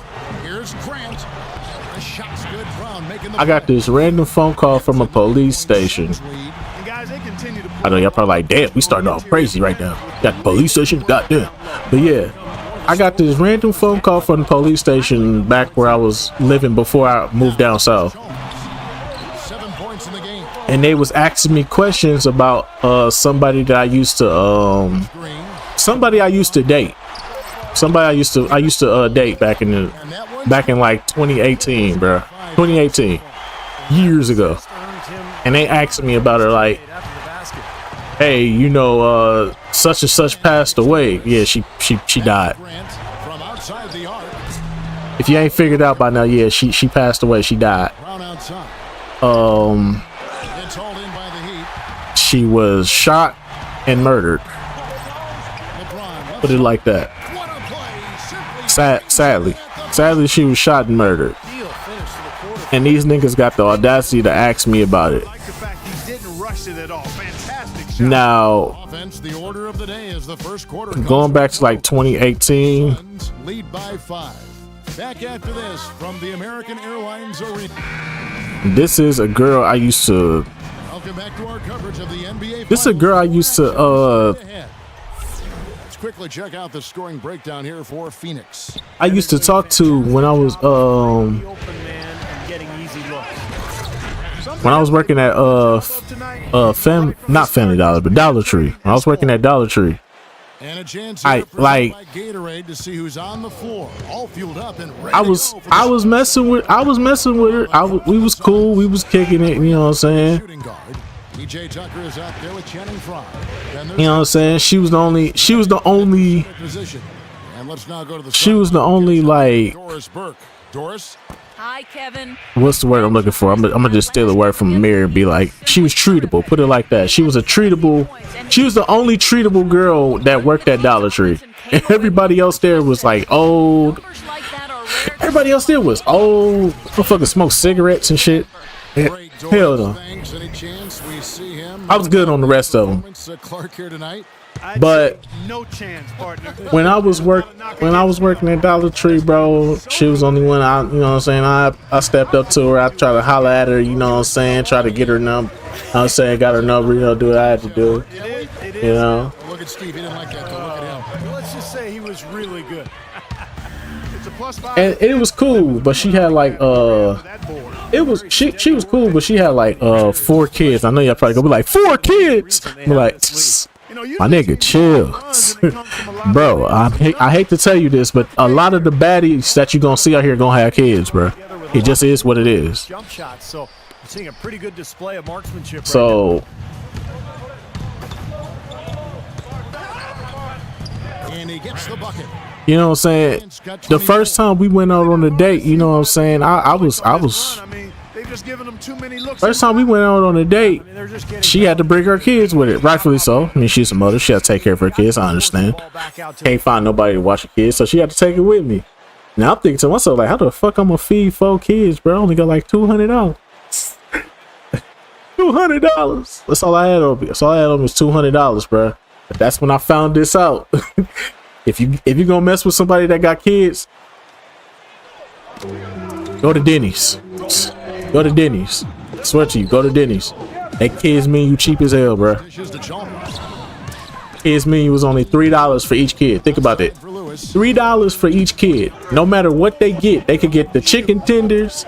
They can get the little they can get the pancakes. They can get the pancakes with the eggs and all that. Whatever they wanted to get. They want a little cheeseburger, get a little cheeseburger. You know what I'm saying? Take their ass to Diddy's. He's got 24. Doris Burke has $3 a kid. I was like, shit. I ain't about to rob, man, about to make me go broke. Shit. I need my 200.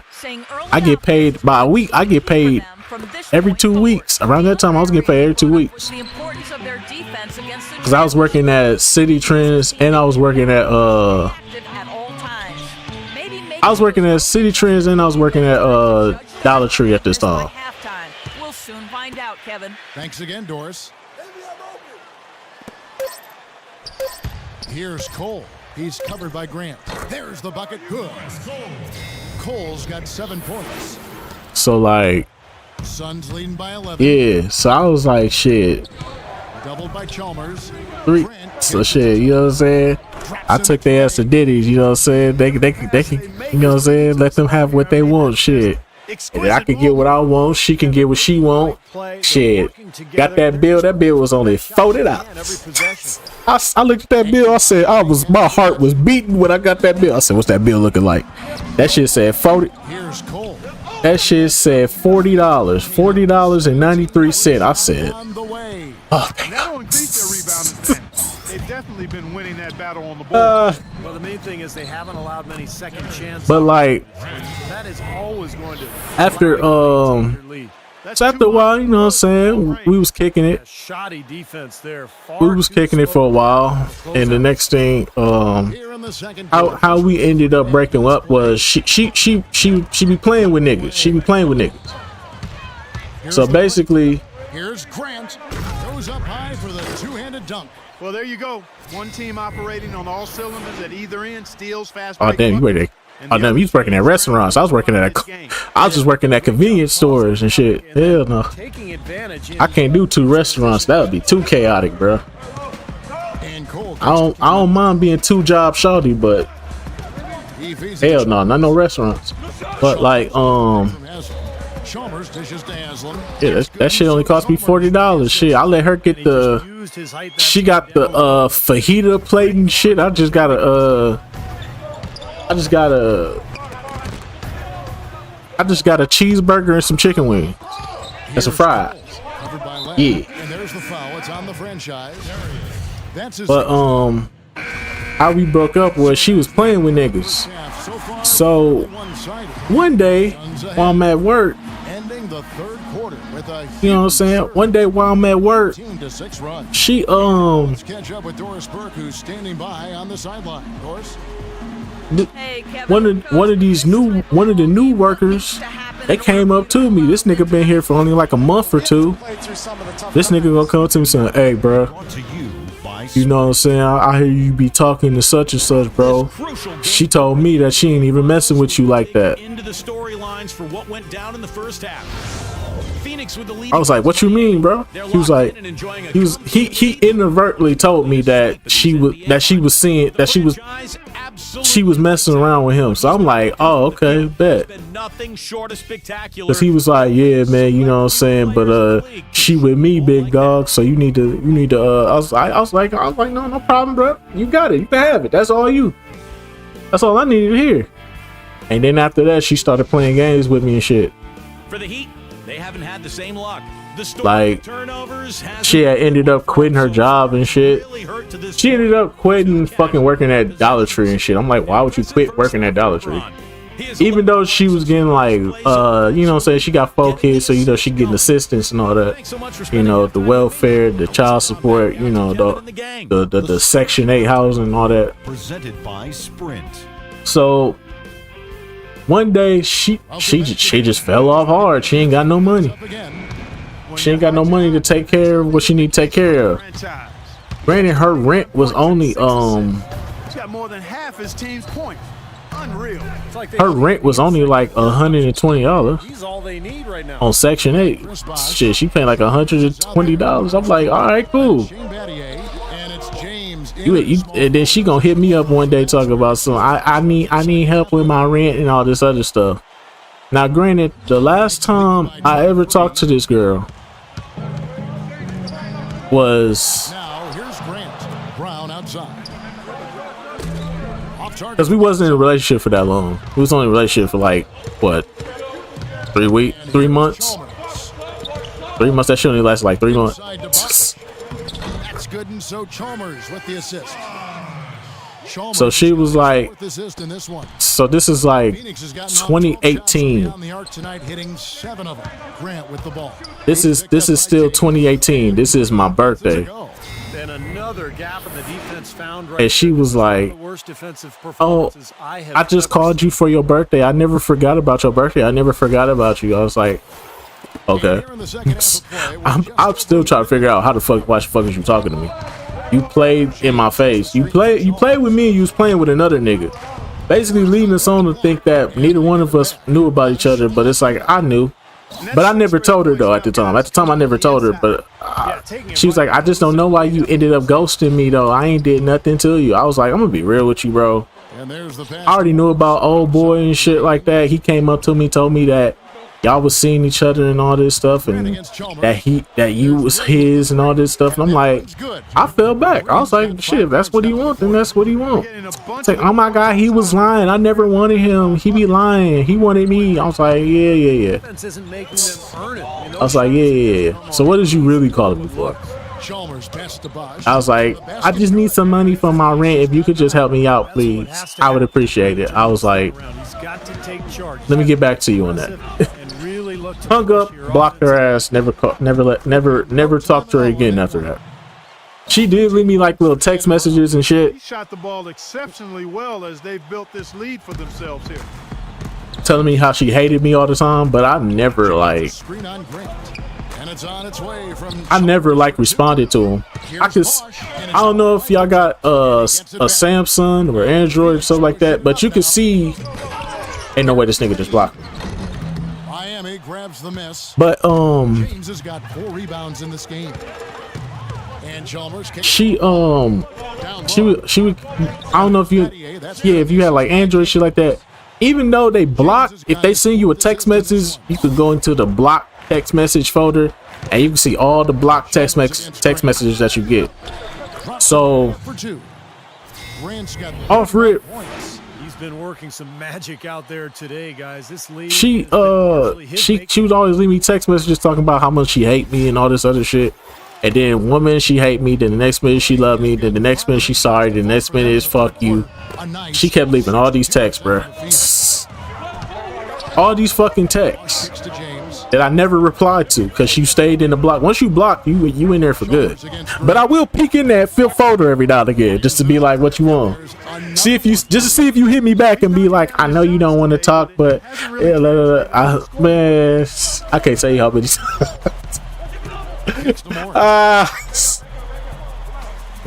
Once you hit that block folder and you talking about trying to make amends and shit like that, and the defense did a pretty good job I'll just laugh at you. off the middle once he got But inside the lane.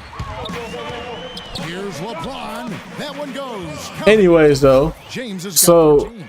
I think the last time she texted me was like 2020 during the pandemic. I remember last year the alley-oop in the conference finals against Indiana. And at the time, I was low-key kind of tempted because we were stuck in the house. We was stuck in the house, even though I did have a girlfriend around that time, but like she wasn't trying to see nobody at that time because, you know, she was uneasy about shit. So I understood, but I'm like, damn, dog, I'm trying to, you know what I'm saying? I'm trying to do something.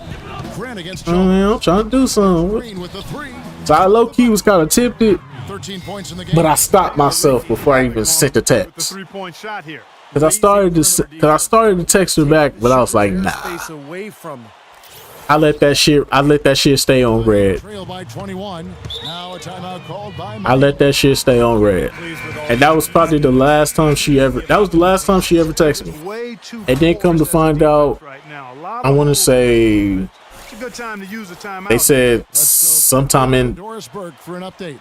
Yes, Kevin, during that last she said they said in December she step up the pace. He told them they should be looking to get out and run every chance they get. Those are likely not the last adjustments they make today, guys. There's still time left in this one. She was she got shot. She got shot at a with his own game. It's been great today. At a friend house or something like that. I believe that's what it said. An acquaintance house. That's how they put it. LeBron with some nice D. Great job Damn. defending the hoop there. So important to have good presence. Yeah, Marco, you was out here. But nah, And Cole kicks to Chalmers.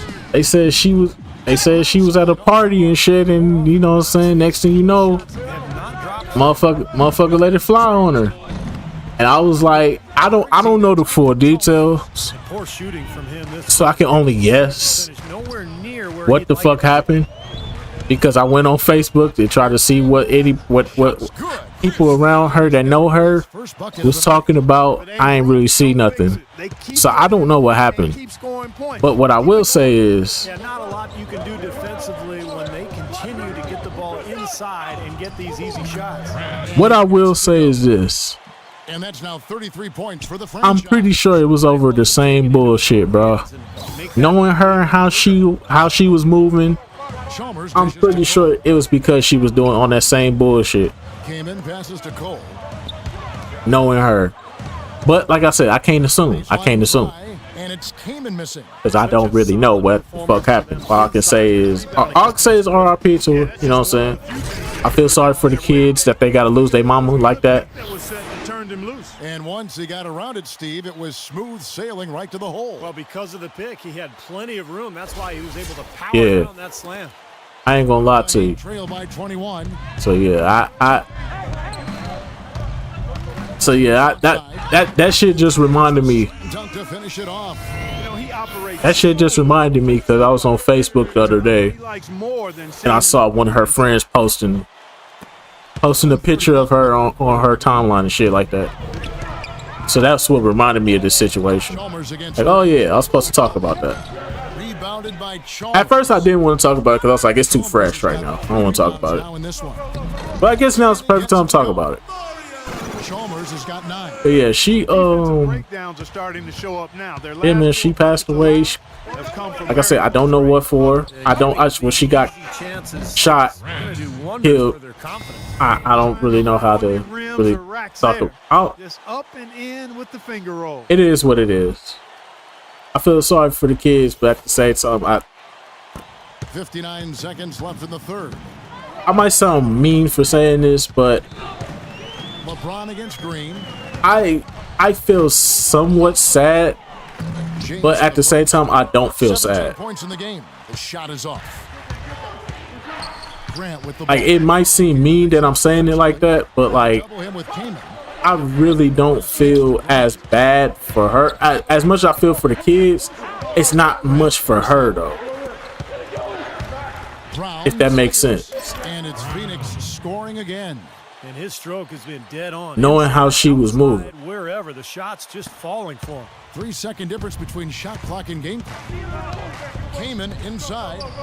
Yes, and it's LeBron picking up the assist. But I will say this though, them trying to ask me questions was funny as hell. The police trying to ask me questions because I'm trying to figure out how the fuck they come to me. How they come to me as a conclusion. I ain't spoke to this woman in months. I ain't spoke to this woman in years. Good on the 3-ball. Battier's got 10 points in the game. That's the part that was killing me the most.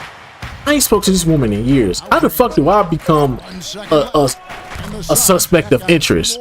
I told him straight up. I said, hey, look, man, I ain't been in the city since 2021, bro.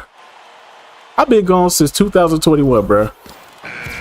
Well, through 3 quarters of play, down double. I don't know what y'all trying to ask me about her for. Like I said, I feel sorry for what happened, but don't go anywhere. The final quarter is coming up next. I feel sorry for what happened, but at the same time, brother, I'm living 800 miles away from y'all. I'm 800 miles away from y'all. Ain't no way I was not up there. Not even thinking about up there. I moved on with my life. Asking me questions like, where were you on the night of such and such? They was asking me where you was on the night of December 26th. I'm like 2025. I'm like, Miami with the ball. It's an 18. Probably at work. On the court now for the Suns. No, I didn't even say probably at work. I said in Arkansas. It was like, wait, what? In Arkansas, that's where I live. That's where you're calling me from. My phone number may be 414, but I don't live there. I live somewhere else. I've had a Arkansas license plate. I've had a Arkansas driver's license since 2001.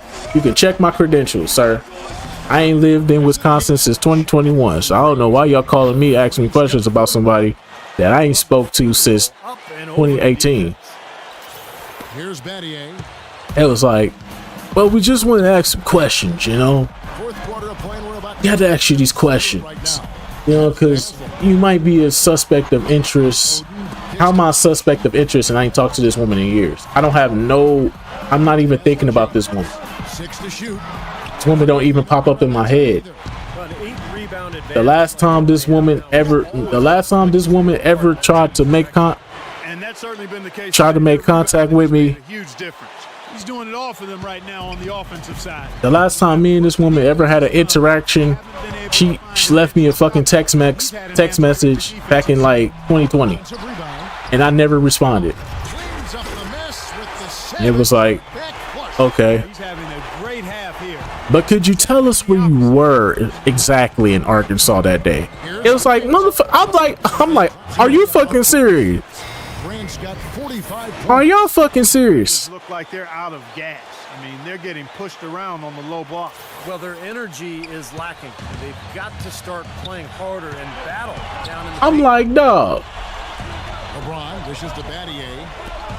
I ain't been in the city since 2021. What part of that do you not understand? The last time I was here, the Milwaukee Bucks were the NBA champions of the world. That same fucking week I left here. Defense to lead to. Yeah, points in transition. Yeah, that's why you want to make the other team feel uncomfortable handling the ball. Exactly. I don't have a motive. I don't know why they was asking me dumbass questions like that. So what you're saying is that we get that part, but it's like we just need confirmation of where you were on that day. Bro, I wasn't in Wisconsin. I was nowhere near Wisconsin, Milwaukee. I am 800 miles away. What am I do? Just I'm gonna magically transfer. I'm gonna magically be somewhere. You think I'm really there on Christmas Day of all days? I mean, we're not saying that you were. We were just trying to. No, you was trying to basically say that I was somewhere that I told you I wasn't because I had to work. You know what? You want to know where I was on Christmas Day? I was at work. Very unselfish. Then I went to my grandma's house. on Christmas Day. You know, the day after that, I was probably at home. It's a good thing he showed up today because without him, this team would be in big trouble. So asking me these dumbass questions like I had a fucking motive to hurt somebody. I'm not answering no more questions. I told him straight up. I said, I'm not answering no more questions. I'm not going to, what's the word I'm looking for here? I'm no longer going to cooperate with you or anything you do from here on out. If y'all try to call my phone and try to get questions out of me, I will admit you will be blocked or immediately sent to voicemail. I hope you find what you're looking for, because it ain't over here, buddy. And when I said, and when I hung up and said that, them niggas became super aggressive. Them niggas started calling me all the time now. They started calling me from all type of different numbers, and I never answered, but they would always leave a voicemail saying, hey, this is such and such from the Milwaukee Police Department. We would like to ask you a couple of questions. You know, if it's not okay, we understand, but we just need to ask you a couple of questions. Nigga, I never answered the phone since. They stopped calling me recently. They stopped calling me, but I feel they're gonna ramp up again.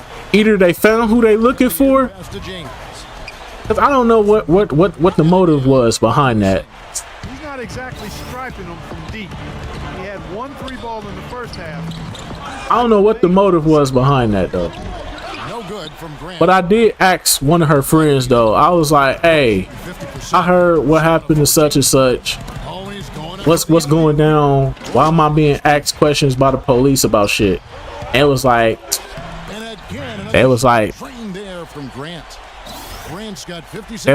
well, a lot of people think it was you because you didn't say nothing to her. You was really silent and all this. I don't even live in a fucking city no more.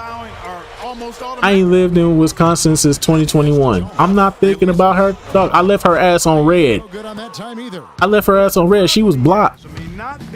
She would always leave me dumbass text messages telling me how she hate me and she loved me. She want to get back with me and all this other bullshit. Dog, I don't care about her. I moved on. It was like I mean, that's what we was all thinking. Like, you probably moved on. Because like back at the same time though, it's like it was kind of like suspicious, but it's like now that you hitting us up and shit, they didn't think it was me. They thought they had suspicion, but they didn't think it was me. They just had a little suspicion. They was like, let's go through all her ex-boyfriends. And that's going to be the end of an epic journey taken by both teams, really. I mean, I've been back home a couple of times, but like, championship crowns ready. As far as like 2025 go, fuck no. I was nowhere at home. You might not know who would have the advantage on the boards. Yeah, but they did a better job tonight. They made I was nowhere. The extra rebounds too. Fantastic show. I ain't been back up north all last year. So much with the way he was able to and then if this was 2024, I might be put in question. But the fact that I didn't go up north all last year, that tells you everything you need to know. All last year, and we're seeing more and more. I couldn't go up there if I wanted to. I just moved into a new house. I got to recover from that. I got to figure out I got a new job on top of that too. I had a new security post at something. I had to figure out my schedule and shit like that. For the three, the shot is off, so Phoenix will take it the other way. Here's Grant. Oh my God. But yeah. Miami's gone a disappointing 2 of 6 on 3-point attempts here in the fourth. James dishes to Chalmers. He kicks it to Cole. Feeds it to Battier. And here's Chalmers. Yeah, like I ain't even reach out to this girl. I ain't talked to this girl in years. They need much better communication defensively. Phoenix is but the only reason why they brought me up is because they said she was always talking about me and shit. And the shot is good. They talk about how you still love her and stuff like that. You know, I'm like, I ain't talked to her since. I ain't talked to her since 2018, bro. And they clearly wanted the win. That was the last time we ever talked. Last time we ever talked on the phone was 2018 on my birthday. And she was begging me for rent money. And I hung up on her. And I hung up on her and blocked her because I wasn't giving her shit. And 2 free That's the throws. last time we ever talked. And she was like, and they was like, oh well, we didn't know. Yeah, he got whacked. Shouldn't be much debate on that one. Like I ain't been up north. Hey dog, I ain't been up north all 2025. So what the fuck make you think it's me? This shit happened right after Christmas. And he knocks down the first one. And Phoenix making So to say it was me is crazy. both free throws good from Bosch. Here's Grant. But yeah. Anyways, though, we the champs, nigga. We the champs. We the champs. Why they hating though? Why they hating though? Why they hating though? Why they hating though? The celebration begins on the hardwood. Really a mixture of emotion. You gotta believe it's one that can hardly be described as Yeah, that's what's up. Yeah. Well, as much as you'd like to clinch it in front of your home fans, guys, We the new champs. Yeah. just seeing the shocked faces of the home. Finally, it has come down to this. It is quite an accomplishment to do so in the face of such adversity. And now for the presentation of the Larry O'Brien Bill Russell Finals MVP. Most definitely, man. We walked away with it, man. We throughout it all, man. From the beginning, man. When I had to do the fucking glitch just to get myself up to a 99. NBA teams, we're the Eastern and Western Conference champions. Throughout it all, baby. Tonight there is one team which has realized its goal to become NBA champions. So congratulations to the fans, the coaching staff, and a wonderfully talented team. Your 2014 NBA champions, the Phoenix Suns. Yeah, that's what's up. Yeah. And as they celebrate, you can just see the relief, the uninhibited joy, the exhilaration that comes with winning it all. And Clark, these home fans, a celebration they can only witness in frustration and disappointment. Steve, Exactly. it is Sitting their ass home sad. For these fans, They is at home. You know what I mean. Sitting their ass home sad. all of a sudden to have to watch the opponent celebrate on their floor, a bitter pill to swallow for sure. And now our attention will turn to the floor and NBA Commissioner Adam Silver for the presentation of the Bill Russell NBA Finals MVP Award. Yeah, that's what's up. Yeah. Player and deserving the award named for Bill Russell, the ultimate champion. Congratulations to the winner of the Bill Russell NBA Finals Most Valuable Player Award. Yeah, that's what's up. It is Yeah. right now to see the team who played so well together enjoying, Clark, this NBA championship moment. Well, Kevin, We did it. this has been a special Win. season. Win, win, Awesome win, to be here. Fuck everything else. Win, win, win, win. Guys, this These is what it's niggas all ain't about, shit. all the work you Win, put win, win, win. during the offseason and during the season, but throughout your life, when you're a kid growing up. Nah, they ain't even gonna be playing that song. They gonna be playing all I do is win, win, win, no matter what. Got money on my mind, I can't ever get enough. This team, Every time I step up in the building, everybody's hands go up. ever experience. A And tremendous season and a pleasure here at 2K Sports to be with you all. Yeah, that's what's up. Yeah. Clark Kellogg, Steve Kerr, Doris Burke, and the rest of our terrific 2K crew. Everybody know ain't no party like a Diddy party, so. Yeah, that's We in Miami, so you know it's gonna be at Diddy house. We gonna party. Everybody know ain't no party like a Diddy party. Diddy party. Yeah. Like a Diddy party. Diddy party. Ain't no party like a Diddy party. Diddy party. Like a Diddy party. Diddy party. Ain't no party like a Diddy party. What he's done before has to put you guys right up there with the greatest teams of all time. So how do you feel the team ranks historically after this win? Man, we the champs, man. I don't give no fuck about none of that shit. Whew, man, I don't think I could even care less about that right now. That's for you guys to argue about, not for me to try to decide. Look, we're the NBA champs right now. NBA champions, baby. Where the experts decide to place us historically is so irrelevant to what we just went out and did. We won a title, and we won it in historic fashion. And that's enough for me, more than enough. All right. All right. Oh, man. Off season. I get to change teams? Please? Yo, dog. Oh, I forgot about this. For you. I got something to say. Jackson Ellis. I didn't expect to see you up here, ever. To what do I owe the absolute pleasure? Come on, man. You didn't think I'd let you win Rookie of the Year without having something to say about it, did you? Huh? Okay, so you beat me. But I just want to let you know, next year I'm going to come back even stronger. Can't let you have a leg up on me for long. Bring it. You know I love the competition. Come on, man. You came all the way up here just to tell me all that? Nah, man. Came over here on this here rooftop to prove once and for all who the better player is. Yo, how you propose we do that? Huh? Simple. Me and you, 1-on-1 to 20. 20. Oh, and since we've been doing this all year long already, you know what I'm saying? Figure we put a little something extra on it. Loser pays the winner their first month's paycheck. Oh, it's on, Jack. You about to fuck with my money now. Opportunity like this all year long, homie. Let's ball. Let's get it. Cool.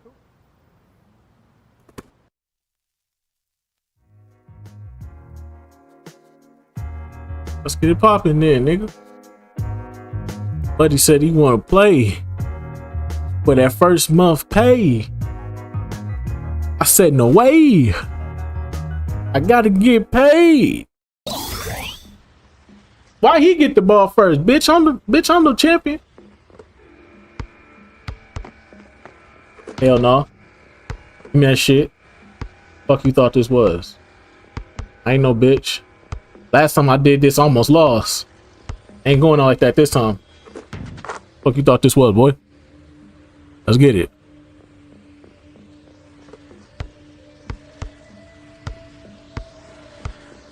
I can get you. I can do this all day. I got this game down packed now. See, back then I was young. I ain't know no better. I know all the tips and tricks. Oh, you reaching. Oh, what? That shit. Hell no, we don't believe in that. What? Get the fuck out of here.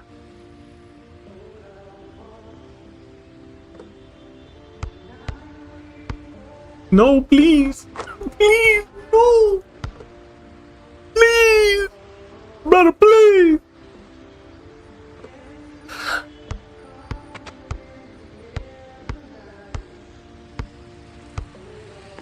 Hell no.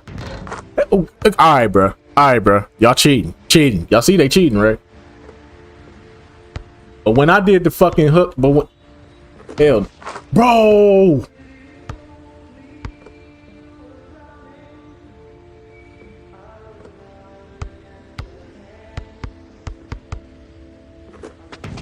There's no way. There's no way. It's cheating. Cheating. Cheating.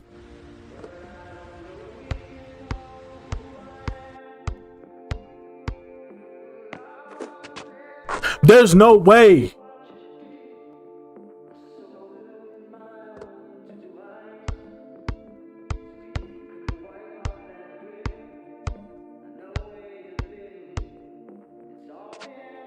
Nope. Get out of here. Nope.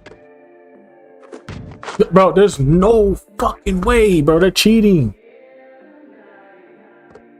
All right, bro.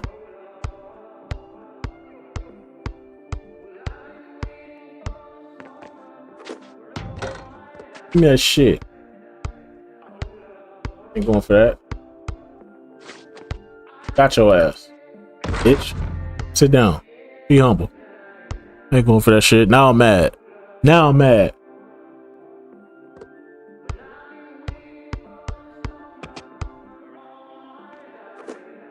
Let's go.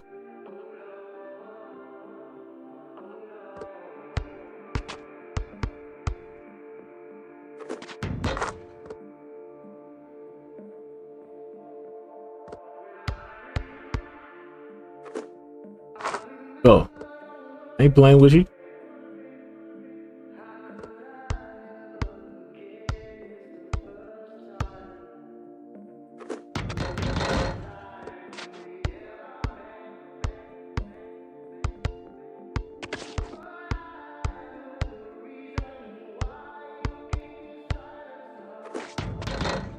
He made that.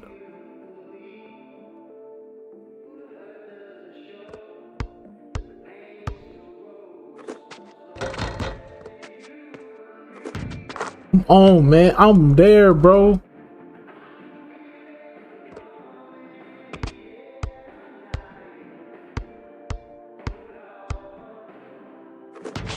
I'm there. The fuck is y'all talking about? He get to make that shit.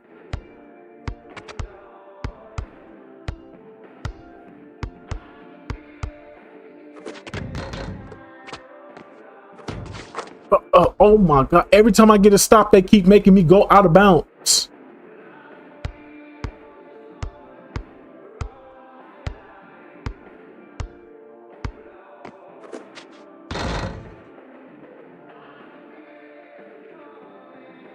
Give me that shit. Come on.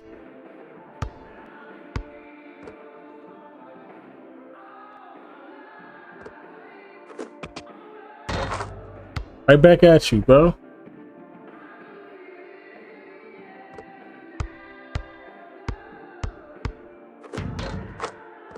I ain't fucking playing with him.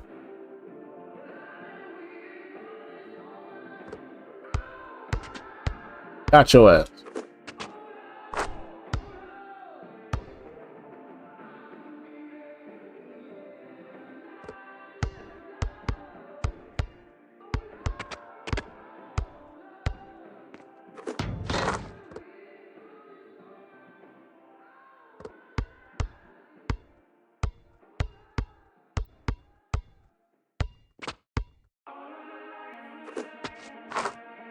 Oh man, fucking playing with you now.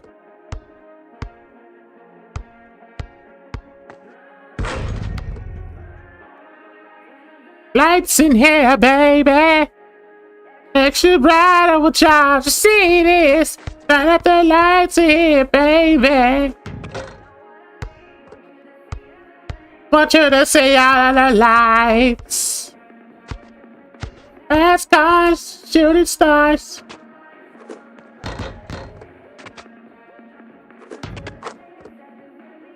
All of the lights. Light. Come on. What? Come on, man. Come on, man. But he can do that, though. I hold my head. MJ gone. My nigga dead. No. No. Oh.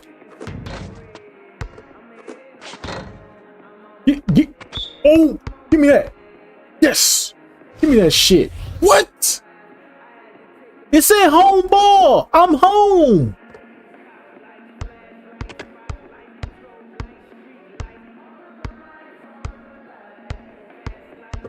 Give me that shit. Okay, it's my ball. It's my who? They said it was my ball, then they gave it to him. Then they say it's his ball, and they still give it to him. Well, who the fuck? Bro, they cheating, bro. It clearly said home ball.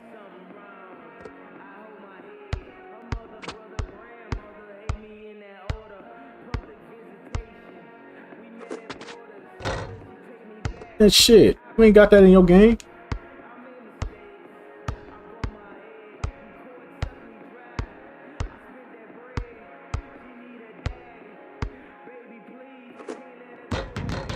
Oh my god, bro. You gotta be fucking shitting me. There's no...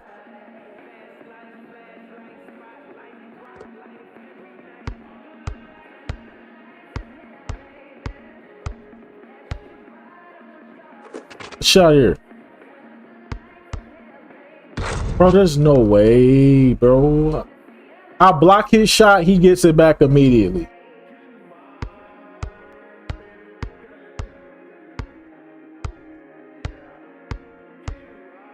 Nope, get out here. Bro, it's just no. Bro, I stop him multiple times. He still gets the fucking rebound right away. They leave you stuck in an animation. He can just cancel right out that shit.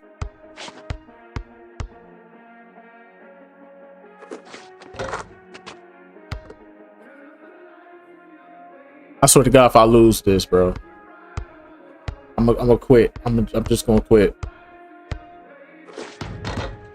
Bro, there's no way. There's no way. There's no way. They cheating, bro. I get stops. They won't reward me, bro. I play good defense. They won't reward me. I take good shots.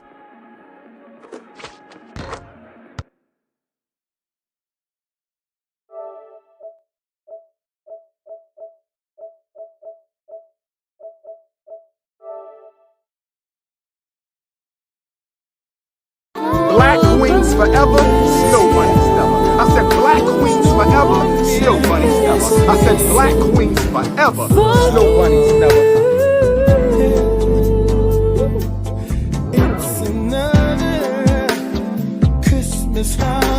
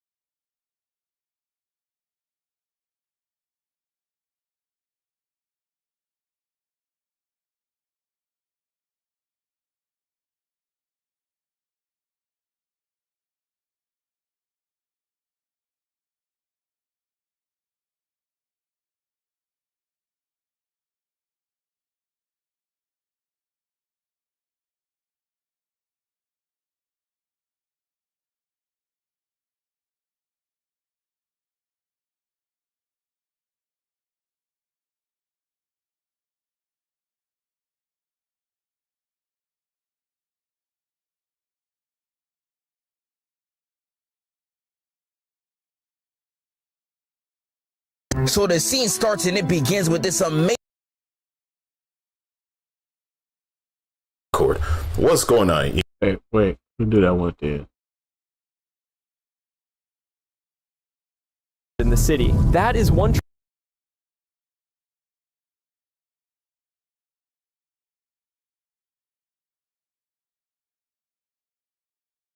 All right, we're gonna start reactions. In the last 10 minutes, the last 8 to 10 minutes didn't exist. None of that exists. That didn't exist. That was a figment of your imagination. Yeah.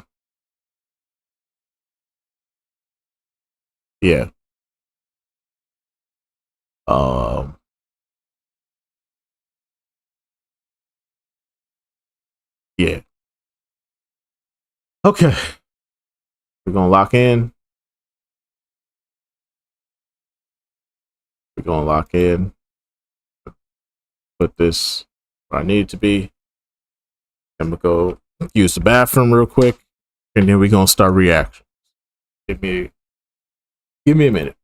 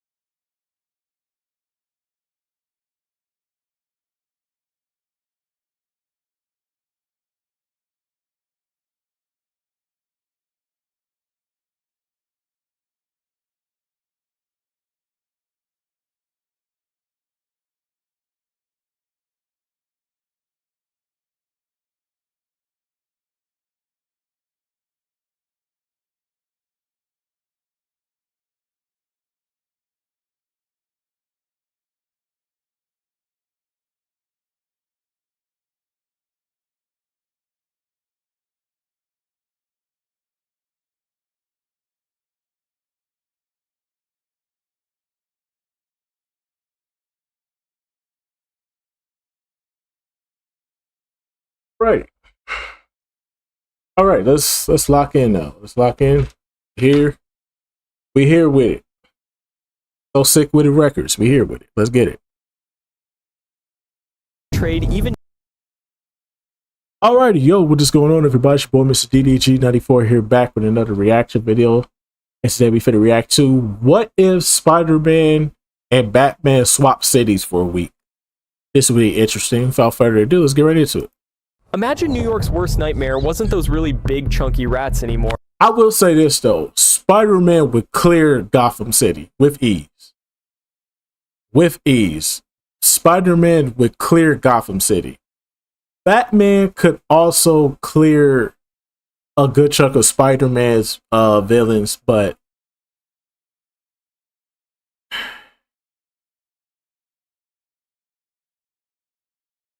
the thing is, going up against somebody like Venom, I think that shit would be crazy because Venom can become a host.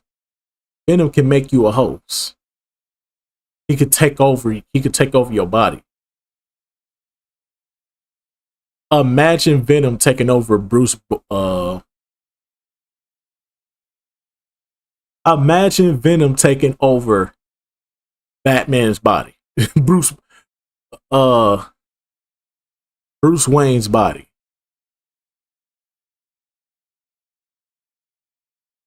That would be a scary sight. Batman with Venom energy. That's a scary sight. But the terror of bats lurking around in the city. That is one trade even New Yorkers wouldn't ever wish to experience. Now imagine what it would be like if Spider-Man had to patrol Gotham, or even better, Batman having to swing through the city of New York. At first it sounds fun, like a simple switch of capes and cities, but the more you think about it, the more you realize it wouldn't be easy. Not even close. Every little detail of their lives, right from the people around them, the streets, even the air they breathe in, would all be very different. And that's before we even get to them dealing with the villains. Let's start with the obvious, the cities. Gotham is dark, it's rainy, it's cold, and it feels alive in its own twisted way. Every alley, every rooftop, every shadow could hide danger. Criminals don't just break the law here, they thrive on chaos, obsession, and fear. Batman knows this world. He knows the patterns, the neighborhoods, the families, even the names of the thugs he's put in Arkham. Gotham is more than just any city. It's a living nightmare, one that Batman can navigate because he's trained for it his whole life. New York is different. It's loud, it's crowded, and it's fast. That's true, but the only problem with Batman is he don't put his villains in their place. No, I'll take that back. He puts every villain in their place except for the Joker. He never can put the Joker in his place. Because every villain fears Batman. All it takes is a couple encounters and they don't want to fuck with Batman no more. But the Joker is the one that seems to always keep pushing the envelope or keep pressing buttons. And Batman won't correct him on it. It's crazy. If Batman could strike fear and correct fucking Joker, trust me, Batman would be top tier, but he couldn't do it. Now, Spider-Man, on the other hand, I think Joker would hate him. Joker would hate Spider-Man with a passion. To the point where he would probably end up leaving Gotham to find somebody else. Has its own kind of danger, sure, but it's a lot less about fear and more about chaos. Traffic, pedestrians, towering skyscrapers, it's pretty much real-life New York, actually. It's a city where mistakes are everywhere, and Spider-Man thrives here. He swings between buildings, threads through people and cars, and knows when to joke, when to dodge, and when to act. New Yorkers may groan about traffic, but they're not living in constant terror. Spider-Man knows them, their stories, and their routines. The city is his playground, but it's also a responsibility. Now imagine the swap. If Peter Parker was swinging into Gotham, the first thing he'd notice immediately is the air feeling heavier. The streets would feel a lot quieter than what he's used to, but there would be a weight in them, a sense that something bad is always about to happen. He can't just swing around cracking jokes. The citizens of Gotham are wary, sometimes even hostile, so his usual style, which is being playful, reactive, improvisational, would feel almost naive here. He's used to a city where criminals plan for years, not minutes. So every encounter could escalate quickly. Even helping someone across the street carries risk because Gotham doesn't reward small kindnesses. Meanwhile, Batman in New York is a fish out of water in another way. Gotham is predictable in its unpredictability. Batman knows the rules of the game. New York, though, it's messy. Criminals here are not obsessed with fear and terror. They're rather unpredictable in a whole different way. There's a mix of street-level crime, organized crime, and superpowered threats. And here's the kicker. The villains are fast, smart, and used to facing someone with powers. So Batman's reliance on stealth, fear, and reputation doesn't work as well when he's unknown and constantly outmaneuvered. Even the little things matter. Peter's life in New York is messy but human. He has Aunt May, Mary Jane, Harry, friends at the Daily Bugle. There is anchors. If he's in Gotham, suddenly those anchors disappear. Alfred can help, sure, but he isn't Peter's quirky, empathetic support system. And Batman, removed from the Bat family, loses his stabilizers. Alfred, Robin, Red Hood, Nightwing, they're what keep him grounded. Without them, even a small mistake could escalate into a disaster. And then there's the villains. Spider-Man in Gotham faces the likes of the Penguin, Riddler, Two-Face, and yes, the Joker. On paper, these are terrifying names, but for Spider-Man, they're doable. These villains rely on fear, planning, and manipulation. They don't have super strength or alien tech. Spider-Man's agility, reflexes, and spider sense give him a huge edge. Thinking about Scarecrow's fear toxin, spider sense helps him dodge the worst. How about Two-Face's traps? Well, he can just simply swing around them. Joker's chaos, Peter's tricks might actually frustrate him more than he expects. Exactly. Spider-Man in Gotham would struggle morally, yes, but physically, he'd survive. Batman in New York. That's why I said Joker would hate Spider-Man. Joker would hate Spider-Man to the point where he would have to literally plan out probably a 2-year plan to get rid of Spider-Man completely. Because he would hate him. Hate his guts. Like, I hate this motherfucker. He ain't like Batman. He don't laugh at my jokes. Has a much rougher week. Green Goblin, Doc Ock, Venom, Carnage. These guys are on an entirely another level. They have super strength. I forgot about Carnage. I forgot about oh no. Carnage? Okay, Batman automatically takes the L on that one. Now Venom, I can see him beating Venom, but Carnage, the unhinged Carnage, not the PG Carnage, that they put in the cartoons and the movies. But the actual unhinged rated R Carnage, oh no. Oh no. Batman getting cooked with ease. It's over.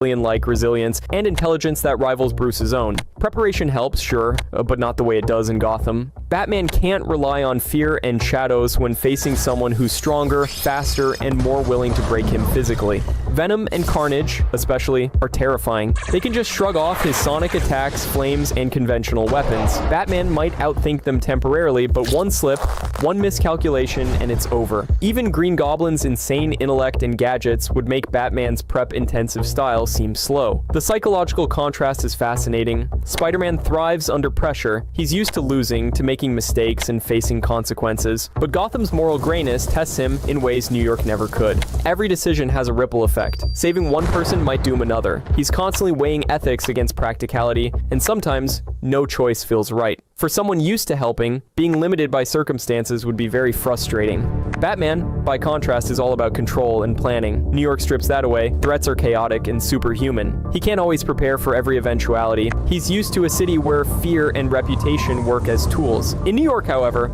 those tools are meaningless against enemies who can tear through steel, manipulate machines, or fly. Batman's mental strength is tested in a different way. It isn't through moral dilemmas, but through sheer unpredictability and physical danger. Even lifestyle adjustments become nightmarish. Peter would need to navigate Gotham's bureaucracy, its corrupt cops, and its oppressive social structure. Every rooftop patrol would become a calculated risk. Every encounter did be potentially life-threatening. Meanwhile, Batman would have to dodge cars, avoid panic crowds, and keep his presence a secret in a city where everyone is watching. Gotham teaches patience. New York demands improvisation. Spider-Man would feel constrained. Batman would feel overstretched. And the human side of it? Peter's humor, empathy, and kindness clash with Gotham's grim outlook. Even helping someone is emotionally taxing because gratitude is rare and the danger is constant. Batman's stoicism, on the other hand, could seem overbearing for the citizens of New York. Civilians might not understand his methods. Mistakes that are minor in the city of Gotham, or a failed intimidation or misread criminal, could be catastrophic in New York. Now let's imagine a week of encounters. Peter chases the Penguin through the sewers, swinging between pipes slick with rain. He also hears the Riddler's riddles echoing down the tunnels. Traps are rigged everywhere. For Spider-Man, every web shot, every landing has to be perfect. One misstep could snap a web line or send him down into the pits. In the end, his reflexes would save him, but he did be left exhausted, wet, and cold. It did be emotional exhaustion that would creep in slowly onto him, as he realizes that no amount of humor or goodwill will make Gotham appreciate him.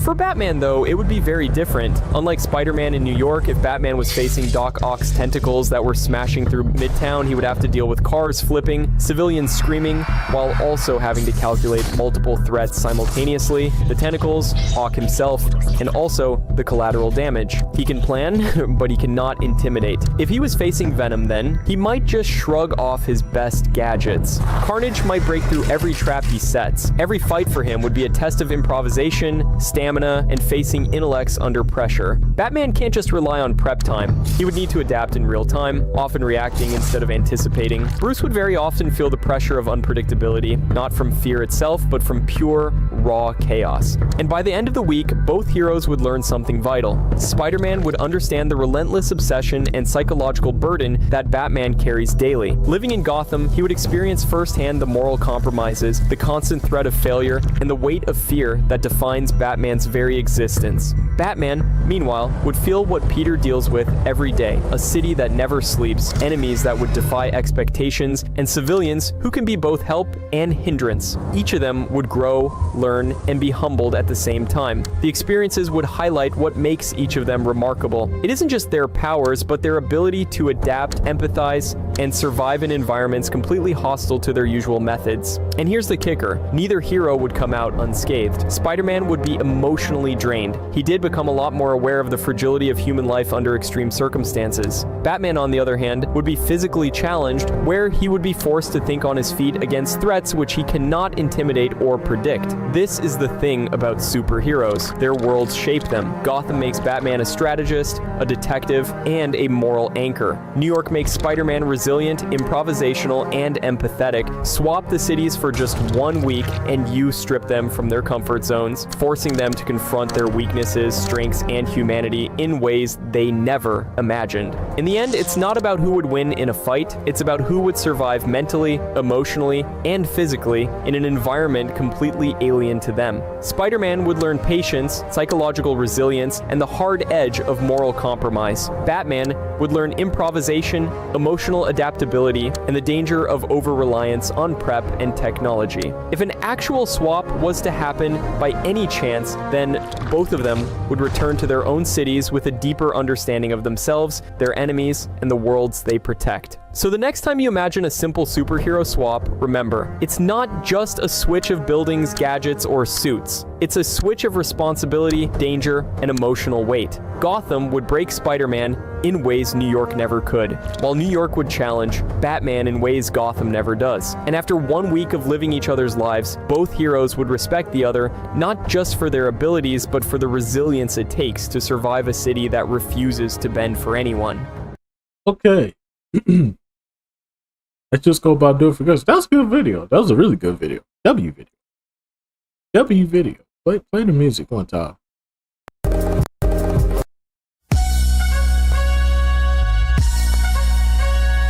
Alright. But anyway, so that's just gonna about do it for this one, most definitely, man. Yeah, I agree. I think that you don't take in the emotional toll and the physical toll it would take on both of them. As Spider-Man could easily wash up Batman's villains, because let's be real, none of them really have superpower outside of Bane and the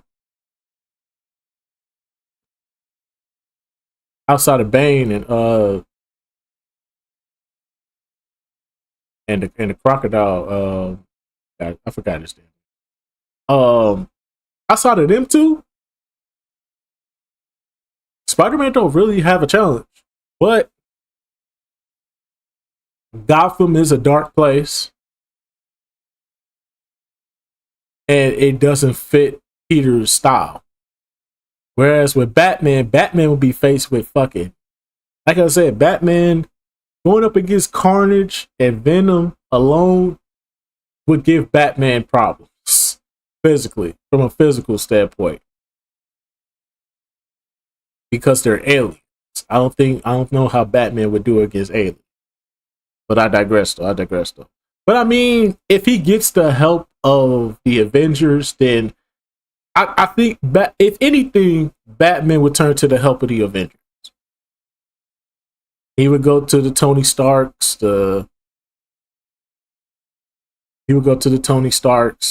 Captain Americas, the Incredible Hulks, the Thors. He would have to go to them. Because without them, Batman would be in a bad place from a physical standpoint.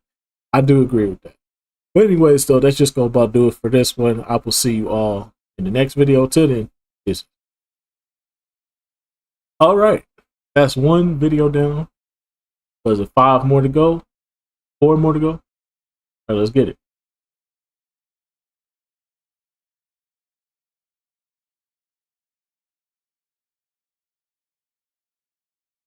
Alrighty, yo, what's just going on, everybody? It's your boy, Mr. DDG94, here back with another reaction video. Today we finna react to when Batman fought Superman for no reason. This should be interesting. Without further ado, let's get right into it. So the scene starts and it begins with this amazing shot of Batman on the ground. Look at him, they gotta get the angles right. And it's immediately followed up with this shot of Superman in the air. Like, the cameraman snapping right now. One thing about Snyder, that man can direct. We not even 10 seconds in and he fed me 2 wallpaper moments. He don't miss. Superman lands and Batman hits us with the corniest line I done ever heard. Well, here I am. Man, you corny! See, I expect such corny lines from Marvel, but DC? Not just any DC character, but Bruce Wayne. Yes. Not my goat, man. And my dog really hit the Mads Mikkelsen, the Frieza pose. Dare I say the drug buck. He really thought this was cold. He's looking like this right now. Ain't you Nathaniel B? What is it? Get the fuck out of the pool! Superman walks up trying to press Bruce, and my dog is really walking back. I know some of y'all gonna think Batman's copping the plea here. He's not ready for smoke, but he's playing chess, not checkers. He's one of the biggest haters of all time. He was watching Superman enjoy life, and he was like, nah, that's not enough. He's been plotting in the dark ever since. He's been waiting for this moment. Now is my time. Hey, that nigga. Superman keeps walking, and Batman hit him with the... Ooh, got his ass. He hit him with a scream. And Batman, after getting Superman frozen straight slumlocked, got the cheesiest Disney villain smirk on his face. I can't even blame Brody. This is the happiest day of his life. He really went 0 for 4 in Death Battle. He had to get his first W. Superman destroys the machines, and he starts to get a little tight. But even angry, he still tries to keep the peace. Look, I ain't trying to fight you, bro. What are you? Black. Keep your protesting in Alabama. This Gotham. It was up once you landed, little bro. And at this point, if I was Superman, I'd be pissed off too. Bro, you don't understand. And I love this line delivery right here. I understand. Oh! I know that man's breath is kicking right now. What the With the way he was training for this fight, it really makes you wonder what hasn't he seen longer, a shower or his parents. Teeth looking like this and breath on hot, straight Taylor Swift. Back the fuck up, nigga. Got him flying across the scenery just like his op. And when he finally stopped sliding, I thought my eyes were deceived, because no way bro's looking at me. He really needs any help he could get. He's really looking at the cameraman for some advice. Nope, don't look at me. I told you not to come out here in the first place. Really started talking to the audience like, hey kids, what could old Bats do in this scenario? Pull out the chopper?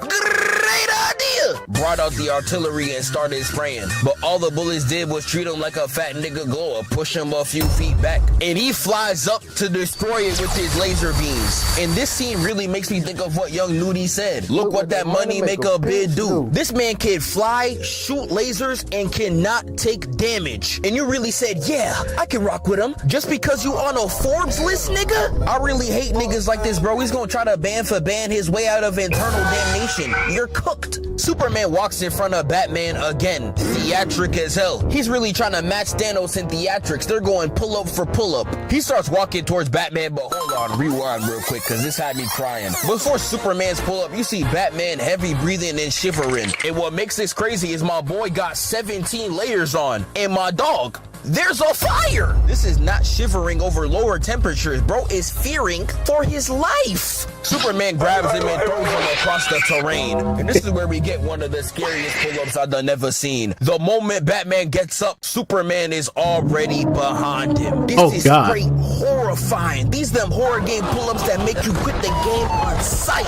I know Batman is fearing under that mask. And look at Superman. He's looking at this nigga furious. He launches him through the building and slams him into his own beacon. And while Batman's on the edge rethinking why he even came here, Superman is again talking smack. You supposed to be a gangster though, but you watching me from jail. Man, you is a bitch. And at this point, Batman desperate as hell. He whips out a smoke screen and throws it at Superman's feet. Superman looking down distraught, no way this man actually tried this. Zooms through the smoke and realize he got his ankles broke. Got that man looking goofy, straight lost. Only for Batman to pull up behind him with a blick. You idiot. You honestly an idiot. Batman shoots it in. Yeah, let's try, little nigga. Nigga got beaten with the stench of Muscle Man. I know he's down there crying. Yeah, you like that? That's that little bit. You know it stinks. Breathe it in. That's fear. This man really talking about breathing in, that's fear. No, it's not, nigga. That's the plague. Superman tries to throw a lob, but when Batman blocks... Grieve for nigga. My eyes deceive me? Superman just starts throwing everything, and I can't even blame him. He has never been in a scenario where his attack's been deflected. And there's some scenarios you just cannot react to. Like, I remember when we was back in middle school and some nigga would randomly throw up. Like, bro, what do you do? And I'm thinking, even with just a little bit of gas, Superman can still hang in there. But nah, my man is getting straight dog. I'm like, swear to God. And I know y'all see these 30 FPS combos this nigga's throwing out, bro. This ain't even fair. And that wrapped it up for me, bro. Prep time in Batman terms is just claw armor. Exactly. He lays him out, and he jumps up ready to stomp him out like a big stepper. Nigga, boom. He gets Superman to the floor, and look at my mans, bro. You gonna cry, nigga? Hey, are you gonna cry? Shut up! He kicks him like he Vegeta and he's like, nah, look up when I'm speaking to you, nigga. Yeah, this Wayne, nigga. Big Batman, big bees. That scene was... Hey, I ain't gonna hold you. I ain't gonna hold you. When Batman started whooping Superman ass, I was kind of like, that's why he the best, nigga. That's why he the best, nigga.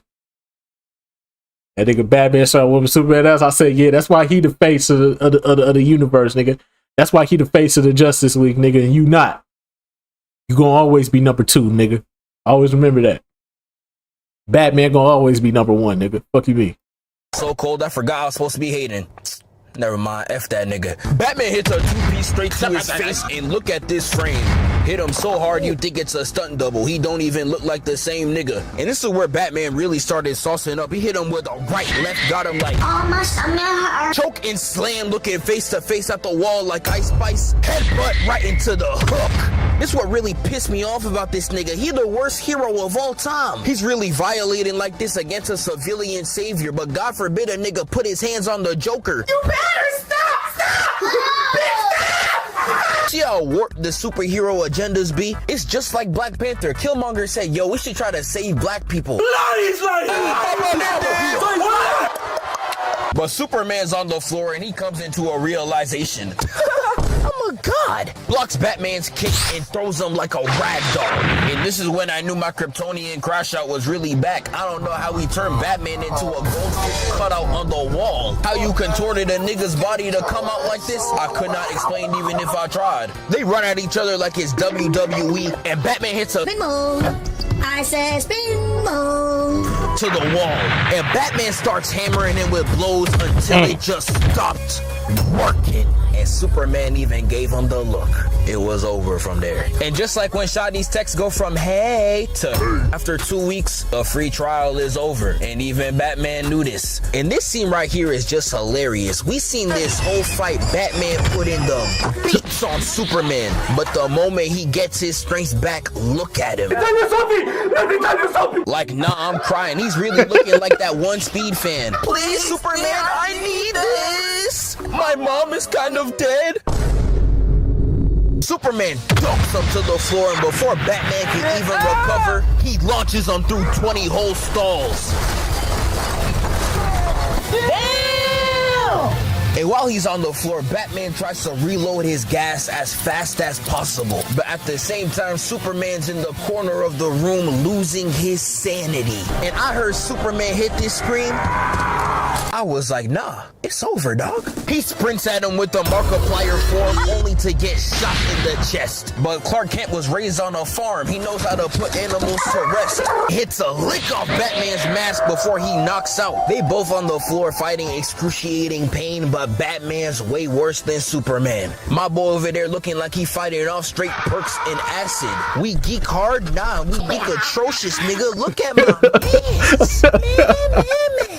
My brother is lost. Like, nah, this is crazy. I seen a homeless nigga off fat and he was fiending the same way. This ain't a joke, nigga. He's on his last legs. And while Superman's on the floor tweaking, he looks up to see Batman holding a whole sink. Like, bro, that's why I hate this nigga. He stayed dragging it. Why is my boy's esophagus connected to his kneecaps just cause he jaywalked? He crashes it on his cranium, knocking Superman out. And just like them African niggas with the casket, started carrying Superman to his grave, throwing them to the bottom of the building. And in these moments of the fight, it really just shows that Batman's a traumatized child that doesn't have parents, bruh. You let a nigga outside one time in the year. Why are you using Superman's body like you in the Olympics, nigga? You already won! Take the dub and leave! Nah. So crazy. You asked this nigga to do this to any of the villains in Gotham? Fuck no, baby! And while Superman's on the floor ready to face defeat, Batman grabs the Kryptonian spear ready to take him out. I mean, and now I see why to be fair though, none of the villains that Batman faced have superpowers like Superman. They're not super villains. They're just regular people that just happen to do evil things. So I get why he's a little extra with Superman. He gotta be. It's fucking Superman. The Penguin, come on, dog. He did that to the Penguin. The Penguin would have been dead already, bro. He did that to the Joker. He would have been dead already. But Superman, now you gotta go the extra mile. Superman was on go when he saw him in Justice League. The reason he's trying to kill him makes no sense. Batman, why are you doing this? You were a good person, nigga. Like my nigga. What? But here's where we get the infamous Maria scene. And like everybody, I think it's trash. I've seen some videos on Snyder's true intention with this scene, with the name making Batman realize Superman isn't some unfeeling, emotionless deity, but actually a regular human being. Like, I see the vision, but the execution is just horrible, bro. Yeah, but that Martha shit fucked everything up. Martha. What did you say? Martha. I'm like, the fuck does this got? Oh my god. Yeah, I ain't gonna lie. That Martha shit was trash. And the scene ends with the mid-Lois Lane coming to save her mans and Batman dropping the spear. I had to get the DC Civil War out the way, and now we better get to the real one. Most definitely, we got to get to the real Civil War.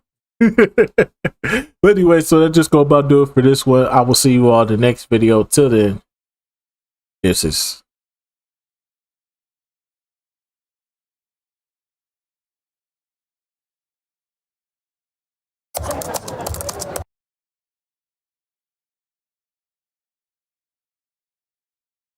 All right. Let's lock in. Alrighty, yo, what is going on, everybody? It's your boy, Mr. DDG94, back with another reaction video. Today we finna reactor. Why did we get milk instead of water in school? That's a good question. Why the fuck was we eating mock chicken legs with gravy and potatoes and rice and shit, and our beverage was fucking chocolate milk? Had our stomachs fucked up when we got home. School had us fucked up back then. The only difference is we was kids. We didn't understand it. We thought this was the norm. But as you get older, as you become an adult, you start thinking to yourself, why the fuck was we drinking milk with fucking mock chicken legs and hot dogs and fucking them nasty ass square pizzas and shit? Like, what the fuck was we thinking, bro? We really was out here drinking milk with that shit. Like it was normal. Fuck out of here. Public school in America, the place that I have a love-hate relationship with, because it's the place that I have some of my best memories of laughter and joy with some of the people I'm still friends with to this day. However, school was also a part of some of my least favorite memories. It's also the only place where you can go to eat a greasy-ass pepperoni pizza, some tater tots made without a lick of love, a hard-to-peel orange that will have your fingers smelling like citrus for the rest of the school day. And the best part of it all is you get to wash all of that down with a carton of milk of your choice, choosing between white or chocolate milk. And that last part always confused me. Even when I was in school, I could never understand why the only drink choices was milk, especially when we could have just gotten water. Now that I'm older, I'm genuinely wondering, why the f was water never an option? School lunches genuinely had us eating pizza with milk. What the f type combination is that? Wow. So it's all making sense now. Why them public school bathrooms used to smell like bounce that early in the morning. Yo, this is crazy. But one thing we can all agree on, if you're a public school baby, Fridays, when that pizza came out, if you had that first lunch, it was over. Felt like you was eating Domino's, nigga. But chocolate milk to wash it.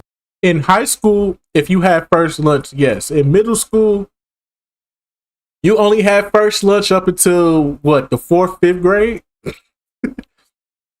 But then once you hit that 4th grade, 5th grade class, you know you getting second lunch. So you still good. But then you got the 6th graders, the 7th graders, and the 8th graders. The fact that we had to have lunch last, and it was first come, first serve on the last remains of what was left. Well, not of this nasty ass pizza. That nasty ass pizza was overrated. This nasty ass pizza was overrated. But let's see here. I ain't gonna lie, the mock chicken legs used to go. At my school, they served fried chicken. I ain't gonna lie, they fried chicken was hidden. What was another good one? mock chicken legs, fried chicken. Then what else did we have at school? I can't really think of it. No, I think we had like beef pot roast and shit. Sometimes we'll have pot roast. You know what I'm saying? Have pot roast and shit with rice and shit on the side. Yeah, that shit used to go. Sometimes we'll have sometimes they'll even make shrimp fried rice. Yeah, we had Chinese food sometimes. The tacos used to hit. I ain't gonna lie, the tacos used to hit. But outside of that,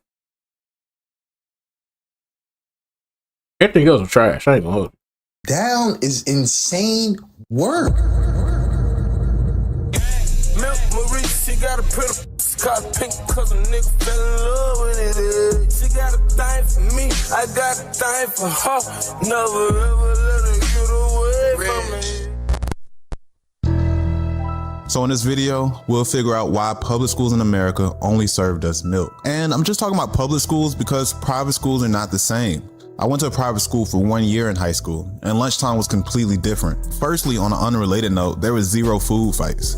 And if you attended a bad or overcrowded public school, you know that food fights is a common thing during lunch, where someone throws a milk carton in a sea of people, and then that makes some of them kids want to get some get back, and before you know it, it's a full-blown food fight, which is also a sign of how comfortable we have gotten in America with having so much food that we wasted on things like food fights.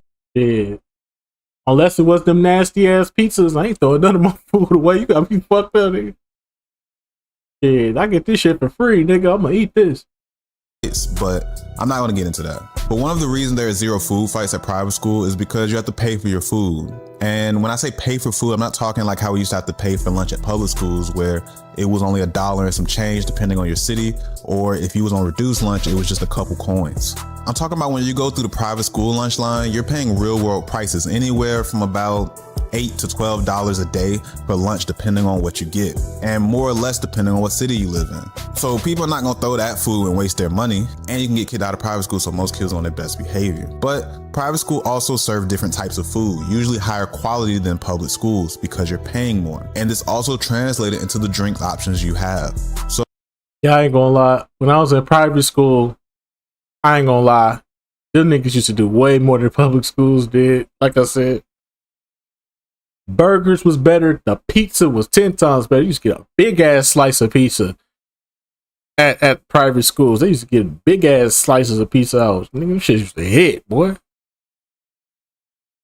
What else we had? The fucking lasagna. Oh my god, lasagna.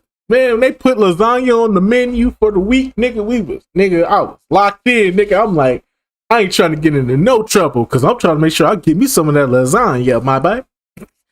Gotta get some of that lasagna, get some of that ravioli there. I have to give me some of that shit, bro. That shit used to hit. So when I was at private school for that year, I don't remember them offering any milk. This doesn't mean they didn't, I just don't remember it because they had fountain drink machines for us. So you would just choose whatever drink you wanted, like you would. You was probably one of the younger kids. Probably what part of the younger generation. When I was in private school, you could get milk or you can get water. You had a choice to get bottled water.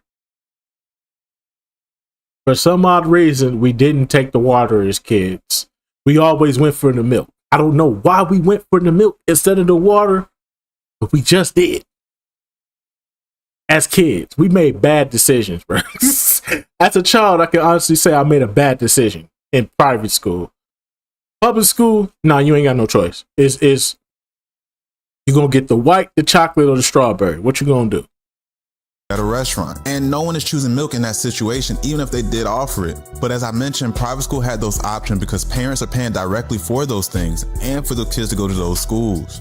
And I use the words directly because public school is government funded, which means public schools have to follow the government rules and systems. But the government gets its money from taxes, which taxes are paid by the people, which includes the parents. So when you think about it, public school parents are still technically paying for their kids' school in a roundabout way, just not as direct as paying for private school tuition and lunchtime with real real world prices? Because public schools get 40 to 60% of their overall funding from property tax. That is why public schools on wealthier sides of towns are nicer compared to public schools on poorer sides of towns. It's because wealthier neighborhoods have houses that have higher property values, which means they're getting taxed more on that property tax, which equals more tax revenue, which equals more funding. And on the flip side, poor neighborhoods a lot of times have houses that don't value as doesn't have as much value to them, so that means they're getting taxed less on the property value, which then means less funding to that public school. And I mentioned 40 to 60%. The rest of that public school funding to get to that 100% comes from state funding, which the state gets their money from taxes as well, like income tax and sales tax, and they distribute that funding in the same way where rich neighborhoods get more and poor neighborhoods get less. But that's beside the point, because whether it's a rich public school or a poor public school, the students are still being served milk. So that still begs the question, out of all the possible drink options we could have had with lunch, why was milk the government's choice?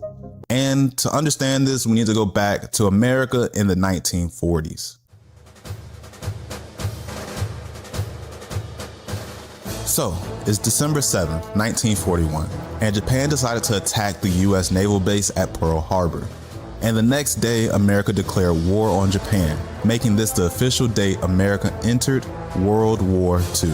No matter how long it may take us to overcome this premeditated invasion, the American people in their righteous might will win through to absolute victory. This meant that America now needed to organize the American people in preparation for this war. And this is when America started the draft.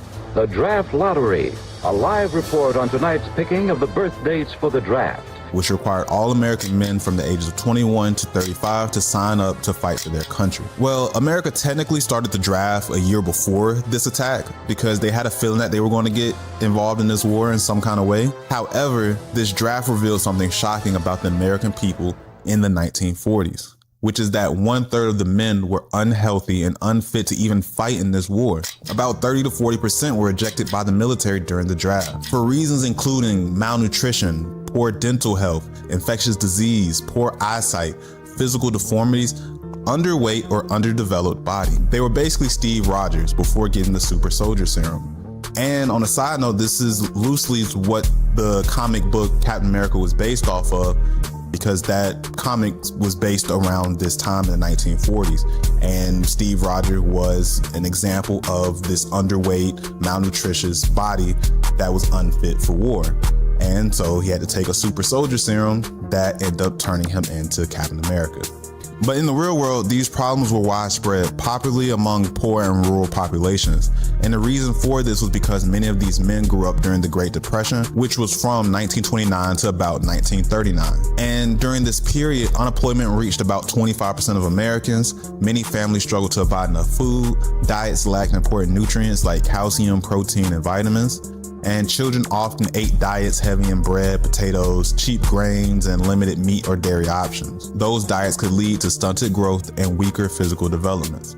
So when America started drafting soldiers and realizing a large portion of their population wasn't physically qualified for war, it became a national security issue. Because if that trend continued, it meant America could end up with a population too weak to defend the country. And in a world where nations compete for military power and global influence, that can cause the United States to struggle or even fall behind other countries. Therefore, this triggered major changes in public health thinking. Essentially, the government honestly could care less about the American people's health prior to this moment in time. Basically, it was their realization how it could start affecting America's power and influence on the world. So leaders concluded that child nutrition had to improve nationally, not just for health, but for national security. So after World War II ended in 1945, a year later, the government passed the National School Lunch Act on June 4th, 1946, which started the National School Lunch Program, which required all public schools to serve a meal that included a protein, a grain, fruit or vegetables, and a half pint of milk.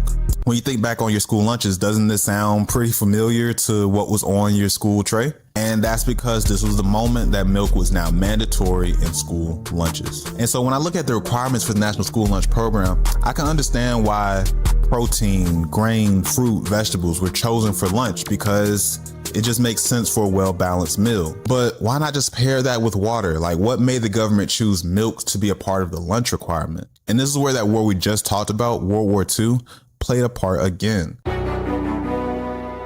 So what happened was you had that war that required millions of American men to fight for the country. About 16 million men to be exact. And all these men required food, you know, to survive. Therefore, the government had to feed them. So the government used this money from taxes to buy food from American farmers and food producers in order to feed the military. During the war, the US government actually asked farmers to increase production. And the government did this because the food was needed for the soldiers, as mentioned, and food was also needed for allies. The US even shipped food to Europe. Programs like price guarantees, wartime farm subsidies, and production incentives encouraged farmers to expand and increase output. And included in this was the dairy farmer, because dairy was a major part of the military rations. Milk itself wasn't actually shipped fresh to soldiers overseas because it spoils quickly. So dairy processing plants turned the milk from the cows into other products that could last longer. So the military was really rocking with powdered milk, evaporated milk, butter, cheese, processed cheese, and canned dairy products. Powdered milk especially became extremely important because it lasts a long time, is lightweight, and can be rehydrated easily. So during this time, being a farmer was very lucrative because you had a... So you mean to tell me they had the so you mean to tell me that the soldiers was out here like Finesse 2 times? Noodles, no packet. Cereal with the canned milk, the powder milk, no milk. Waffles, no syrup. Jelly, no jelly. Nothing. Oatmeal, no sugar. Oatmeal, no sugar. Nothing. I ate cereal with the canned milk, the powder milk, no milk. Ate cereal with the canned milk, the powder milk. Nothing. I ate cereal with the canned milk, the powder milk, no milk. Ate cereal with the canned milk, the powder milk, no milk. Waffles, no syrup. Jelly, no jelly. Nothing. Oatmeal with the canned milk, with the powder milk. Waffles, no syrup. Jelly, no jelly. Nothing. Oatmeal, no sugar. Nothing. Nothing. Let me tell you, they was out here like Finesse 2 times. Cereal with the canned milk, powder work, no milk, jelly, no syrup. Constant demand from the government. You had the government telling you to increase your supply because the demand is so high to feed these soldiers. So farmers invested heavily in more cows, larger farms, better production technology. And the farmers did it. Dairy production was now at an all-time high. They have built an agricultural system capable of producing enormous amounts of milk and dairy products like never before. Every day, a big truck comes to take the farmer's milk to the milk plant. All the milk goes through a pasteurizer.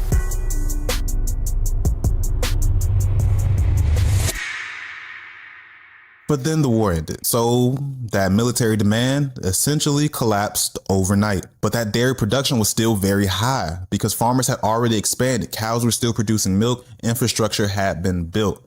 You can't just tell a cow to stop producing milk. So suddenly the country had more milk than American people were ever buying, instantly creating a dairy market that had more supply than demand. And if you remember anything from your high school economics class, that's not a great thing for business. That situation worried policymakers because falling farm prices could collapse rural economies. And rural America was a huge part of the economy during this time. In the early 1900s and 1940s, a large percentage of Americans lived in rural areas. More specifically, roughly 40 to 60% of Americans. That means about 50 to 60 million people were living in farming or rural communities. So when farms failed, it doesn't just affect farmers. It affects feed suppliers, equipment manufacturers, trucking, food processing, rural banks, and the small town as a whole. So when farm prices crashed, the entire regions collapsed economically. The government wanted to prevent that. And this was because they had a similar experience happen some years prior where the supply was higher than the demand, and this caused issues. So to prevent this, the government had two choices. Option one, force farmers to produce less, which was very unpopular politically at the time and still today because farmers hate production limits. And it also is really hard to limit production when it comes to farming because agriculture runs on biological cycles and long-term investments that can't be quickly turned on or off.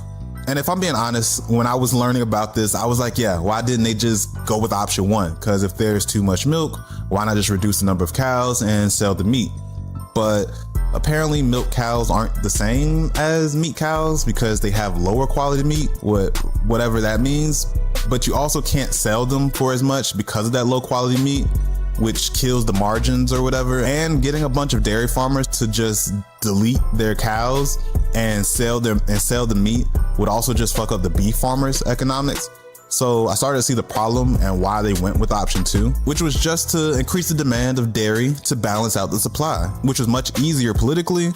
So that's what the government chose, to basically stabilize the dairy market by creating guaranteed buyers, similar to how the military was a guaranteed buyer. This is where schools come in. So let's zoom out for a minute. So the government had 2 issues at this time. First issue, 1/3 of Americans were unhealthy, which became a national security issue because if the trend continued to go up, America could end up with a population too weak to defend itself in the world of global power and influence. Second issue, farmers had too much supply and not enough demand, which would cause agricultural prices to collapse. And when prices drop below the cost of production, farmers can't make any money to cover their expenses like feed, equipment, land payments, and labor. This would push many farms into bankruptcy, which didn't just hurt farmers, it threatened entire rural economies that depended on agriculture. So to kill 2 birds with 1 stone, they decided to pass the National School Lunch Act. Makes sense. The reason milk was chosen instead of water was because it would help stabilize dairy farmers, and milk is packed with nutrients like calcium, protein, vitamin D. Providing milk in school was seen as a simple way to improve children's diets, stabilize the farming supply. But why do they have to make up that lie that milk make your bones strong? Why did they have to make up that lie? Because that was later debunked as a lie. So why did they lie to us, telling us that milk make our bones stronger and shit? You know how much milk I was drinking? All that milk I was drinking? Noodles, no packet. Cereal with the canned milk, the powder milk, no milk. Waffles, no syrup. Jelly, no jelly. Nothing. Oatmeal, no sugar. Oatmeal, no sugar. Nothing. I ate. How much canned milk, the powder milk, no milk, jelly, no syrup. How much milk I was drinking out here in these streets, man. All that milk I was drinking up, all that ice cream. All them ice cream, vanilla ice cream and chocolate ice cream and all that fucking milk I was drinking up, man. All that cheese I was eating, man, that government cheese. All that shit I was eating as a kid, man. Tell me that shit gonna make my bones stronger. It's gonna be, it's more healthy for your body. It's gonna make you grow big and strong. Lying ass motherfuckers. Demand and address the broader national concern that the population was becoming physically weaker. And that decision from the 1940s is the reason why we have milk in public schools today. Now, is milk being pushed in schools a good thing or a bad thing? So bad. It has a good side and a bad side. So the good side about milk being in schools is that it does have nutrition and it does help stabilize the dairy farmer. But the bad... It would make sense to push it like for breakfast if schools serve breakfast. Like, you know what I'm saying? Get you a cereal. Get you some cereal. Some cereal with some milk. You know what I'm saying? Get some cereal with some milk. That make a lot of sense. But fucking for lunch, to eat alongside with some mock chicken legs and some mashed potatoes with gravy and some vegetables? Hell no. Side of it is a few things. First, everybody can't drink milk, or at least shouldn't drink it because, you know, of being lactose intolerant. Drink. I got some milk. It's in the fridge. You gotta go get it. Yeah, no, I get some milk. Yeah, that's cool. I can go get some milk. Oh. Yeah, bro, you good in there? You alright? Huh? Yeah. I'm just using the bathroom. Bro, are you lactose intolerant? Are you a grown man and can't drink milk? A lot of people in America and in the world, if we're being honest, is lactose intolerant. Your likelihood of being lactose intolerant actually varies a lot by your ethnicity. Around 65 to 70% of African Americans, 90% of East Asians, 70 to 80% of Native Americans, and over 50% of many Latino populations experience lactose intolerance. Meanwhile, only about 5 to 15% of Europeans are actually lactose intolerant because dairy has been a major part of their diet for thousands of years, which can make the whole milk carton thing difficult for kids that is lactose intolerant to deal with while in school. And lastly, this increase in dairy production over the years in, you know, this unnatural way of getting as much milk as you can from as many cows as you can basically have created a climate control issue. Because since the 1940s, total milk production in the United States has more than tripled, even though the number of dairy farms has basically decreased. And this is thanks to our capitalistic structure that has removed a lot of family dairy farms for these huge dairy farming infrastructures, which modern dairy operations today produce far more milk per cow than farms did decades ago. But while this efficiency has helped make milk cheaper and more widely available, it also means much larger concentrations of cows in fewer places, which creates environmental issues. Because large dairy operations with all their cows generate enormous amounts of cow manure that can pollute waterways and soil if not properly managed. And dairy cows produce methane, a powerful greenhouse gas. And methane is important because it traps heat. So when industries like large-scale dairy farming produce a lot of methane, it can contribute to global warming and climate change. And, you know, global warming matters because when the climate changes, it affects almost everything we depend on, like our food systems, weather patterns, coastlines, and ecosystems. You know how like when wintertime comes and it feels colder than you remember, or where I'm at in the South, summers just feel way more hot than it was than I remember being a kid. It's a reason for this. It's because climate is changing.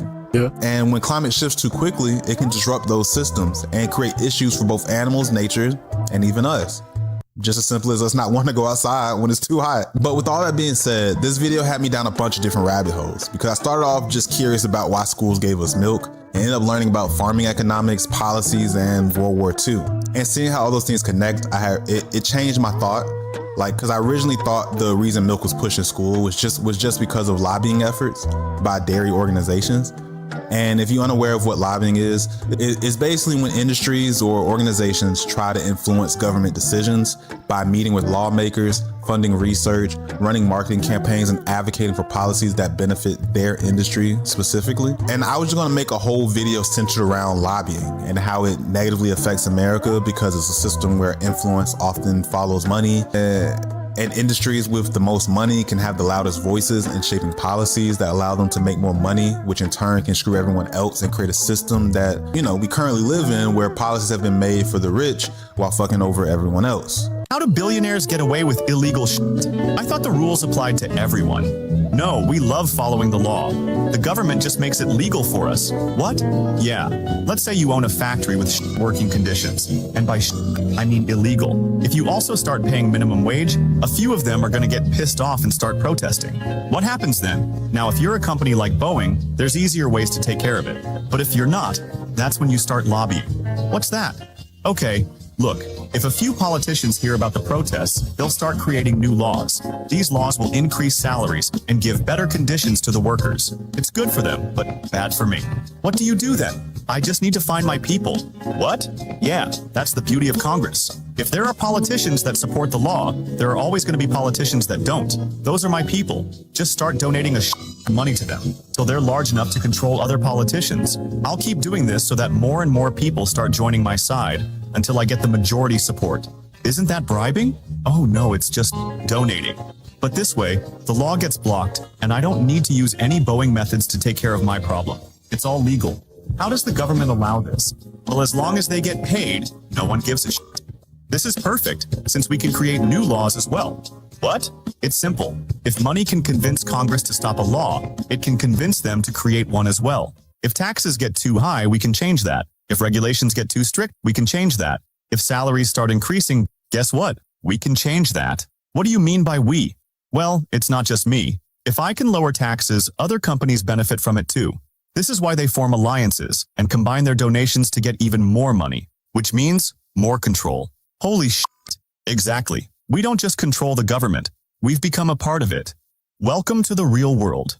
And I was ready to make a video on how that was the reason why milk was in school, but I realized it was much more to the story.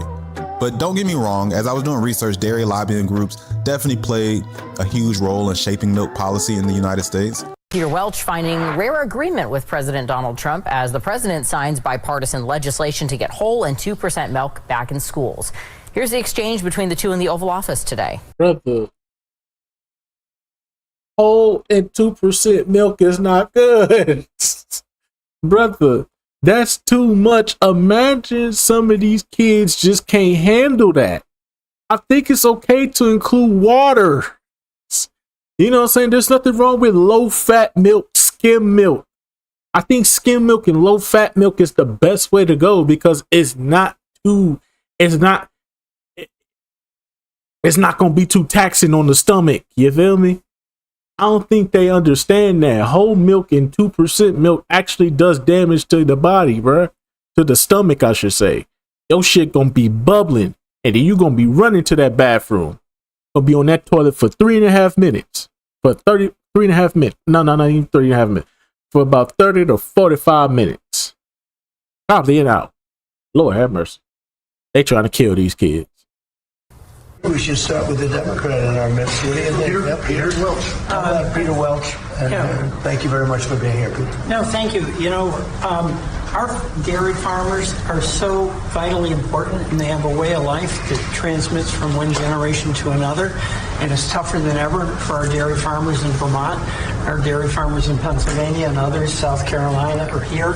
But they're the lifeblood of the community. Nobody works harder, and nobody does things that are better for our nutrition. And also for our kids. I'm in agreement. Welch co-sponsored the bill. The law reverses guidance from a decade ago and gives thousands of schools around the country the option to put whole milk back on the menu. Leaders say that will open new markets to Vermont dairy farmers. Organizations like the National Milk Producers Federation, the International Dairy Foods Association, and marketing programs like Milk Pep, which Milk Pep was responsible for the infamous Got Milk ad phase that went through. I remember in my childhood, it's fizzled out now, but it was a big thing back in the day. This was because of Milk Pep, which is a marketing program that's under these organizations as well. And come to find out, all of these groups have spent decades lobbying lawmakers and funding campaigns like Got Milk to increase milk consumption. Their goal was simple: keep demand high so dairy farmers and dairy companies can continue selling their product. And that created a lot of weird information and thoughts around milk in the zeitgeist, as I mentioned, to where people believe milk is probably more healthier than it is, or just drink it a lot more than needed, and don't understand that they can get their nutrients from other products that maybe agree with their stomach more. But I also had to take a step back when researching for this video because I realized I've been so ingrained in city life that I didn't know much of anything about farmers and how important they are, because they provide food for us, which, you know, we need to survive. I was to say, brother, they super important. And I know that sounds like duh, niggas, but exactly. When all you know about is getting food from grocery stores and restaurants, you can become disconnected from the process as a whole and the importance of farmers. So make sure to support your local farmers or whatever. But let me know your thoughts on this topic in the comments. Also tell me about any story you may have with public school milk or just public school lunch in general. Or if I missed anything, or if you have any thoughts that can add to the conversation, let's talk about it in the comments, and I'll see you in the next video. Alrighty, man, that's just gonna about do it for this one.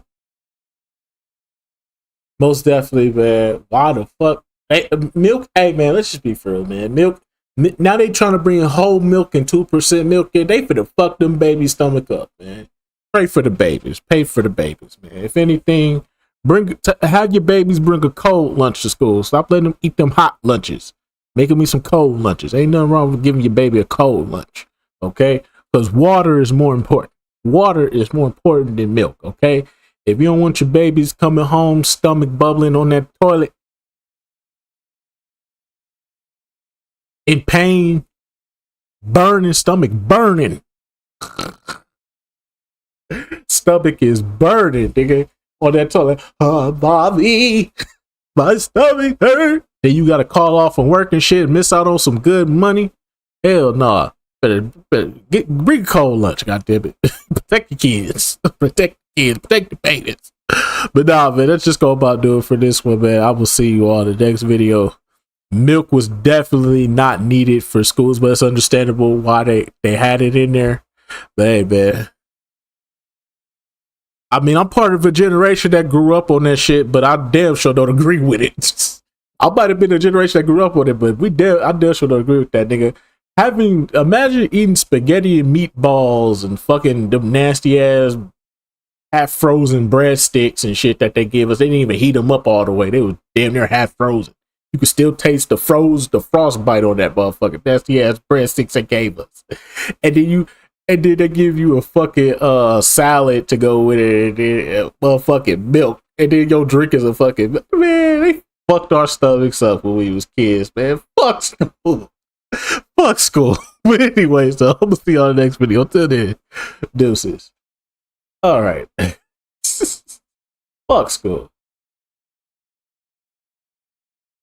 Oh man, let's get right into this. Financial means. Wait, we out.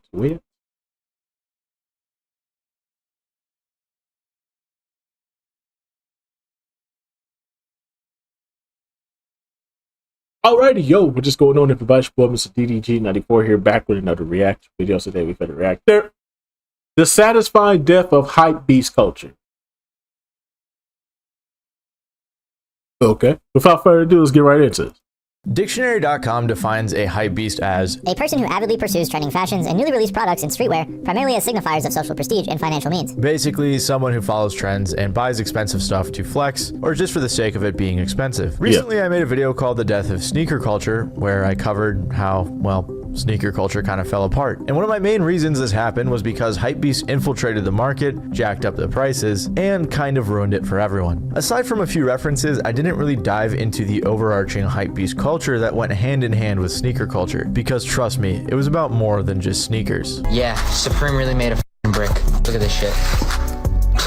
Apparently it would cost like $7 million to build an average size home with these.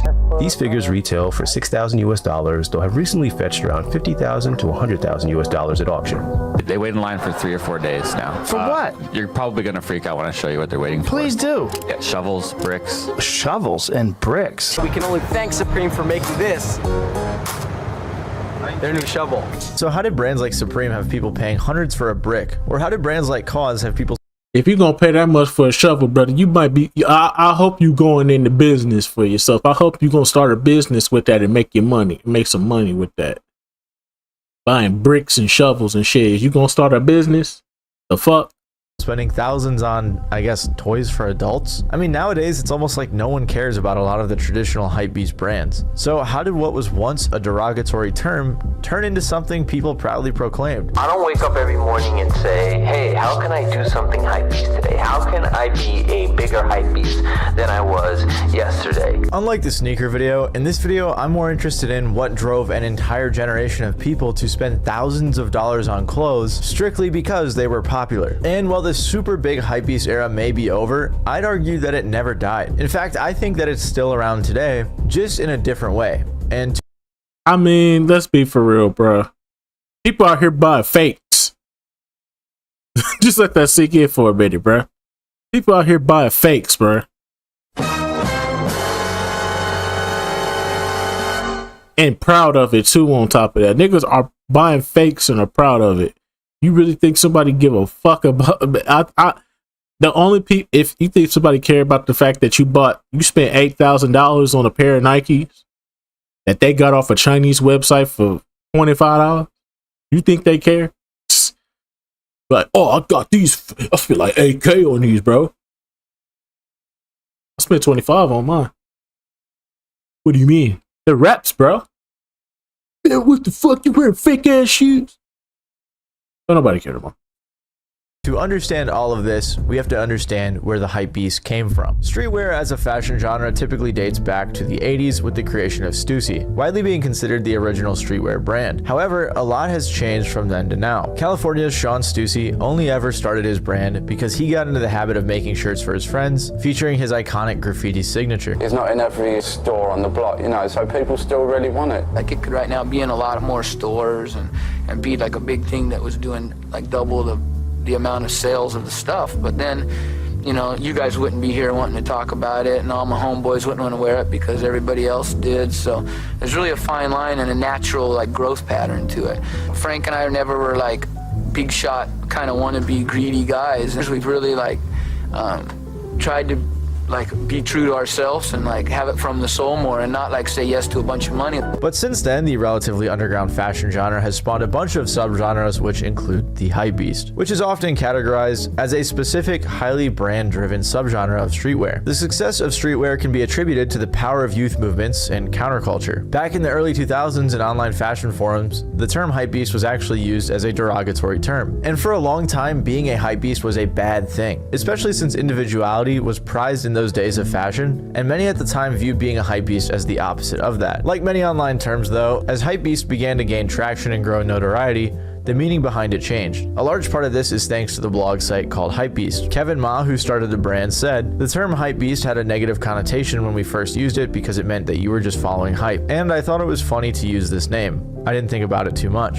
Nowadays, hypebeast can mean a lot of different things for different people, but this would continue to evolve. Remember Stussy? Well, they're not only one of the first streetwear brands, but they also played a major role in spawning some of the big brands we know and love today. And I'm not talking just subtle inspiration here. James Jebbia, the founder of Supreme, worked closely with Stussy before launching his own brand. From 1991 to 1994, James partnered with Sean Stussy to help run and establish the first Stussy store in New York City. He applied the tribe mentality and drop model learned at Stussy to build Supreme. When a lot of people think of the hypebeast era, Supreme is often the first and most iconic brand that comes to mind. What started as a small skate shop in New York became one of the most famous clothing brands in the world. However, at first it wasn't even a fashion label. It was a simple store made for skaters with a big open space in the middle so people could skate inside. The first collection stuck to the basics, including t-shirts, hoodies, and hats. It was nothing fancy, but it was very real to the skate culture of the time. And one of the smartest things Supreme did was keep their drops limited. By only releasing a small number of each item, things sold out quick, which made people want them even more. This concept helped create the sense of hype, leading to excitement and then even competition. Fans started lining up for hours and even days before new drops. Supreme made shopping feel like a game. You had to be quick,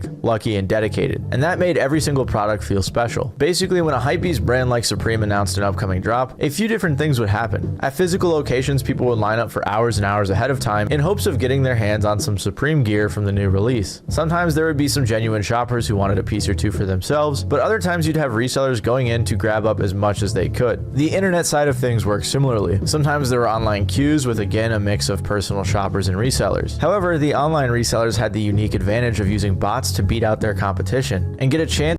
I never got the hype for Supreme. I never got it. I never got the hype for Supreme. Niggas was just wearing that shit. What was the other one? The other one that skateboarders used to rock. What was it called? Started with a T. I forgot. Had the flame. It had the flame font and then started with a T. I don't know. Y'all can figure it out for me. But yeah, I ain't fuck with that shit. To buy everything first. They also sometimes would pay people to wait in line for them, but bots were definitely a more common practice. Regardless, as time went on, the already exclusive merch became harder and harder to get at a reasonable price, which inevitably became a worse and worse problem as time went on for the community, and I'm sure you guys can see how this eventually became a major issue. But it wasn't just Supreme that was rapidly growing into the scene. Bape was another brand that started popping up everywhere with their iconic ape head logo. From its origins in the streets of Harajuku, Japan, to its global reign in the realm of streetwear, Bape has been a very successful brand. Founded in 1993 by Nigo, only had one pair of Bape, and that was some jogging pants. That was like some sweatpants from Bape. Some Bape sweatpants. That was it. That's all I ever had from them. And I don't even know if that shit was real. Because we got it from one of them hood shops. Them hood shops that used to sell designer. Or claim they sold designer. I don't even know if that shit was real. Bape crafted a unique fusion of hip-hop and fashion that captivated Shibuya's youth long before it gained mainstream recognition. And as hypebeast culture continued to go mainstream, so did Bape. A cult following rapidly grew into a worldwide phenomenon devoured by hypebeast consumers across the globe, which was ironic because the acronym Bape, which stands for a bathing ape, offered a satirical twist on the famous Japanese idiom, a bathing ape in lukewarm water, mocking the privileged youth and their excessive consumption of high fashion. But regardless of its original meaning, Nigo went from making just 50 shirts a week, with only half of them selling, to becoming one of the biggest hypebeast brands, all in a remarkably short span of time, and also following the exclusivity model. A model which many other hype brands capitalized on, including Palace, Fear of God, and notably a bunch of Virgil Abloh stuff like Off-White. From streetwear to luxury fashion, Virgil pretty much reshaped the industry as a whole. He first developed a following while working as a creative assistant for Kanye, then later founded the high-end clothing. RP to Virgil. RP to Virgil. Shout RP to a black brother that actually was moving, that was actually doing things in the fashion world on his own. Shout out to him. RP to that brother.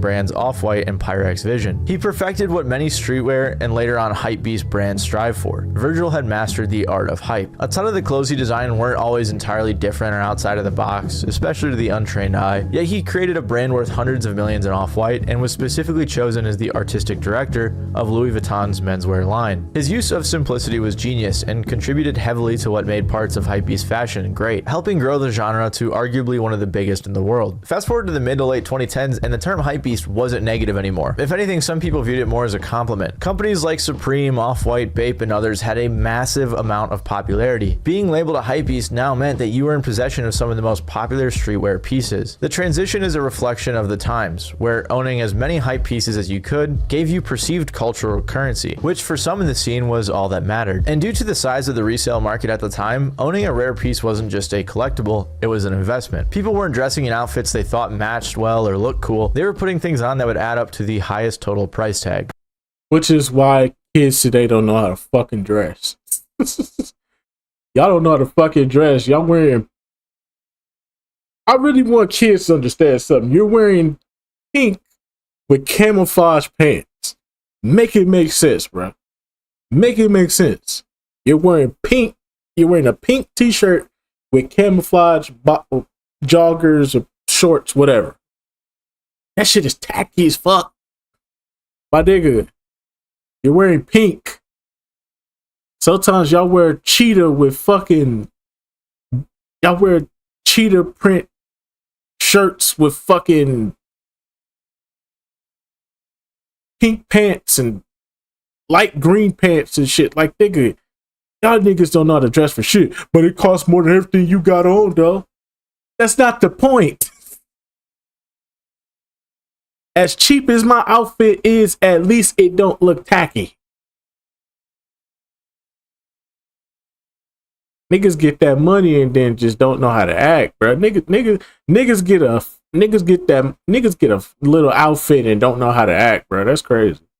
Canada Goose, Gore-Tex jacket, 1000. Look at this shit. Tacky. Tacky. Look at this. You have a red shirt on. Have a red hoodie with a green and black coat on with fur on the hood. Nigga, tacky.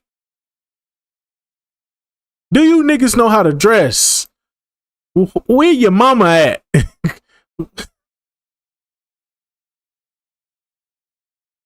Where is your mama at, boy? This shit is trash. Try! Supreme Louis Vuitton, too much, like 10,000. OVO t-shirt, 100. Calabasas pants, 150. Off-White Jordans, got scammed, still 1,500. So that's my favorite. And hold up. Louis Vuitton wallet, 800. Wait, why are you doing this accent? I just realized you weren't speaking like this. And this is where things started to get a little crazy. For the longest time, streetwear wasn't the mainstream style. That was until the hypebeasts came around, which are exactly what they sound like. People interested in certain brands just because there's a lot of hype surrounding them, only buying things following trends to appear cool or fashionable. And don't get me wrong, there was definitely some cool fashion that came from that era, but in general, there was definitely some major problems, especially considering that streetwear was originally made for the people and was now instead being made for the rich and the reseller. A massive part of the emergence and mainstreamification of the hypebeast style can be attributed to social media and the internet. Supreme began to get really popular. Then later on, during the hypebeast era's peak, you had every single SoundCloud rapper repping the brands, and then you also had the clout rappers too, you know, people like Lil Pump flexing everything. He had a Supreme bike, I think, or like a tricycle. On top of this, there's a bunch of influencers and creators that made being a hypebeast a major part of their... See, this is why I'm finna start wearing Sean John and FUBU and shit again. I'm telling you, bro. Y'all think I'm lying. I'm finna start rocking some fly-ass... Y'all gonna see me one day. I'm gonna just put that shit on. I'm gonna start taking pictures for the gram, bro. Y'all go see my FUBU fit. Y'all go see this FUBU platinum. I'm telling y'all, bro. Y'all finna see me in some of the flyest FUBU. Y'all gonna be like, you ain't got these though. You ain't got the FUBU platinum with the motherfucking Fat Albert on the back. You know what I'm saying? You ain't got the Fat Albert FUBU like me. You know what I'm saying? You got that Harlem Globetrotter FUBU like me now. I'm finna start rocking some of that fly ass shit. I'm finna have y'all niggas a goofy out here. Y'all wanna spend 10,000 on shit. Shit, I'm finna be flying in a motherfucker on niggas, boy. Then you know what else I'm gonna do? I'm gonna start rapping all the other brands that y'all didn't fuck with. I'm gonna start rocking Zoo York. Remember Zoo York? I'm gonna start rocking they shit too. Y'all gonna see me with that Zoo York? I'll talk about some, yeah, you ain't got these. It's that new shit. Their own personal brand. For example, think about Rice Gum and like everyone else in FaZe who at the time would be seen in something Supreme, Bape, or Off-White, or just Hypebeast merch in general. Nike collab, I think these are pretty expensive. 1,000. We are here in my closet and I have some explaining to do. As you guys all know, I live in like a $15 million house. All my clothes keeps getting $800. I'll just start from top to bottom. Yeezy Red Octobers, Fragment, White Nike. They're actually dirty because I actually wear them. Yeezys, more Yeezys, more Yeezys, more Yeezys. Off-White Air Maxes, and more Yeezy. Even FaZe's dad had his car wrapped in an Off-White branding. And there was even more direct people like Supreme Patty, who honestly might not have been the best representative for the brand, but regardless, he made it a part of his name and even tattooed it on his stomach. So I looked up on like the internet, like Instagram name generator. So it would like make you plug in like 7-8 words, blah blah, and then it had a list of them, and like that came up. Anyway, at this time, there was tons of other YouTubers like Blazendary or Kaisomar doing things like fit checks or talking about how expensive everyone's outfits were. And people like Kaisomar, for example, were proud to be a hypebeast. It was something they proudly admitted and represented. I don't wake up every morning and say, hey, how can I do something hypebeast today? How can I be a bigger hypebeast than I was yesterday? It's just the perfect word to sum up how I like to buy things, like the type of stuff I like to buy things. Like, this is the perfect word. It just works. But I feel like it's time to move on. I feel like the hypebeast era is, it sounds weird, but it's not cool anymore. Also, I forgot to mention him in the sneaker video, but Brad Hall was the best sneaker / hype YouTuber there was. And I don't know what he's up to nowadays, but I hope he's doing well. I think the shirt I'm wearing is perfect for it, so I'm gonna go with that. So that's my perfect outfit. I hope to see a lot of other people wearing exactly this. I will, because it's a really good look. But hypebeast fashion wasn't limited to just musicians or influencers. Pretty much everyone that could get their hands on it was wearing it. And all this big name representation led to a ton of momentum in the culture. Supreme started collaborating with other big brands like Nike, North Face, Louis Vuitton, and even Oreo for some reason. These connections and others like them helped expand Supreme and the entire hypebeast genre into the mainstream. Instead of being a niche subculture in the skating community, hypebeast brands were seemingly everywhere. And this is when hypebeast fashion as a genre really took its form as a distinct style. This is when I think streetwear got Pinterestified and diversified. What I mean by this is that before the mid-2010s, the idea of styling at the height of hypebeast fashion was pretty non-existent. You might disagree with me and think that your outfit from 2016, where you combined a Supreme BOGO t-shirt, some ripped jeans and Yeezys, was a very well thought out stylistic expression of your individuality. Bro, you can do this with a basic white tee, some basic ripped jeans, and any other pair of shoes. Or whatever, but at least the way I remembered that era is that the most revered outfits were either ones made up of matching clothes from the same drop, you know, Gully Guy Leo core, or just dress like this. If you gonna go out like this, man, dress like this, man. Wear the whole set piece, bro.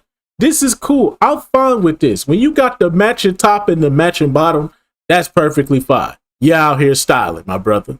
You out here styling, my brother. I don't mind them. Matching top, matching bottom, always a good fit. But it's when y'all just start putting shit together because it's the most expensive thing in your closet. Fuck out of here. Piling on as much expensive loud clothes as possible, the modern hypebeast. By definition, hypebeast as a term doesn't directly refer to this particular style or era of fashion, and in fact, It basically means someone who buys into a lot of trends and usually uses this to flaunt their wealth or status. I'm sure you can see why that's a little problematic for the fashion community. The Oreo collab was a sign of how ridiculous things were getting. Like I said in the intro, people were buying bricks, toys, even shovels, and I bet they didn't even use them for yard work. And you also had everyone buying those clout goggles. Like, this fashion trend got pretty ridiculous. Some stuff from Kith Streets, like, I ain't gonna lie, when they started putting out them clout glasses, boy, that was probably the most irritating. That was probably the most irritating time to be out and about, bro. Because everybody had them shits. It was like, bro, them shits was super annoying to see. the milk bottle, the cereal, the napkins, all that cool stuff. And then down here is my Coca-Cola Bape Frisbee.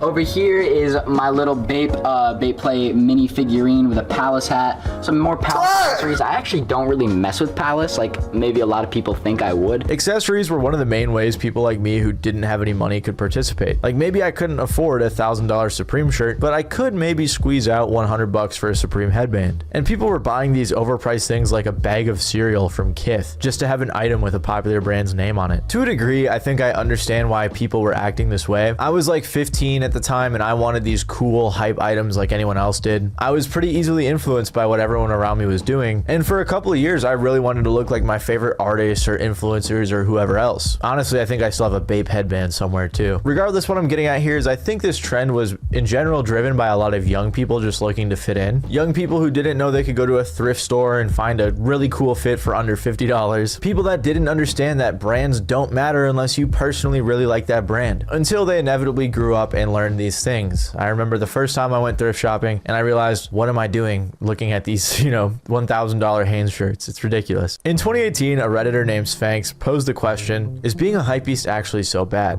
Another named Scourge responded saying, if you're waiting in line and pay outrageous prices for things that brands tell you that you need to have in order to stay relevant while actually having no personal style of your own, then yes, I'd say it's a bad thing. In response, Sphinx said, yeah, that's my point. It's a derogatory term. So if the nature of streetwear is to not give a f and wear whatever you want, then what's wrong with being a hypebeast? And then Scourge made a great point saying, the nature of streetwear isn't to not give a f about what you wear, it's about counterculture and being creative about what you wear, rather than adhering to a MFA uniform, which all flies in the face of worshiping a brand just so you can show off hype clothes. This back and forth really explains the mindset that a lot of hypebeasts had and the mindset that a lot of anti-hypebeasts had. For example, remember the original meaning of Bape that I mentioned earlier, which mocks the privileged youth and their excessive consumption of high fashion? While this may not apply 100% to every streetwear/hypebeast brand, in general, I think it encompasses the counterculture vibes that a ton of these brands were built on. And it's hard to be counterculture when you've now become the mainstream culture. But it's not like becoming popular in itself ruined the booming fashion subgenre. If anything, that statement at surface level couldn't be further from the truth. However, it's the newer members of the community that really ended up being the ones that heard it. A lot of young people in particular got into hypebeast fashion, not for the fashion part, but for the hypebeast part. They didn't care about what styles actually looked good, they just cared about how much their fit cost. It is undisputed that the younger generation is generally more prone to impulsive decisions and swings of emotions than the older population. Hypebeast brands like Supreme exploits this specific characteristic of the audience to ramp up their sales. This caused a lot of issues like terrible fits, scarcity beyond its original intention, and of course,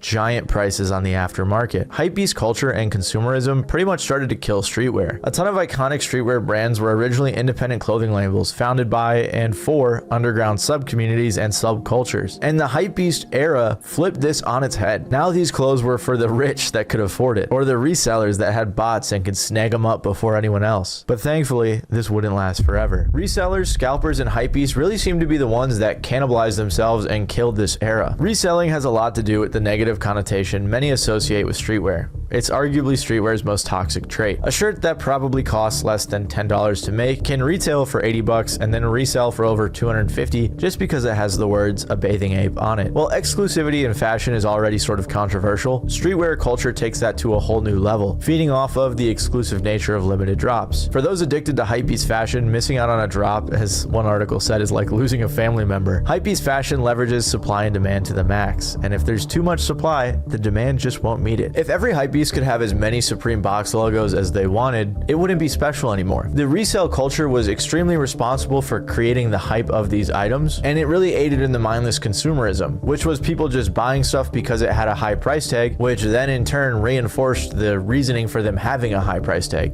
if you know what I mean. It's like Ouroboros, which really sucks for someone with a genuine interest in a product or even just the brand's message, since they'll be unable to get what they want at a fair price, all because someone who's only looking to turn a profit has already beaten them to buying it. As a result, pieces cost an insane amount of money that so many people who want to be a part of the culture just don't have. And for many of those who can't afford it or don't care about the purpose of streetwear, instead of valuing a clothing item by how it looks or how they can style it, it's valued solely by how rare it is, or especially how much it costs. In sneakers, this was always a thing, looking for that rare version no one else had. But at least in the beginning, it wasn't about spending more money, it was about knowing your shit, about having connections, about digging through old sporting goods stores. Another piece of the puzzle is the fact that Supreme in particular was purchased by VF Corp in 2020. A lot of people attribute part of the death of the hypebeast culture to this acquisition. They opened a lot more stores after this acquisition and even allegedly changed production from their traditional higher quality Canadian manufacturers to sourcing a bit more from some lower quality producers in China, but I'm not entirely sure how accurate that part is. Regardless, there was a decline in Supreme's revenue in 2023, and it's even being reported that VF Corp wants to sell, so they might not have managed Supreme the best. And while many have argued that the hypebeast era is dead, like I sort of suggested earlier, I don't think that's entirely the case. The hypebeast era, trend, and fashion style of the mid to late 2010s is dead for sure. But the general sentiment of being a hypebeast, in my opinion, is far from gone. In fact, it's always been here, and I think it always will be. Many fans of fashion seem to have grown out of certain brands like Supreme, Bape, and Off-White. Although don't get me wrong, it may not be their mainstay anymore, but a ton of yesterday's hypebeasts will still get stirred up over a new or interesting Supreme collab, like that Spider-Man one I just saw floating around. By the start of the 2020s, I think people got a bit sick of just having all the gear and no idea, and wanted their outfits to say a little more than just I have something you don't, or I have more money than you. This is around the time I think hypebeasts started to diversify into different areas of fashion. Some people switched out the Bape hoodies for Stussy 8-ball fleeces and started to favor Birkenstock Bostons over Yeezys, and essentially began TikTok micro trend hopping. But now at least there was some attempt to style an outfit, even if it was just the sandwich method or exclusively wearing earth tones. However, nowadays it seems popular streetwear fashion has shifted away from super flamboyant colors to more minimalistic and neutral tones. And a big thanks for that goes to Kanye, amongst others like Cardi, who have popularized the Rick Owens and Chrome Hearts almost modern gothic type style. These are kind of what you could call today's hypebeast brands. Obviously though, it's a significantly different industry around it. Chris Black, a brand consultant and co-host of the podcast How Long Gone, says, "I think that streetwear being a relatively affordable way to participate in consumerism as a young person is kind of what will keep it alive." He added on explaining that the community, well different from the hypebeast era, continues to rally shoppers. That sense of belonging guarantees that brands like Supreme and other newcomers like Fear of God Essentials will continue to succeed regardless of the era that we're in. I mean, even Labubus could be considered a hypebeast item since everyone was buying them pretty much just because they were popular. The hypebeast in its truest sense will never die, as there will always be people who want to dress like, look like, and flex like everyone else on the internet. A lot of people force it instead of just being themselves, and that's just the way life goes. If you're curious what happened to the sneaker industry in specific, and a few of the attributes that aided in killing hypebeast culture a little more in depth than I went in this video, make sure to click the video that's on screen. Alrighty, that's just gonna about do it for this one, most definitely, man. Like I said, I've never got into the hypebeast era. I never found anything that they championed to be worthy of my dollar. Not because I couldn't afford it. Well, that has somewhat to do with it, but for the most part, not because I couldn't afford it, but because it's like, nigga, I refuse to pay $150 for a fucking t-shirt. $150 for a t-shirt is egregious. One t-shirt, $150. I could go to the gas station and get a pack of t-shirts for like $10. I'm good, Chief. I'm good. But anyways, though,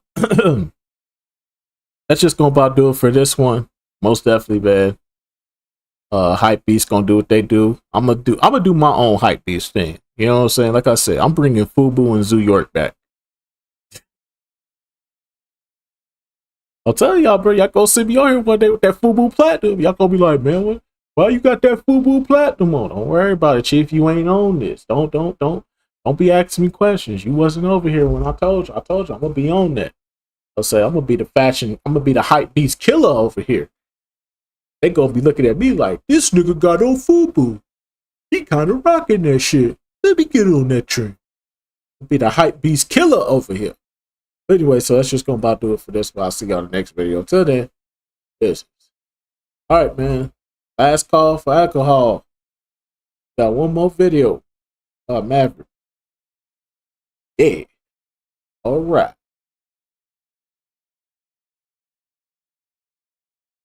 Oh, we can leave.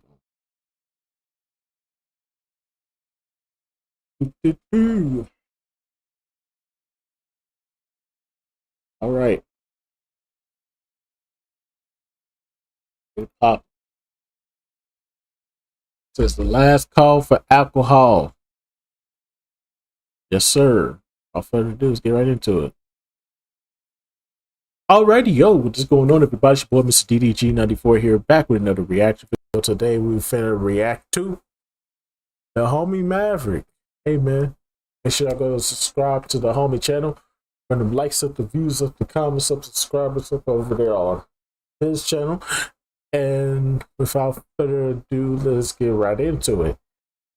This is the most underrated matches of every WrestleMania since 2000.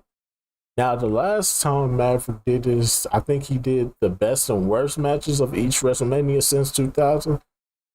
So, yeah, this should be an interesting one. Without further ado, let's get right into it. What's going on, unit? Welcome back to the channel. It's your boy Maverick bringing you back to yet another list video. Today, we're going to talk about the most underrated matches of every WrestleMania since 2000. I figure since we are about a weekend away from WrestleMania, less than a week, actually, at the time I'm recording this. I might do a playoff and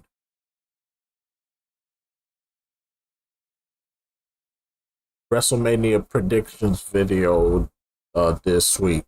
So yeah, keep your eyes on that one. We are going to celebrate yet another year of WrestleMania by looking at past manias. You know what I'm saying? So we're gonna try to blitz through this as fast as we can, because I know I can get long-winded when I can talk about these, and we got a lot of material to cover because we're doing every single one since 2000. So that's over 25 years worth of WrestleManias we're about to witness come next weekend. So, but yeah, man, if you're new here, don't forget to subscribe. You know, it's free to join the E-Unit. Without further ado, let's get right into it. Remember, make your own list if you disagree. For WrestleMania 16, aka WrestleMania 2000, the most underrated match on here is the two-fall triple threat match for the European and Intercontinental Championships between Kurt Angle, Chris Benoit. I agree. This is super underrated. Super underrated. Even with Mr. CTE, man, super underrated. Wow, and Chris Jericho. And I feel like this match doesn't get enough shine because of what card it's on, but for the amount of ring work that these guys did throughout this triple threat match, man, phenomenal stuff.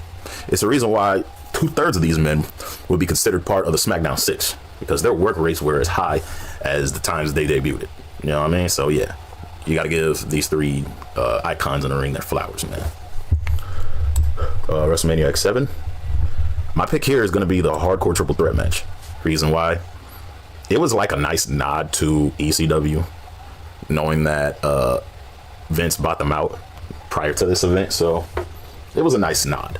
Plus, a lot of spots like this, freaking amazing. The lights almost went out in the arena because of this match. And then one of my favorite spots was when Big Show had Kane by the throat, and then Kane just ripped Big Show's throat, and Big Show's eyes went up, like the look on Big Show's face.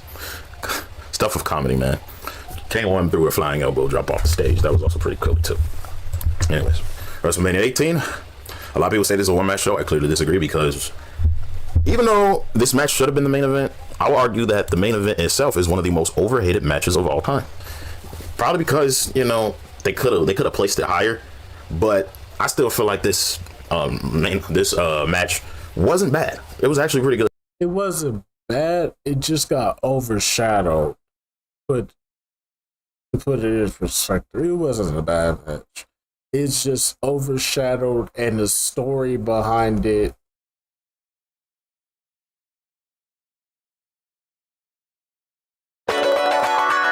ass.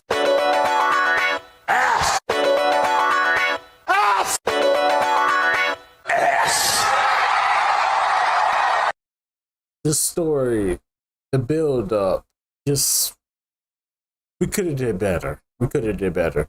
Jericho had so much good momentum going into WrestleMania. He beat Rock, he beat Austin. Now he's going into WrestleMania as a champ. You got Triple H as his opponent. Okay, cool. What was the purpose of Stephanie? What was the purpose of Stephanie?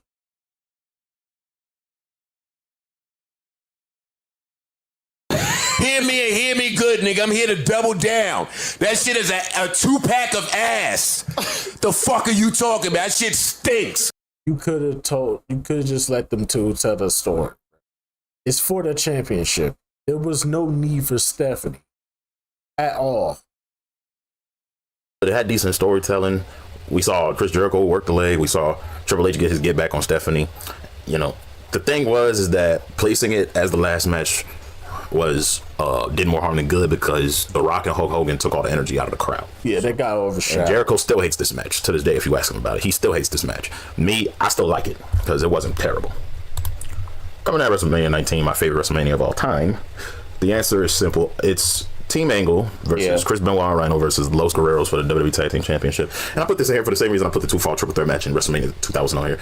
It has a pretty great work rate, you know, if you want to get down to it. Not much storyline outside of just competition amongst three SmackDown tag teams, and it's thrown together as randomly as I felt Benoit and Rhino was. They still did pretty good here, especially those 2 goals at the end of the match by Rhino.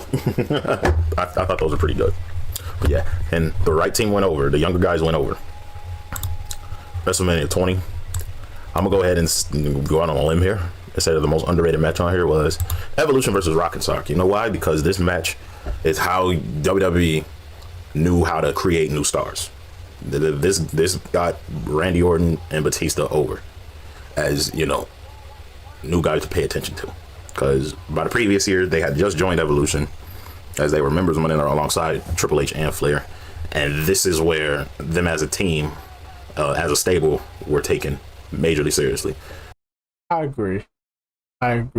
Even though this would be considered The Rock's last match of what would be considered his peak or prime, whichever one. I will admit that this was a great way to put Randy and Batista over. Also, fun fact, Randy Orton was the Intercontinental Champion around this time. Triple H was the World Heavyweight. It would get to a point where all 4 of them would have the 4 main titles on Raw. Batista and Flair having no tag titles, Orton having the Intercontinental belt, and Triple H having the World Heavyweight title. And Mick Foley doing the job in front of his home crowd at WrestleMania alongside The Rock is how you build stars. You get people who are already established like Mick Foley and The Rock to put over these younger guys. But yeah, great match too. Great match. WrestleMania 21. I'd be remiss if I didn't say that out of everything on here, the opening match between Eddie Guerrero and Rey Mysterio is the most underrated. I feel like, you know, a lot of the what's on this card gets overshadowed by the 2 main events in Shawn Michaels versus Kurt Angle and Undertaker versus Orton, yeah, I was about to say, I mean, if we talking underrated, it's kind of tough because I ain't gonna lie, WrestleMania 21 was fire, bruh. Fire. Like, Batista versus Triple H, that was pretty good. Now, John Cena versus JBL, that was, it's only one way I can describe it. See how high he is. Yep. We don't have a replay, but I just don't know what to make of it. But Randy Orton versus Undertaker, fire. Kurt Angle versus Shawn Michaels, the best match on that card. But this right here was good too. First Money in the Bank match, but I feel like this set the tone for that great event that was WrestleMania 21. Because WrestleMania 21 was one of the best.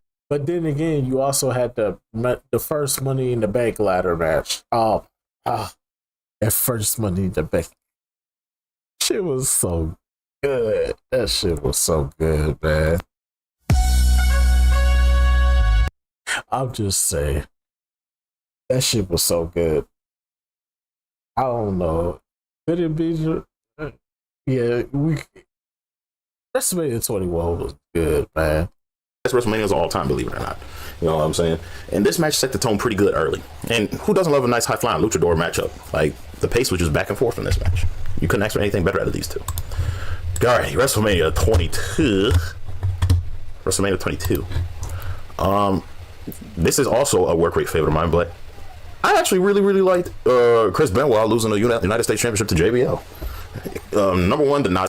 Forgot that match. I forgot that match. Yeah, I can't. I listen.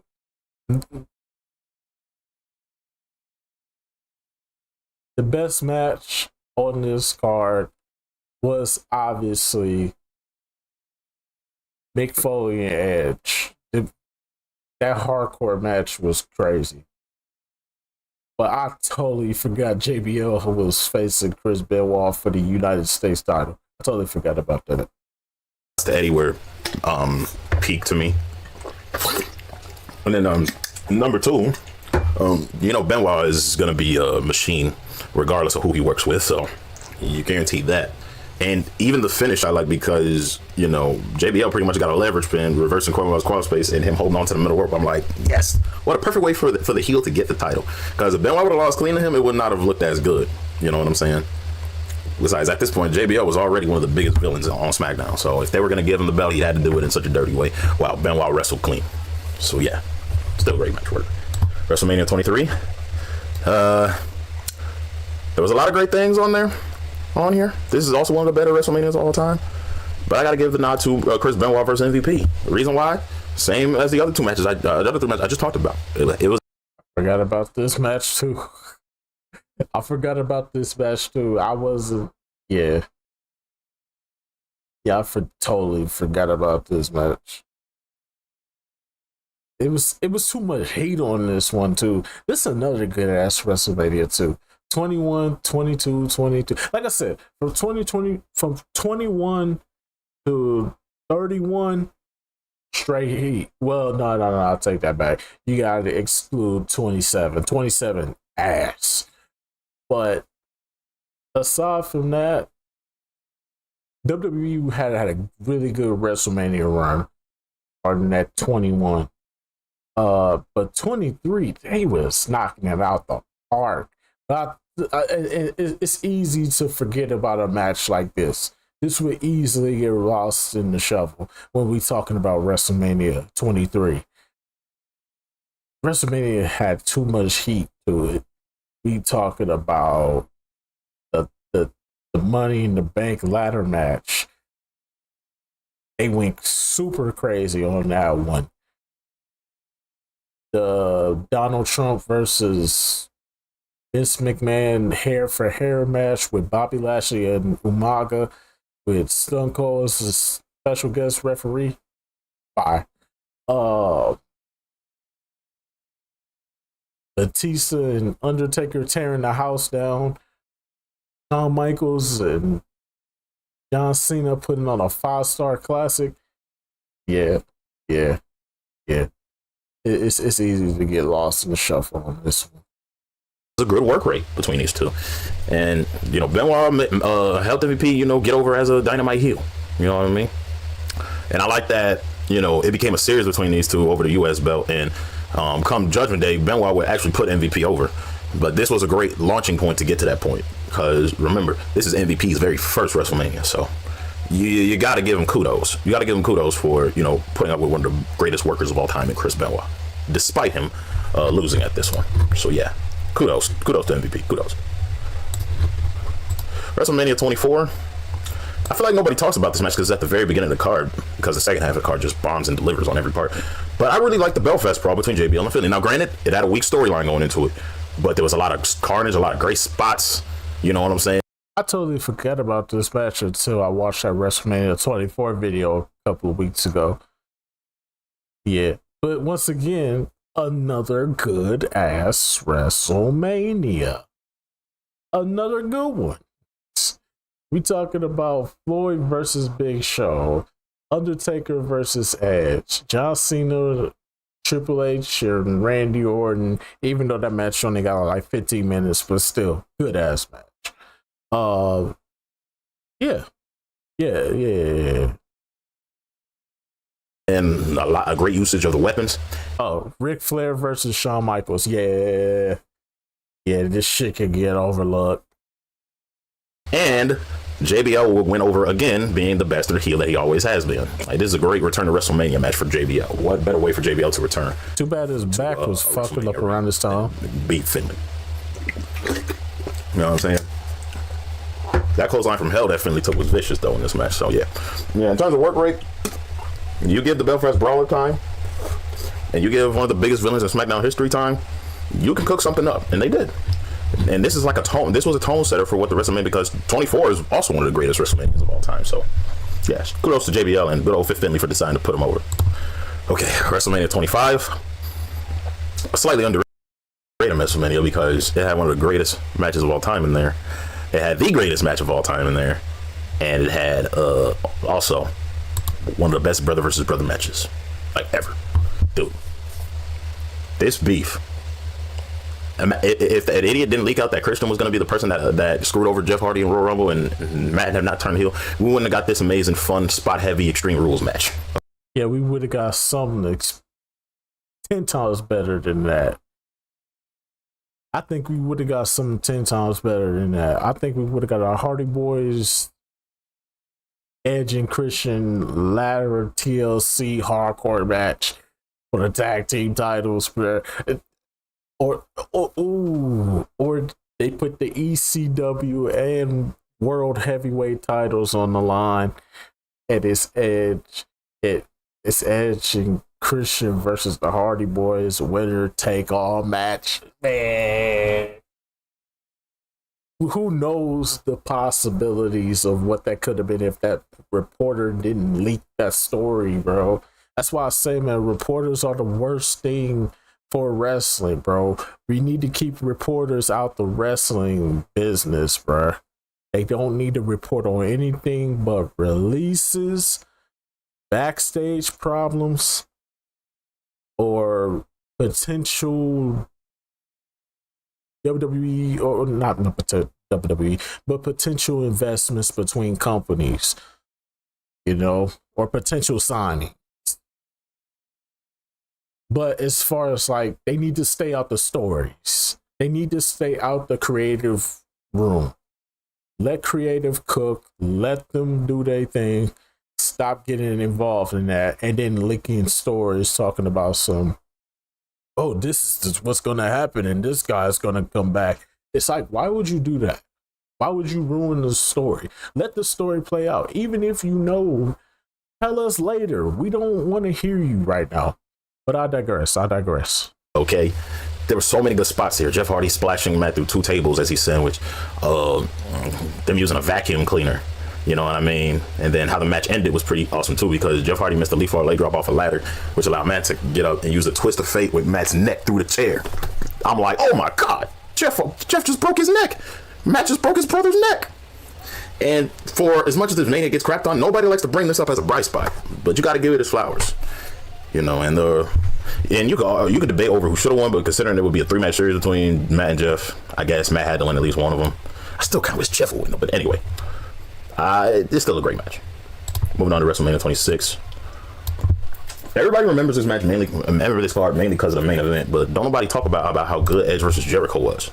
Was the finish sloppy? Sure, but they made up for it by having Edge spear Jericho through the barricade. So that it was the blood feud deep in the championship, but this had been the first time I'd ever cheered for Edge at any WrestleMania. Because at this point he was over as a babyface. He had just got done having Achilles surgery and he came back in the Royal Rumble. And did it feel disappointing to see him lose to Jericho? I was low-key rooting for Jericho. I kind of wanted to, I ain't forget. I was one of them few people that I didn't forget. Okay, I ain't forget what Edge did in the past. I was like, hell no. What you did to Cena, what you did to Taker, what you did to Batista, hell no. Let's go, Jericho. Come on, Jericho. I was rooting my ass off for Jericho, man. Fuck out of here. Hell no. Edge, I ain't forget shit. He's here. You think you know me? Man, no. No. No. Yeah, keep getting away with it. You can't keep getting away with it! You can't keep getting away with it! He won't. Jericho at this, of course, sure. But that lick back that he had at the end because he got screwed. And then the work rate throughout the match was pretty damn good too. Like, you put Edge and Jericho in the ring, they're not going to disappoint you. So yeah, man. Great story and great match. WrestleMania 27, I know this is one. None, nada, none. No underrated, none. None.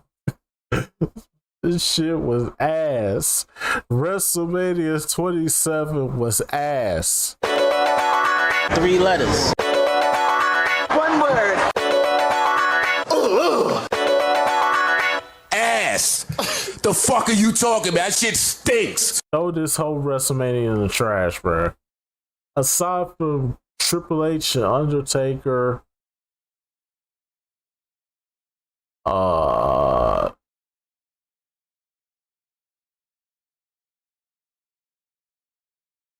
Randy and Cody, I guess. Not Randy and Cody, but Randy and CM Punk, I guess. Throw the whole rest of their WrestleMania away, bro. This is arguably the worst WrestleMania of all time, but for what it was worth, the most underrated match is Randy Orton versus CM Punk. Mainly because the work rate and the semi-storytelling that they told by having Randy Orton's punting leg give out on him. And I also love how this match ended. This match had one of the best RKOs ever. When CM Punk springboarded off the ropes and Randy Orton caught him. Great finish.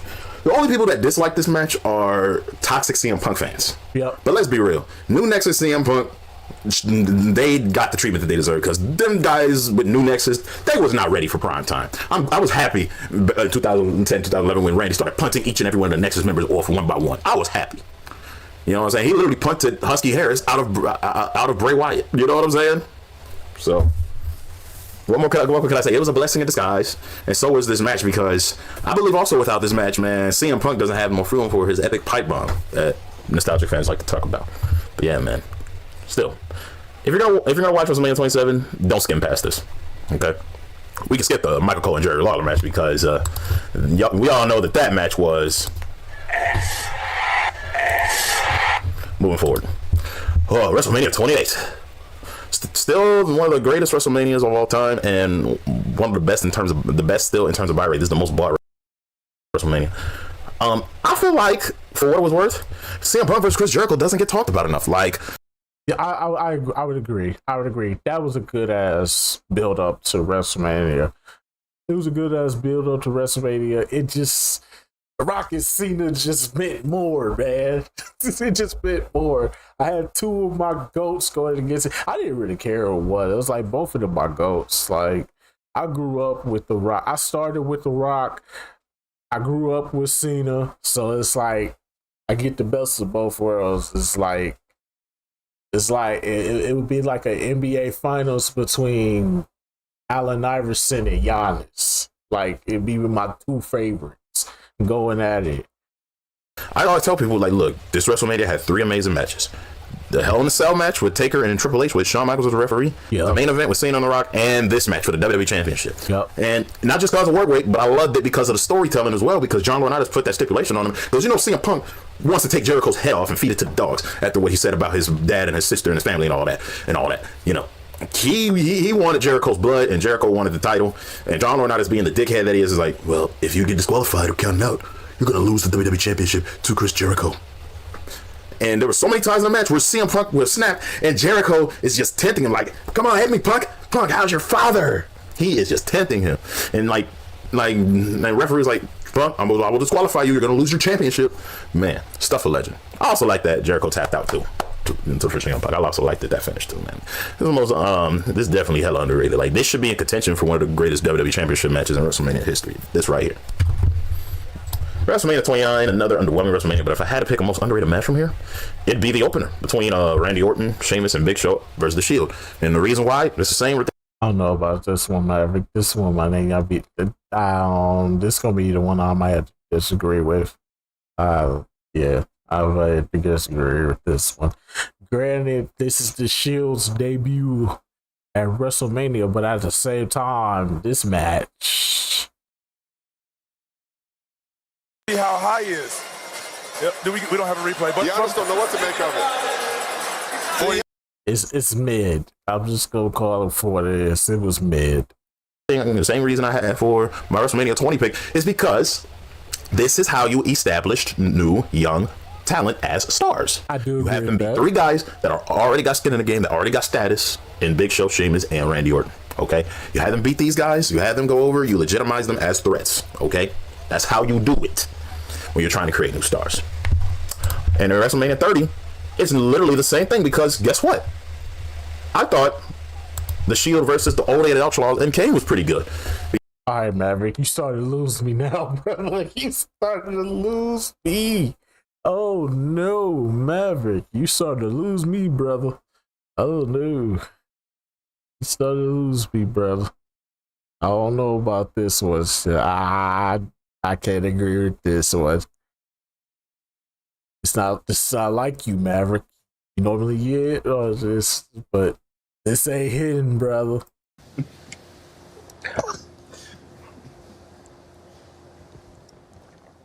You having an unnatural allegiance to losers is not like you. It's not like you, Maverick. This was it. I'm sorry. This was it. Okay, look, at this point, the Shield was dominant, bro. We knew the Shield was dominant. This did nothing for them. Nothing. This is arguably one of the most what's what I would look for? One of the most unimportant matches to the Shield ever. Nobody gives this match any type of in the Shield lore.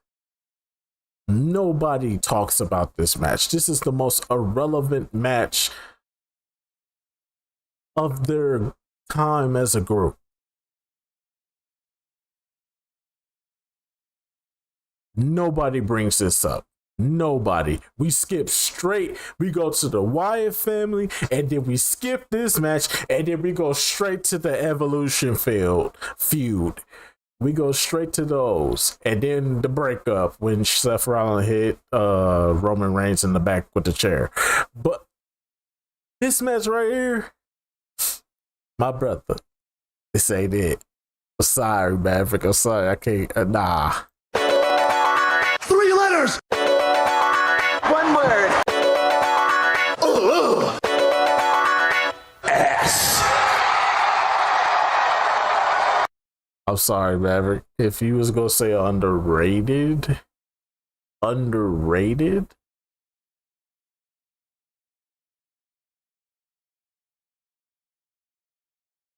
think it was. Yeah. Underrated, I would go Cena and Bray Wyatt. Hands down, I would go Cena and Bray Wyatt. That's underrated. This match, nah. You know why? Because the right people got over. This is how you establish the stars, the future young stars in the Shield. They needed to look unstoppable. And as a result of this, as a result of these 2 stellar performances in Manias, one of them would go on the main event, 2 of them would go on the main event in Mania. The other would have a decent main event run in I think 2017, even though he got criticized for it, but still. And you produce arguably one of the greatest of all time through good programming like this. This was great. This match may not be as memorable, but it was great booking for the Shield. It was great booking. WrestleMania 31. You know what else was great booking, but doesn't get talked about? The last great WrestleMania they did for a while. Not a lot. I really love Cena versus Rusev. Yeah, I was gonna say this would be the one. Because if this doesn't happen, if John Cena doesn't beat Rusev for the United States Championship here, we don't get that amazing stretch of John Cena's United States Championship open challenge matches that we would get every single Monday Night Raw. Up until maybe like 2016 when he would get moved to SmackDown. And a lot of people say, you know, Cena had to go to the show, but nah, he used the United States Championship to put a lot of guys over, including Kevin Owens, including Seth Rollins. I gotta give Cena his props, man. I gotta get Sam's right. He really is the GOAT. He really is the GOAT. Anyway. Plus, nobody was really liking Rusev like that anyway because of the language barrier. But anyway, WrestleMania 32 is another WrestleMania. This where the downfall happened. Wasn't super bad.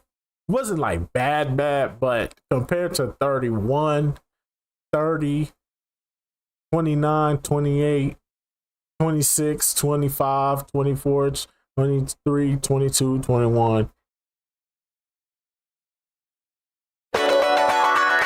Ass. Ass. Ass. I'm so sorry. We gotta call it for what it is. Ass. And it gets crapped on because a lot of the meat of the card is iffy.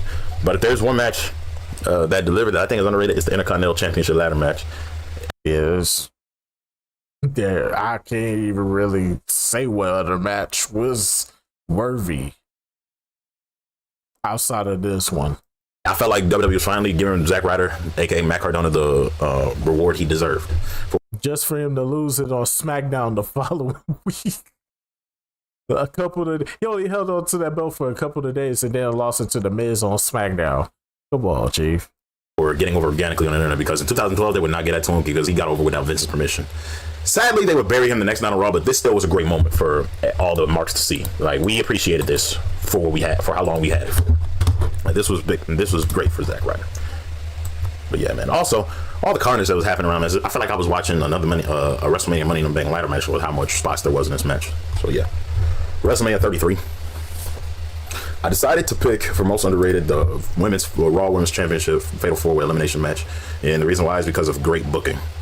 I felt like Bayley going over was the right choice here because she was new. You had to legitimize her as a main event threat on a championship level, and she delivered in this match. She delivered. Plus, Nia Jax looked dominant because it took all three women pinning her to get her eliminated. And then Charlotte and Sasha is Charlotte and Sasha. But yeah, y'all get it. Yeah, I like this match in terms of work rate. Now, was 33 one of the best main events of all time? Nah. It was good, but not one of the best all time. Like, not top 10, but still. There are some matches that don't get talked about that delivered, and this was one of them. WrestleMania 34. You know what other match match on this card that doesn't get talked about that I felt was pretty good? Because 34 was another pretty missable Mania, but you know it wasn't missable? Daniel Bryan and Shane McMahon versus Sami KO. I thought this was the story between them was well good because this was definitely a good match. I was gonna say when the Hardy Boys returned for that tag team match, I thought that was gonna be the one, but okay.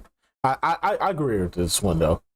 Sami KO had been attacking people and trying to get on rosters and all that, and Daniel Bryan and Shane McMahon, who were the owner and GM of SmackDown, I feel like them allowing them to compete for a roster spot pretty much gave their story a lot of meat.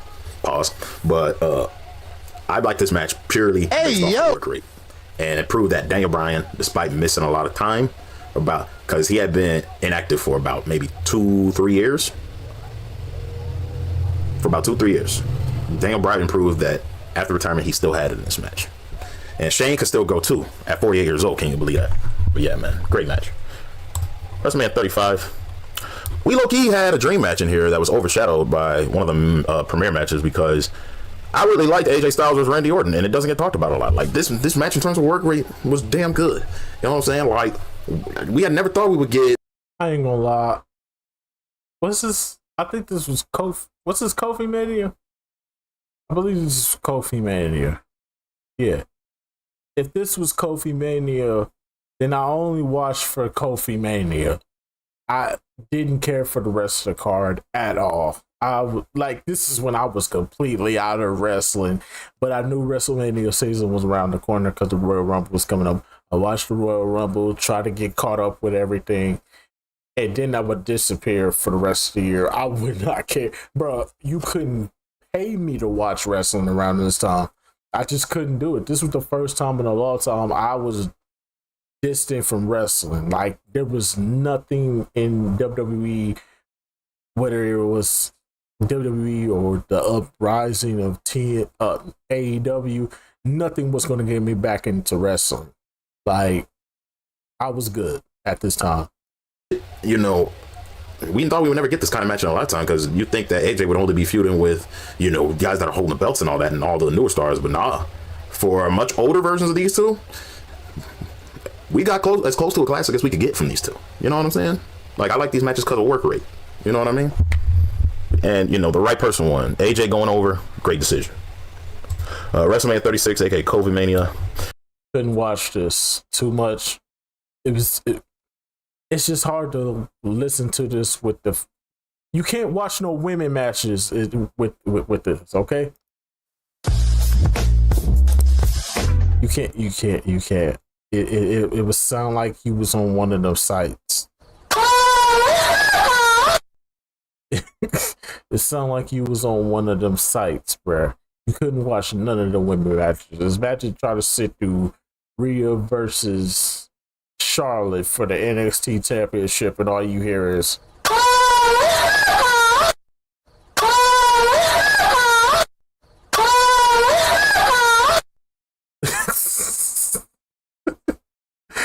I couldn't watch it, bruh. I was like, nah, I'm good. I still won't watch it.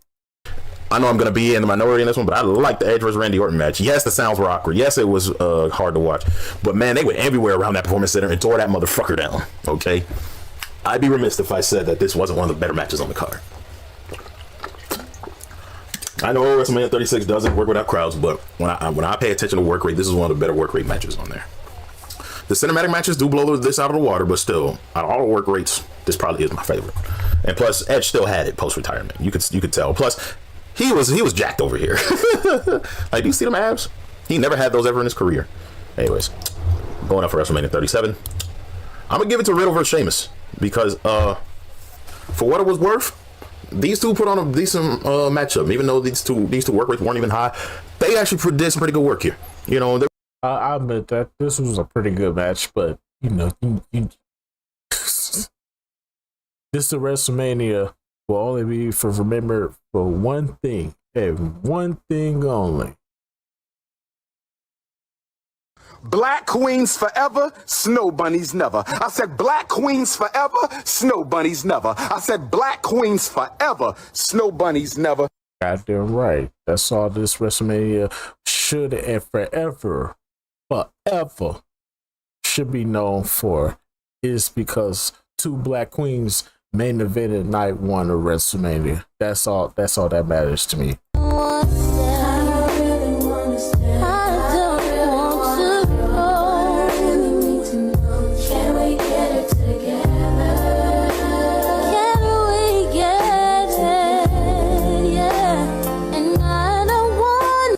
That's all that mattered to me. There were some decent spots from Riddle, like this, what you're seeing, where he flies all over Sheamus, and then even how it ended when Sheamus bro kicked him while Riddle was upside down. That was good. Sheamus going over as the U.S. champion. To be honest, it was a win-win regardless of who won. You know what I'm saying? But it definitely breathed some new life into Sheamus's career, because Sheamus hadn't been really on shit since the League of Nations fell out, and you know his other stables fell out with who was it? With Cesaro in the bar. So it was nice to welcome him back to the singles division by capturing the United States title here. So yeah, great match. The most underrated match of WrestleMania 38 for me, it's I admit it was a hard decision because there were three matches in my mind. But if I had to pick only one, I'd have to give it to the women Fatal 4-Way for the women's tag team titles.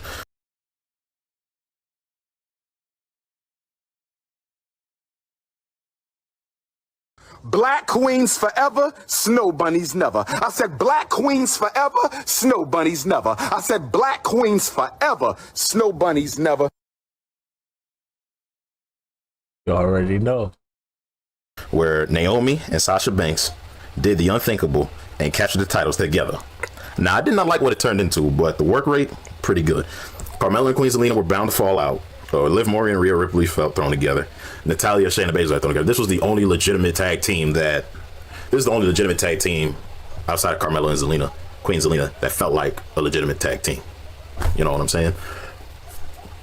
I just wish that if Sasha didn't get her panties in a bunch, their title reign would have lasted way longer and they wouldn't have vacated the belts. You know what I'm saying? But yeah, for the amount of work that the 4 teams were up to, I still was pretty impressed. And the right team won. Anyways, WrestleMania 39. I'm gonna give the females some more shine on this because I think the most underrated match is Damage Control versus Trish Stratus and Becky Lynch. Now, I'm gonna say this: one of the most,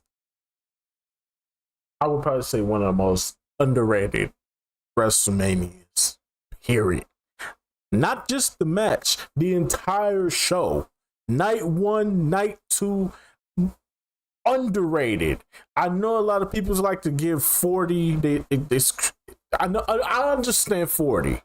I completely understand 40. But 39 needs to be right next to 40 as one of arguably the best WrestleManias ever produced. Hands down. I understand 40. I completely understand that. But 39 needs to be right next to it. Did Lita show a bit of ring rust? Sure. But the work rate between all three ladies, stuff a legend. It was clean. The spots were amazing. Trish Stratus still had it after all these years. And the right team won because slowly and surely, long before this, Damage Control was losing its steam. Okay. And you knew at some point they would have to split up. So this was like the first nail in the coffin for Damage Control. That's why I put this match on here. But yeah, man. WrestleMania 40. I'm probably in a minority here again, but I think Sami Zayn versus Gunther for the Intercontinental Championship was one of the best matches of the event. The work rate was amazing. A lot of spots. I don't know about best, but it was good. It was good. It was up there. But best? Nah. Like when Sami did that suplex drop from the top rope, that was pretty good. Like Sami had to do a lot to take down Gunther. You know what I'm saying? Because Gunther looked, damn near impossible to beat with that long, over 600-day reign of his Intercontinental Championship. And why not pass it off to a veteran who can pass it off to another young talent? You know what I'm saying? While you go and be in the main event. Like, this match was Gunther's coming out party of him going from the best mid-carder to one of the better main eventers. You know what I'm saying? And this was also a welcome back party for Sami Zayn, because Sami hadn't been in anything too important since his match against Roman Reigns, that one Elimination Chamber. So yeah, kudos to both men. Great work rate match. And lastly, WrestleMania 41, the most underrated match on here is Jacob Fatu versus LA Knight for the US belt. I agree. I agree. From the spots here, I agree. This match was pretty high on the work rate meter, and plus the right person won this match. The right person won this match because LA Knight was gonna have a bit of a semi-main event run, even though he would never win a title. So he had to lose the United States Championship to somebody. And what better person to lose the U.S. Championship to other than Jacob Fatu, who was a brand new star at that point. He was a brand new superstar at that point. He already looks gruff, looks tough. You just had to believe. You just had to believe that he could carry, a mid-card belt to the best of his ability, knowing how much of history and background that he has, being a Fatu member, being an Anoa'i member, and all that. You just had to, believe that, hey, we already made this guy look vicious, so let's cap it off with him getting the title from one of our best workers in the business. And WWE cooked. But yeah, man. And for 42, we don't have an entry because it hasn't happened yet, but to review, most underrated matches, WrestleMania 16, 2-fall triple threat match for the European and Intercontinental belts. 17, hardcore triple threat. 18, the main event for the WWE Championship. 19, triple threat tag champion for the WWE Championships. 2 and 3 handicap match for WrestleMania 20. Eddie vs. Ray for 21. United States Championship match for 22. United States Championship match for 23. Belfast Brawl for 24. Brother vs. Brother Extreme Rules match for 25. World Heavyweight title match for 26. Orton vs. Punk at 27. WWE Championship match for 28. Shield versus Orton Sheamus show at This is one I don't agree with. 29. Shield versus New Age Outlaws and I don't even know how you even put this on here. But I can't. I'm sorry, Maverick. I can't. Hey, brother, I can't, brother. No, I can't. Nah.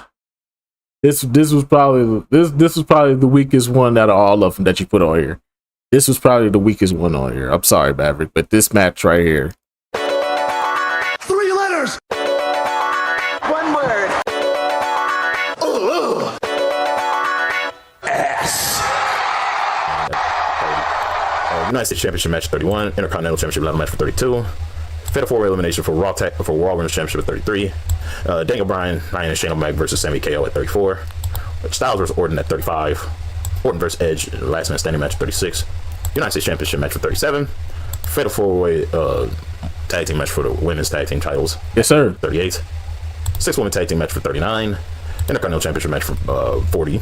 And a United States Championship match for 41. With that being said, guys, don't forget to leave a like, comment, subscribe, and notification bell so you never upload. I'll see you all next time for some more. Alrighty, man. That's just gonna about do it for this one. Shout out to the homie Maverick again. With likes up the music, come subscribers up over there on his channel. And yeah, man, that's just gonna about do it for this one. Most definitely. Everything except for WrestleMania 30, bro. Everything except for WrestleMania 29 and 30. You was hitting, bro. Other than that, though, I'm gonna see y'all in the next video. Till then, deuces. Alright, man. Final one of the nights. I will see you all on Thursday on Twitch. We're gonna be watching what we finna be watching. Oh, we're gonna be watching the Jimmy Neutron movie and Shrek this week on Twitch. So make sure y'all tuned in over there on Shrek on Twitch if you're trying to watch the Jimmy Neutron movie and Shrek. And I will see you all the next one. Till then, I holla. Deuces.